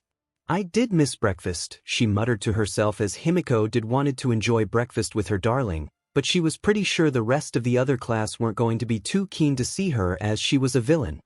Himiko got on the elevator and hit the down button. Once she got to the bottom, the doors opened and she saw Inko yelling and scolding at Bakugou with an angry expression on her face and tears in her eyes. Even Bakugou looked frightening at the short woman. And I want to stay away from my Izu. Inko finished telling him off. Bakugou looked down in shame as he walked away from her and headed up the stairs. He passed by Himiko, who was looking at him with a murderous look in her eyes. Bakugou returned the look and growled at her as he headed up. Himiko took notice of the strange HNDCFFS on wrist that didn't have anything connecting them together. I've seen those types of cuffs before, Himiko recognized them as those quirk restraint cuff they used on villains when she saw them get captured on the news. Himiko took notice of Inko with her hand on her heart trying to calm herself down. Himiko gave a light cough and it got the attention of Inko. "Oh hello Himiko, you finally came down," Inko said as she had a smile on her face. "I didn't see you at breakfast this morning. Are you hungry?" she asked the blonde who nodded. "Yeah," Himiko said. "Would you some pancakes?" Inko asked her. "There's still plenty of batter left," she told her. Himiko smiled. "Yes, I would like some." She went over to one of the tables to sit down as she watched Inko prep the food for her. The air smelled sweet and delicious from where she was cooking. Few minutes later, Inko walked over to Himiko with 2 plates of pancakes along with a bottle of syrup. "Here you go." She presented them to her as she sat down at the table. "Thank you," Himiko said as she poured enough syrup on the pancake and then picked up a fork and knife, cut herself a piece and took a bite. "So good." Himiko began wolf down the entire plate of pancakes. Inko smiled. "Are they really that good?" she asked. Himiko tried to speak but her faces was stuffed so she quickly chewed and swallowed it. "Yeah, it's just that I'm used to eating my food fast since I was constantly on the run," she told her. "I see," Inko said as she took a small bit of her breakfast. "How long have you been on your own?" Himiko looked down and poked a piece of a pancake. "It's been a year I think," she told her. "I see," Inko said as she looked at sad expression of the young girl. "Poor thing," she thought. "You know, if you haven't decided on what you want to do, you are welcoming to come stay with me and 𝗧𝗂𝗧𝗏." "Really?" Himiko looked at her with a surprise. "Of course," Inko told her. "Sure, we would have to discuss a bit about your past, but eventually you'll be a part of the family," she told her. Himiko took another bite of her pancake. "Thank you," she said as they made small talk. Class 1A. The class was now walking through the halls of UA heading to the lunchroom after spending majority of the first half of their school day watching a bunch of animal documentaries. "Man can't believe that jellyfish survived that long without a brain," Kaminari said. "Which probably means there's still hope for you, 𝗵𝗃𝗄𝐻 teased him, which he responded with an, "Hey, you know you mock him for being at the bottom of the class in grades, but he was able to get into this school which has a low acceptance rate," Nana told them. "Hey yeah, I was able to get in so Kaminari pointed his finger at 𝗓𝗂𝐻𝗄. "Even Nana can recognize my intelligence," he proudly stated. "But not smart enough to focus on your schoolwork than being a playful flirt," Nana told him as an arrow struck Kaminari. "That was cold," he said as comic tears trailed down his eyes. "Midoriya, please get your kid," he pleaded. "I would, but I'm kinda busy at the moment," Midoriya chuckled as Yori was sitting on his shoulders and messing with his hair. "Fluffy, fluffy, so fluffy," Yori sang as she messed with his hair. "Hey, let me get a feel," Ochako said as she joined in the song with Yori. Midoriya blushed at Uraraka touching his hair. "Ah, that's so precious," Toru said as she recorded them on her phone. "I know, right," Mina said as she watched the two. "But tell me, Midoriya, how is yours so fluffy? It looks way more softer than mine. It's unfair," she asked. "I don't know, I think it's genetic," Midoriya responded, trying to ignore the blush in his face. Mina had her hand on her chin. She pondered as she looked to Toshi. "Genetic, Mina thought as she creeped up on the young boy with a sinister smile. "Surprised hair touch," she yelled, startling him, and immediately started ruffling his hair. "Hey, stop that," Toshi cried out as he didn't like people to messing with his hair, well, except a certain someone. "I don't like when people touch my hair." "Wow, it really is soft," Mina continued to mess up his hair. "Hey, let me get a feel," Kirishima said as he touched Toshi's hair. "Wow, it really is soft. Could you not?" Toshi muttered. He was becoming annoyed. He was about to use his quirk on them, but they heard a very annoying voice tone. Well, if it isn't the infamous Class 1, Monoma said in a mocking tone, leaning up against. "I guess y'all are too good to show up to the second semester orientation," he told them as his class walked by. "Oh man, I forgot we had orientation today," Sato said as turned to Nana, who shrugged her shoulders. "Whoops," she said, "but like Mr. Aizawa, you all are trying to be heroes, so it's pointless to attend things like that." They all turned to see a very angry Aoi coming up towards them, followed by Melissa trying to calm her down and a not caring 𝗏𝗧𝗵𝗏. "Hi Aoi," Yori called out to her big sister as she walked past her and her father to Nana. "Hello dear sister, I see that you enjoyed the orientation," Nana asked her, but was met with Aoi hair trying to jab at her, but Nana effortlessly dodged every single one of them. Like hell I did, Aoi said in a grumpy tone. It was so boring out there standing out in listening to 𝗵𝗔𝗂𝗁 go on about the new semester and the dorm situation. She continued to try and jab Nana but eventually gave up as she kept dodging them. Minoma noticed the 3 extra kids that extremely looked like Midoriya, but he chose to ignore and continue mocking his rival class.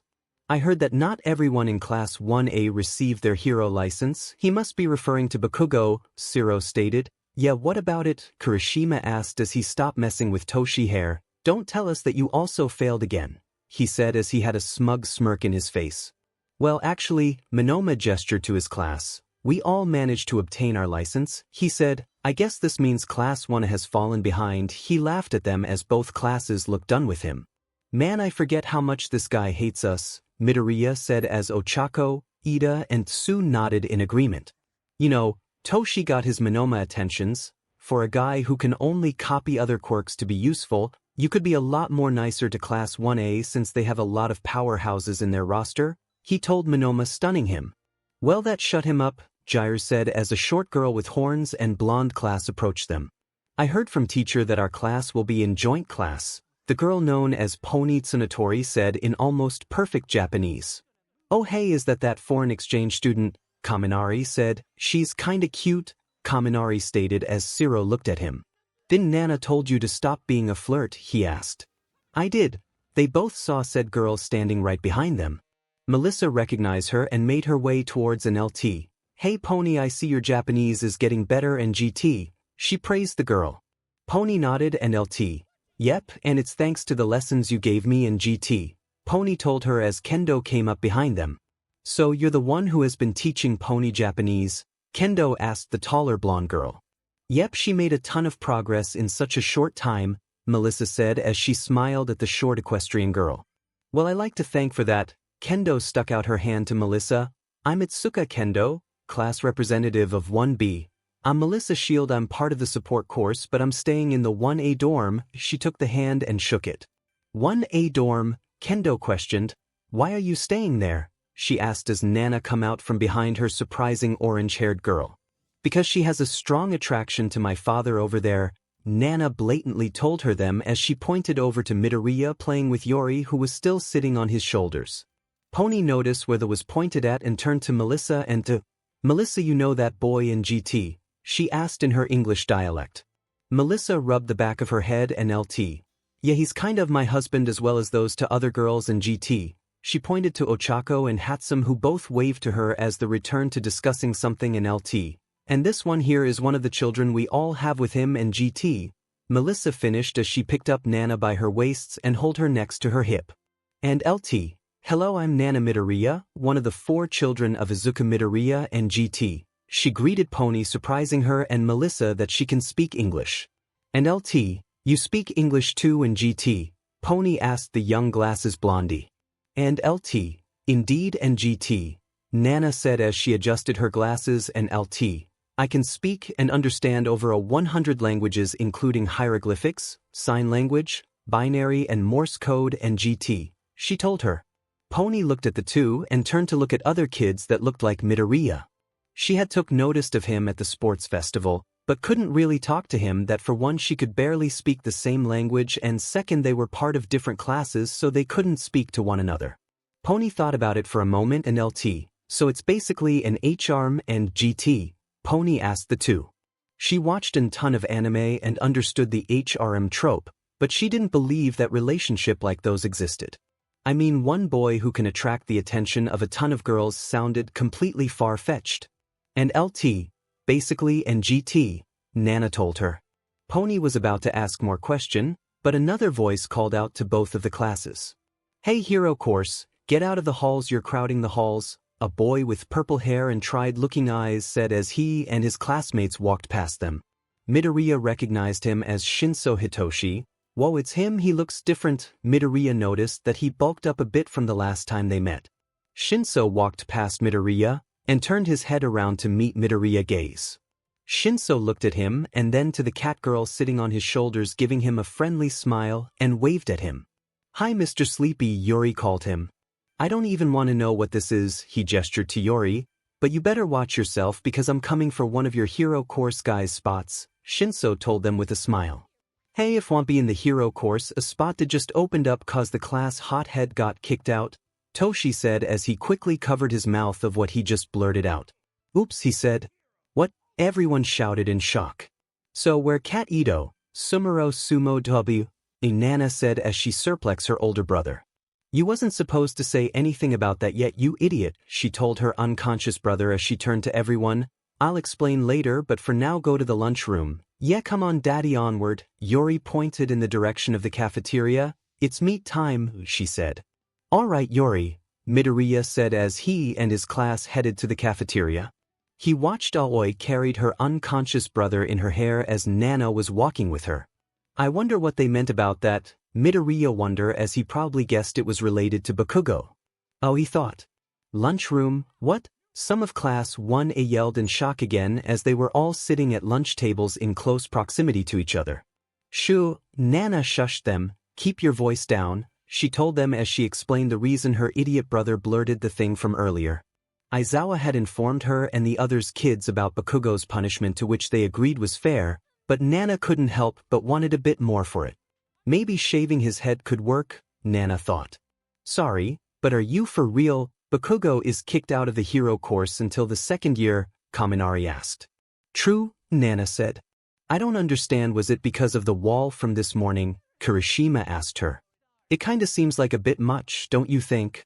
Oh, you poor guy. If you actually knew the whole story, then would you view Bakugo the same as ever? Nana thought as she stared as Kirishima. I wouldn't try to pry on it as you weren't there to see it. Oh, come on, spill the tea, Mina asked her. Yeah, why, there's got to be more to it, Kaminari stated as they tried to get her to speak. Midoriya and his friends watched them from a different table. He kinda felt bad on what her Bakugo punishment was. Hey Midoriya, are you okay? Ida asked him as he noticed his friend's look was over to other table. Are you worried about Bakugo? Yeah, kinda of, Midoriya told him.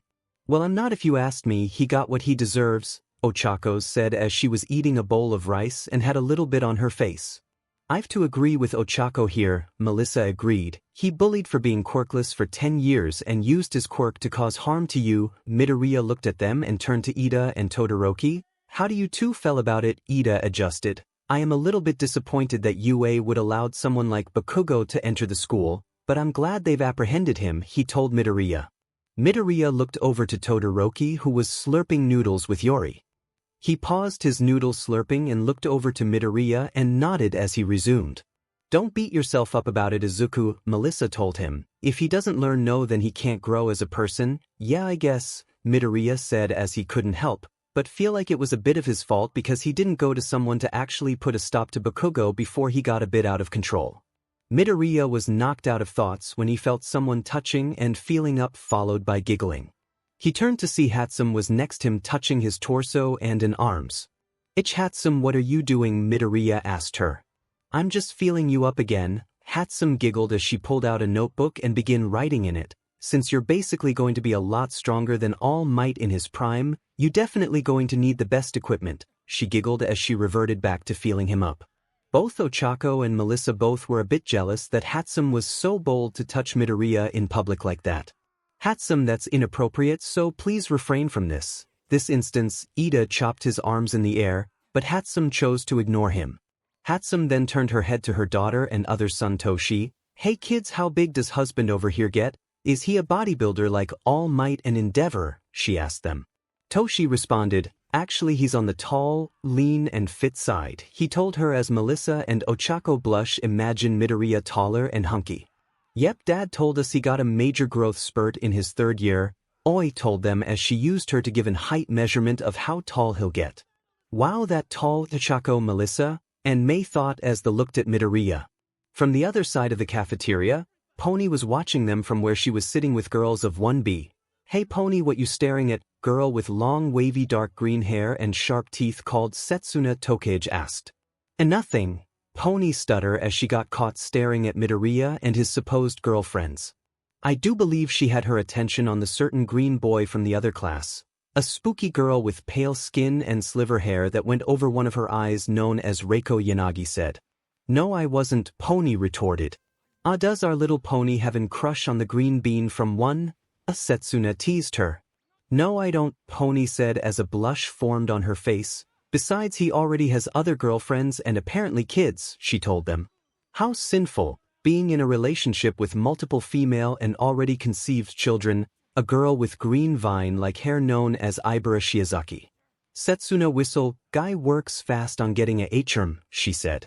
Don't worry, Pony, we all approved you should go for it. Speak for yourself, Ibara said as she took a bite of her salad. Pony looked over to her big sister of Class 1B Kendo. What do you think? Well, from the looks of it, Midoriya looks like a good guy, so I see nothing wrong with getting to know him a bit better, Kendo told her as Pony continued to look over to Midoriya. Yeah, getting to know him better, Pony thought to herself. I'm sorry for the late chapter, one had to rewrite it a lot of times, and also with my college and the new chapters of the manga have been keeping occupied, so yeah, Himiko and Inko bonding time, and now Pony Tsunatori has taken interest in Midoriya. Why I chose her out of the girls in 1B I have no idea. Training gym. Yori cheered as she was being pulled through the air like a kite as Midnight pulled her through the air with her 𝗕𝗶𝗍. She had asked her other mother to float her for a bit and Ochako agreed to it. Faster please, she asked. Midnight gave a small smirk. Sure thing, sweetie, she told her as she tugged on the 𝗕𝗶𝗍. Midnight was put in charge of watching the class during the hero training via Aizawa, saying, "Watch them, I'm going to lounge in the lounge." Midnights looked throughout the gym, noticing the students doing various activities. Nana and Toshi were with most of the class doing some form of a workout routine with a small radio announcing what to do, which involved raising their arms up and down, squats, and stretches. Ida was running around the gym and Todoroki was off in a corner practicing with his ice and fire side. Ochako and Midoriya were practicing floating in the air. So like this, Midoriya asked her as he tried to get balance in the air. Yeah, you're doing fine, Ochako told him. Toshi has suggested to his parents earlier about trying to move around in the air. When Midoriya asked why, Toshi flinched and rubbed the back of his head and came up with a lie without trying to reveal anything for the time being. Well, you and Mom always do hero team-ups, so it makes sense, he told them, which they believed. Oh, Midoriya said as he somehow turned himself upside down. Ochako giggled at him. I can't believe that the successor of All Might is having trouble floating in the air, she giggled at him. Midoriya blushed as he tried to fix himself up, but failed. Hey, you've been doing this a lot longer than I have, Izuku said as struggled to fix himself up. Ochako continued to look at Izuku and floating down to him. Do you need help, Deku? She giggled. Izuku looked up at her. Yeah, I think so, he said, but he got an idea. Wait, let me try something. He pointed his finger downwards to the floor. Izuku charged a bit of OFA into his finger, one for all full cowling 1%. He flicked his finger, smash. He called out as he blasted himself up straight to the ceiling. Ochako was blown back a bit and was in awe as she saw her husband be launched upwards. Deku, are you okay? She asked him. Yeah, I'm fine, he told her as he pushed his body of the ceiling and floated back down next to her. Well, that's one way to move around, Izuku said to himself as he to Ochako. Thanks for helping me with this. No problem, she said. Besides, you helped me so much I thought I would return the favor, Ochako said as she looked like she had something on her mind. Hey Ochako, what's up? Izuku said as he stared at her. She poked her index fingers together. Well, I was wondering if you wouldn't mind helping me train my quirk with me, she asked him. Izuku stared at her. Really, me? He pointed to himself. Of course, me and the other girls may have took a look at your notebooks, she said, so I was wondering if you could help me with it. Midoriya smiled and his eyes shined with excitement. Of course, I have many ideas, he said as somehow winded upside down, but was lost in another muttering spree. Ochako watched the expression on Deku's face as it light up with joy as he talked about her quirk. She remembered one before the exam where she took a quick pick at herself in one of those quirk notebooks while everyone else was asleep. He really does like quirks, she thought as she noticed Yori above them waving to them below. Ochako waved back and got a cheeky idea as she looked over to Deku, still muttering. She floated slowly towards him and gently pushed him upwards as he was still unaware of his surroundings. Izuku slowly floated upwards towards Yori. She managed to catch him as she was pushed up a bit, but she was still tethered to Midnight, who didn't let go. Look, Ms. Midnight, I caught my daddy, she yelled out as Midoriya became aware of where he was. Midnight smirked as she looked at the two. Looks like I caught myself a man with a adorable little girl, she said to herself. Huh, Midoriya said as he looked back down to see Ochako waving at him with a smile.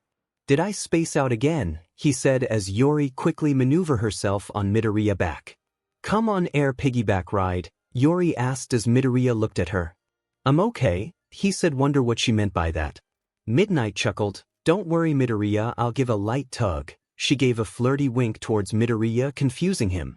Toshi and Nana, the workout routine music was playing along as the two and the rest of the class were moving to the beat of it. Aw man, I thought this was supposed to be a free day, Ashido whined. Students get free days, but heroes must always be vigilant, Toshi told them as he picked up weights laying at his sides and lifted up and down. Nana also activated her gauntlets and lifted up and down along with Toshi, but she had a bored expression and stared at the radio on the ground in front of them. There's nothing wrong with a light workout, Kirishima told them. Yeah, but I'm not the type to hit the gym every day, Kaminari told him, sweating a bit. If guys want, I could amplify your guys' gravity again. Toshi turned his head behind him to face the group as they grimaced at the thought. No, I'm good, Ojiro said as he didn't want to feel like being crushed by a 2-ton truck. Same here, Jiraiya told him.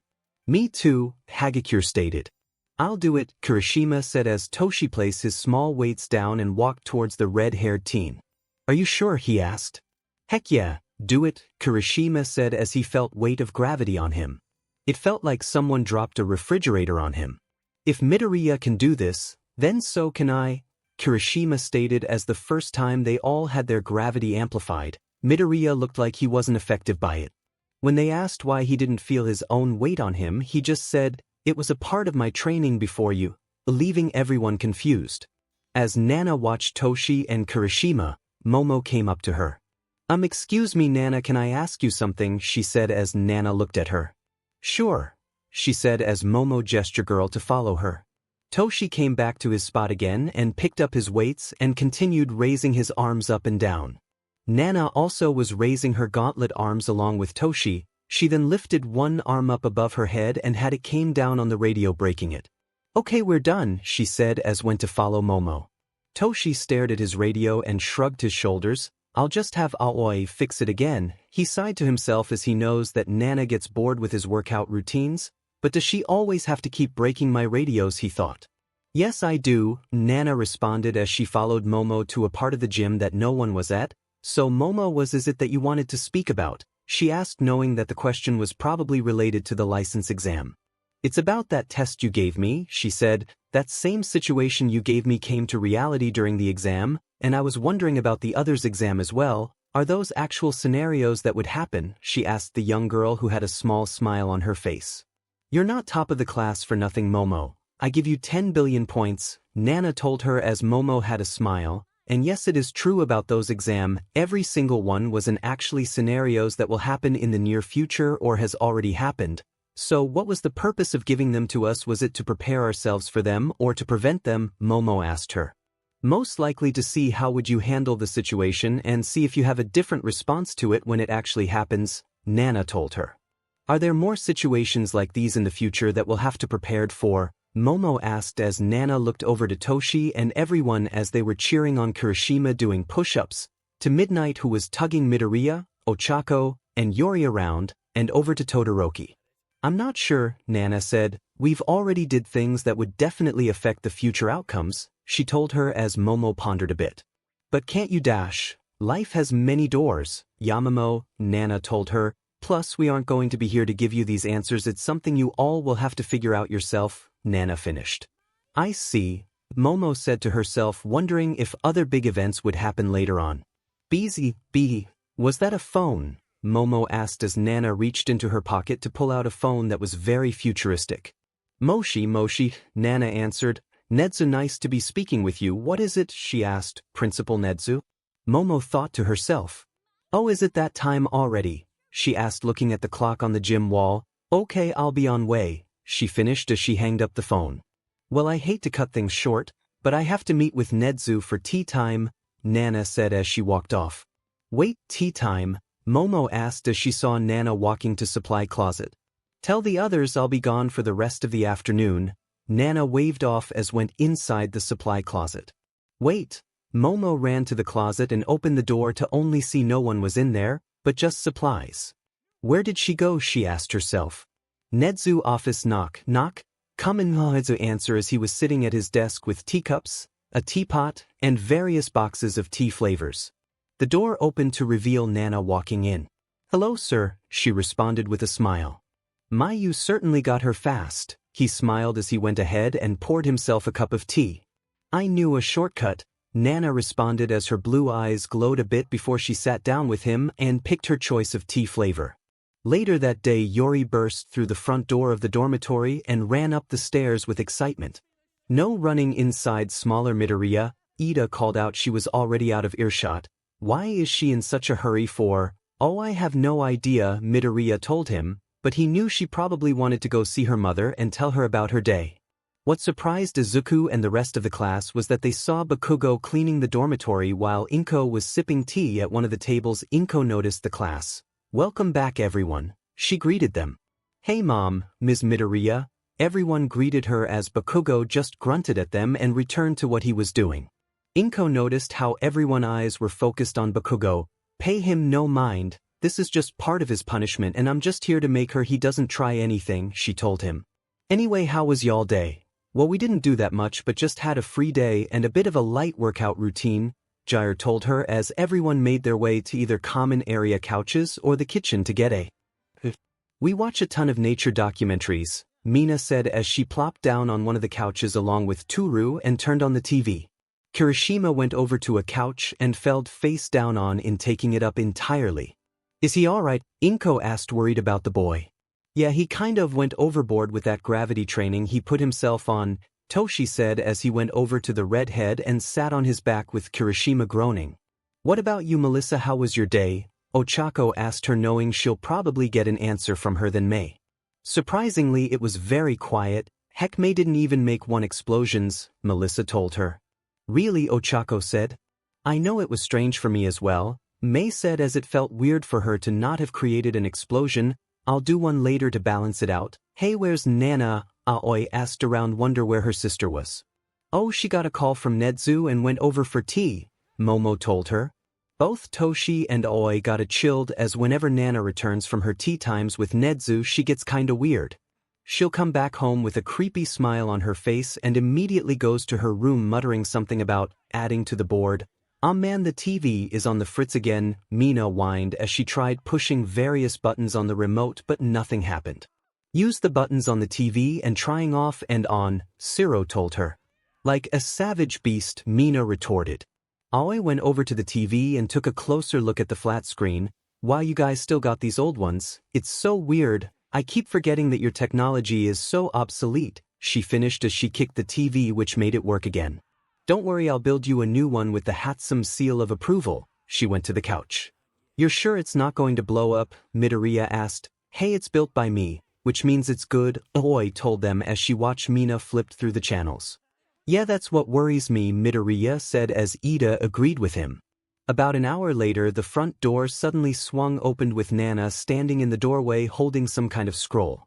She looked around and saw everyone in the common area except for Yori and Himiko, but it was to be expected. Hey Nana, how was your time with 𝗫𝗠? Ochako asked. Momo told us you were with for the rest of the afternoon. It was splendid, she said as she walked over to the center of the common room. Toshi and Aoi got real nervous of what she was about to do.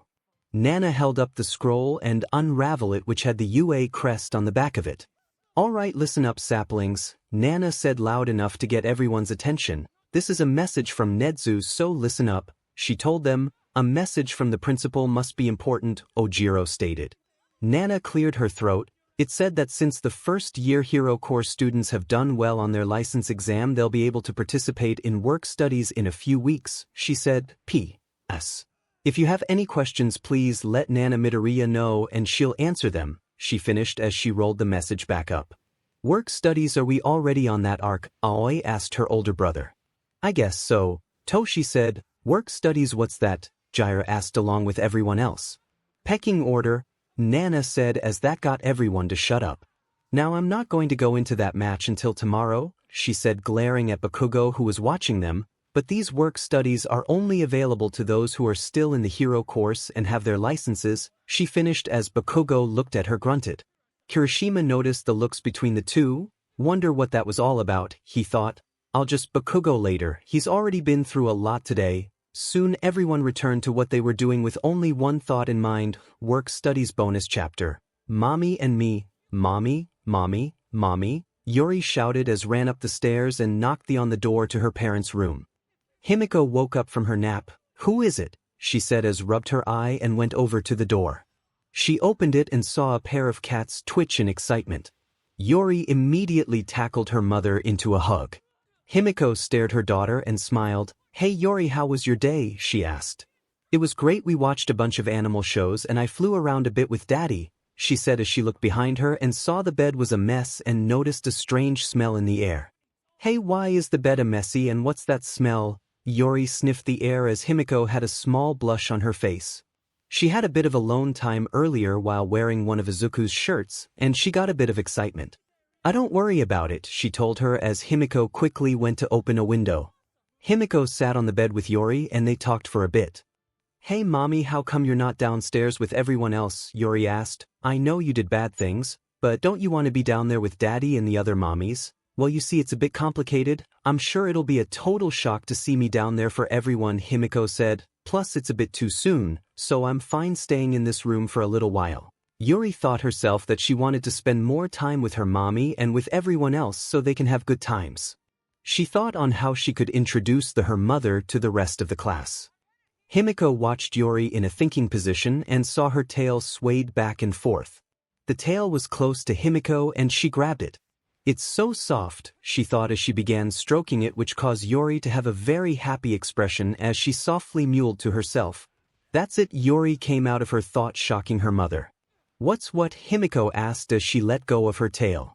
I have an idea. Don't worry mommy, I'll save you from this bedroom, Yori told her as she began jumping on the bed in joy as Himiko watched her with some amusement and decided to join in on the bed jumping.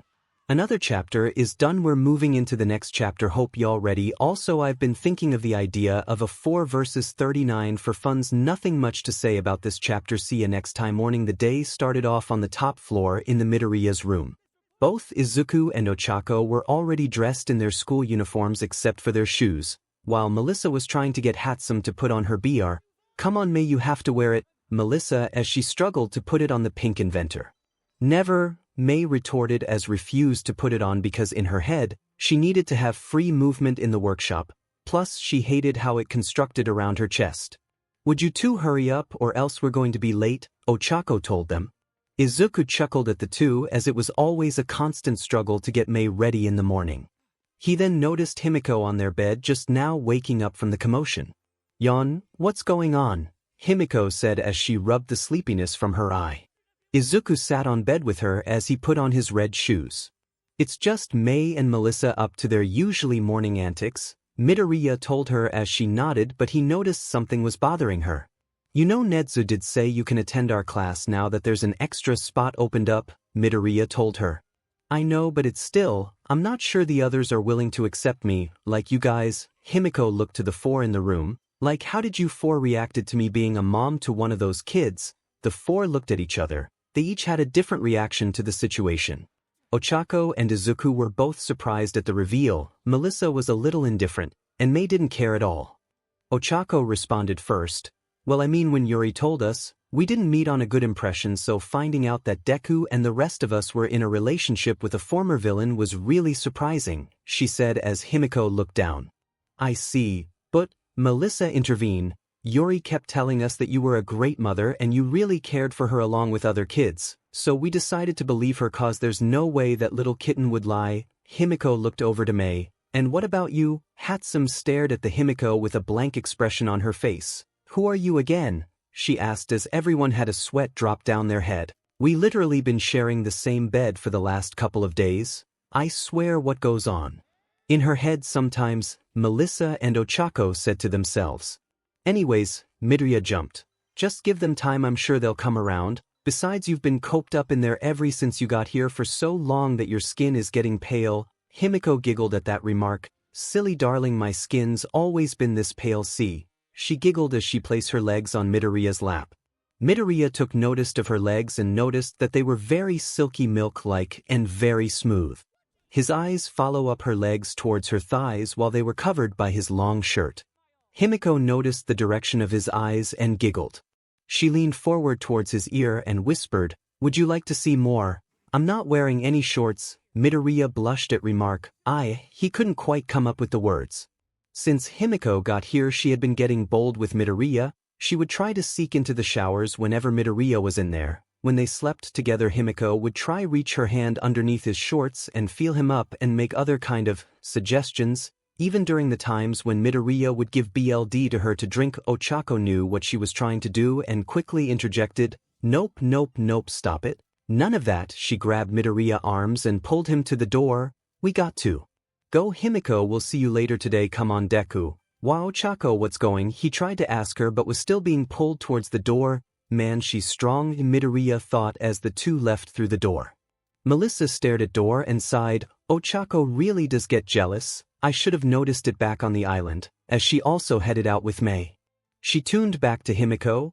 "Oh, Midoriya forgot to tell you this, but some detective is coming by today to ask you questions," she finished as the door closed. Himiko watched as they left, leaving her in the room by herself. She laid back down and sprawled out her arms. She pulled out the little vial of BLD she kept and stared at it. She offered to give back to Midoriya one night, but he told her to keep it and said it was just a single drop of BLD. If she wasn't assigned to go retrieve this vial, would she have ever got napped and brought to UA? Probably not. Shigaraki and others must be upset with me not returning by now, she thought to herself. With the league, where's Toga? She should have been back here by now. Shigaraki asked his league members had they heard from the girl. "Have you all heard anything from her?" "I haven't heard anything," Spinner told him as he was comforting a fake crying twice. "My Toga, she's gone. Who cares? Yandere aren't my type." "Neither have I," Mr. Compress said along with Magna, who was very worried about her. Dabi shrugged as he could care less about what happened to her.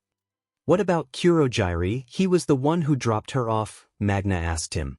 "He didn't see her at the pickup point," Shigaraki told him as he remembered Kurojiiri had reported to him that Toga didn't show up, so likely she probably was found out and captured by the heroes.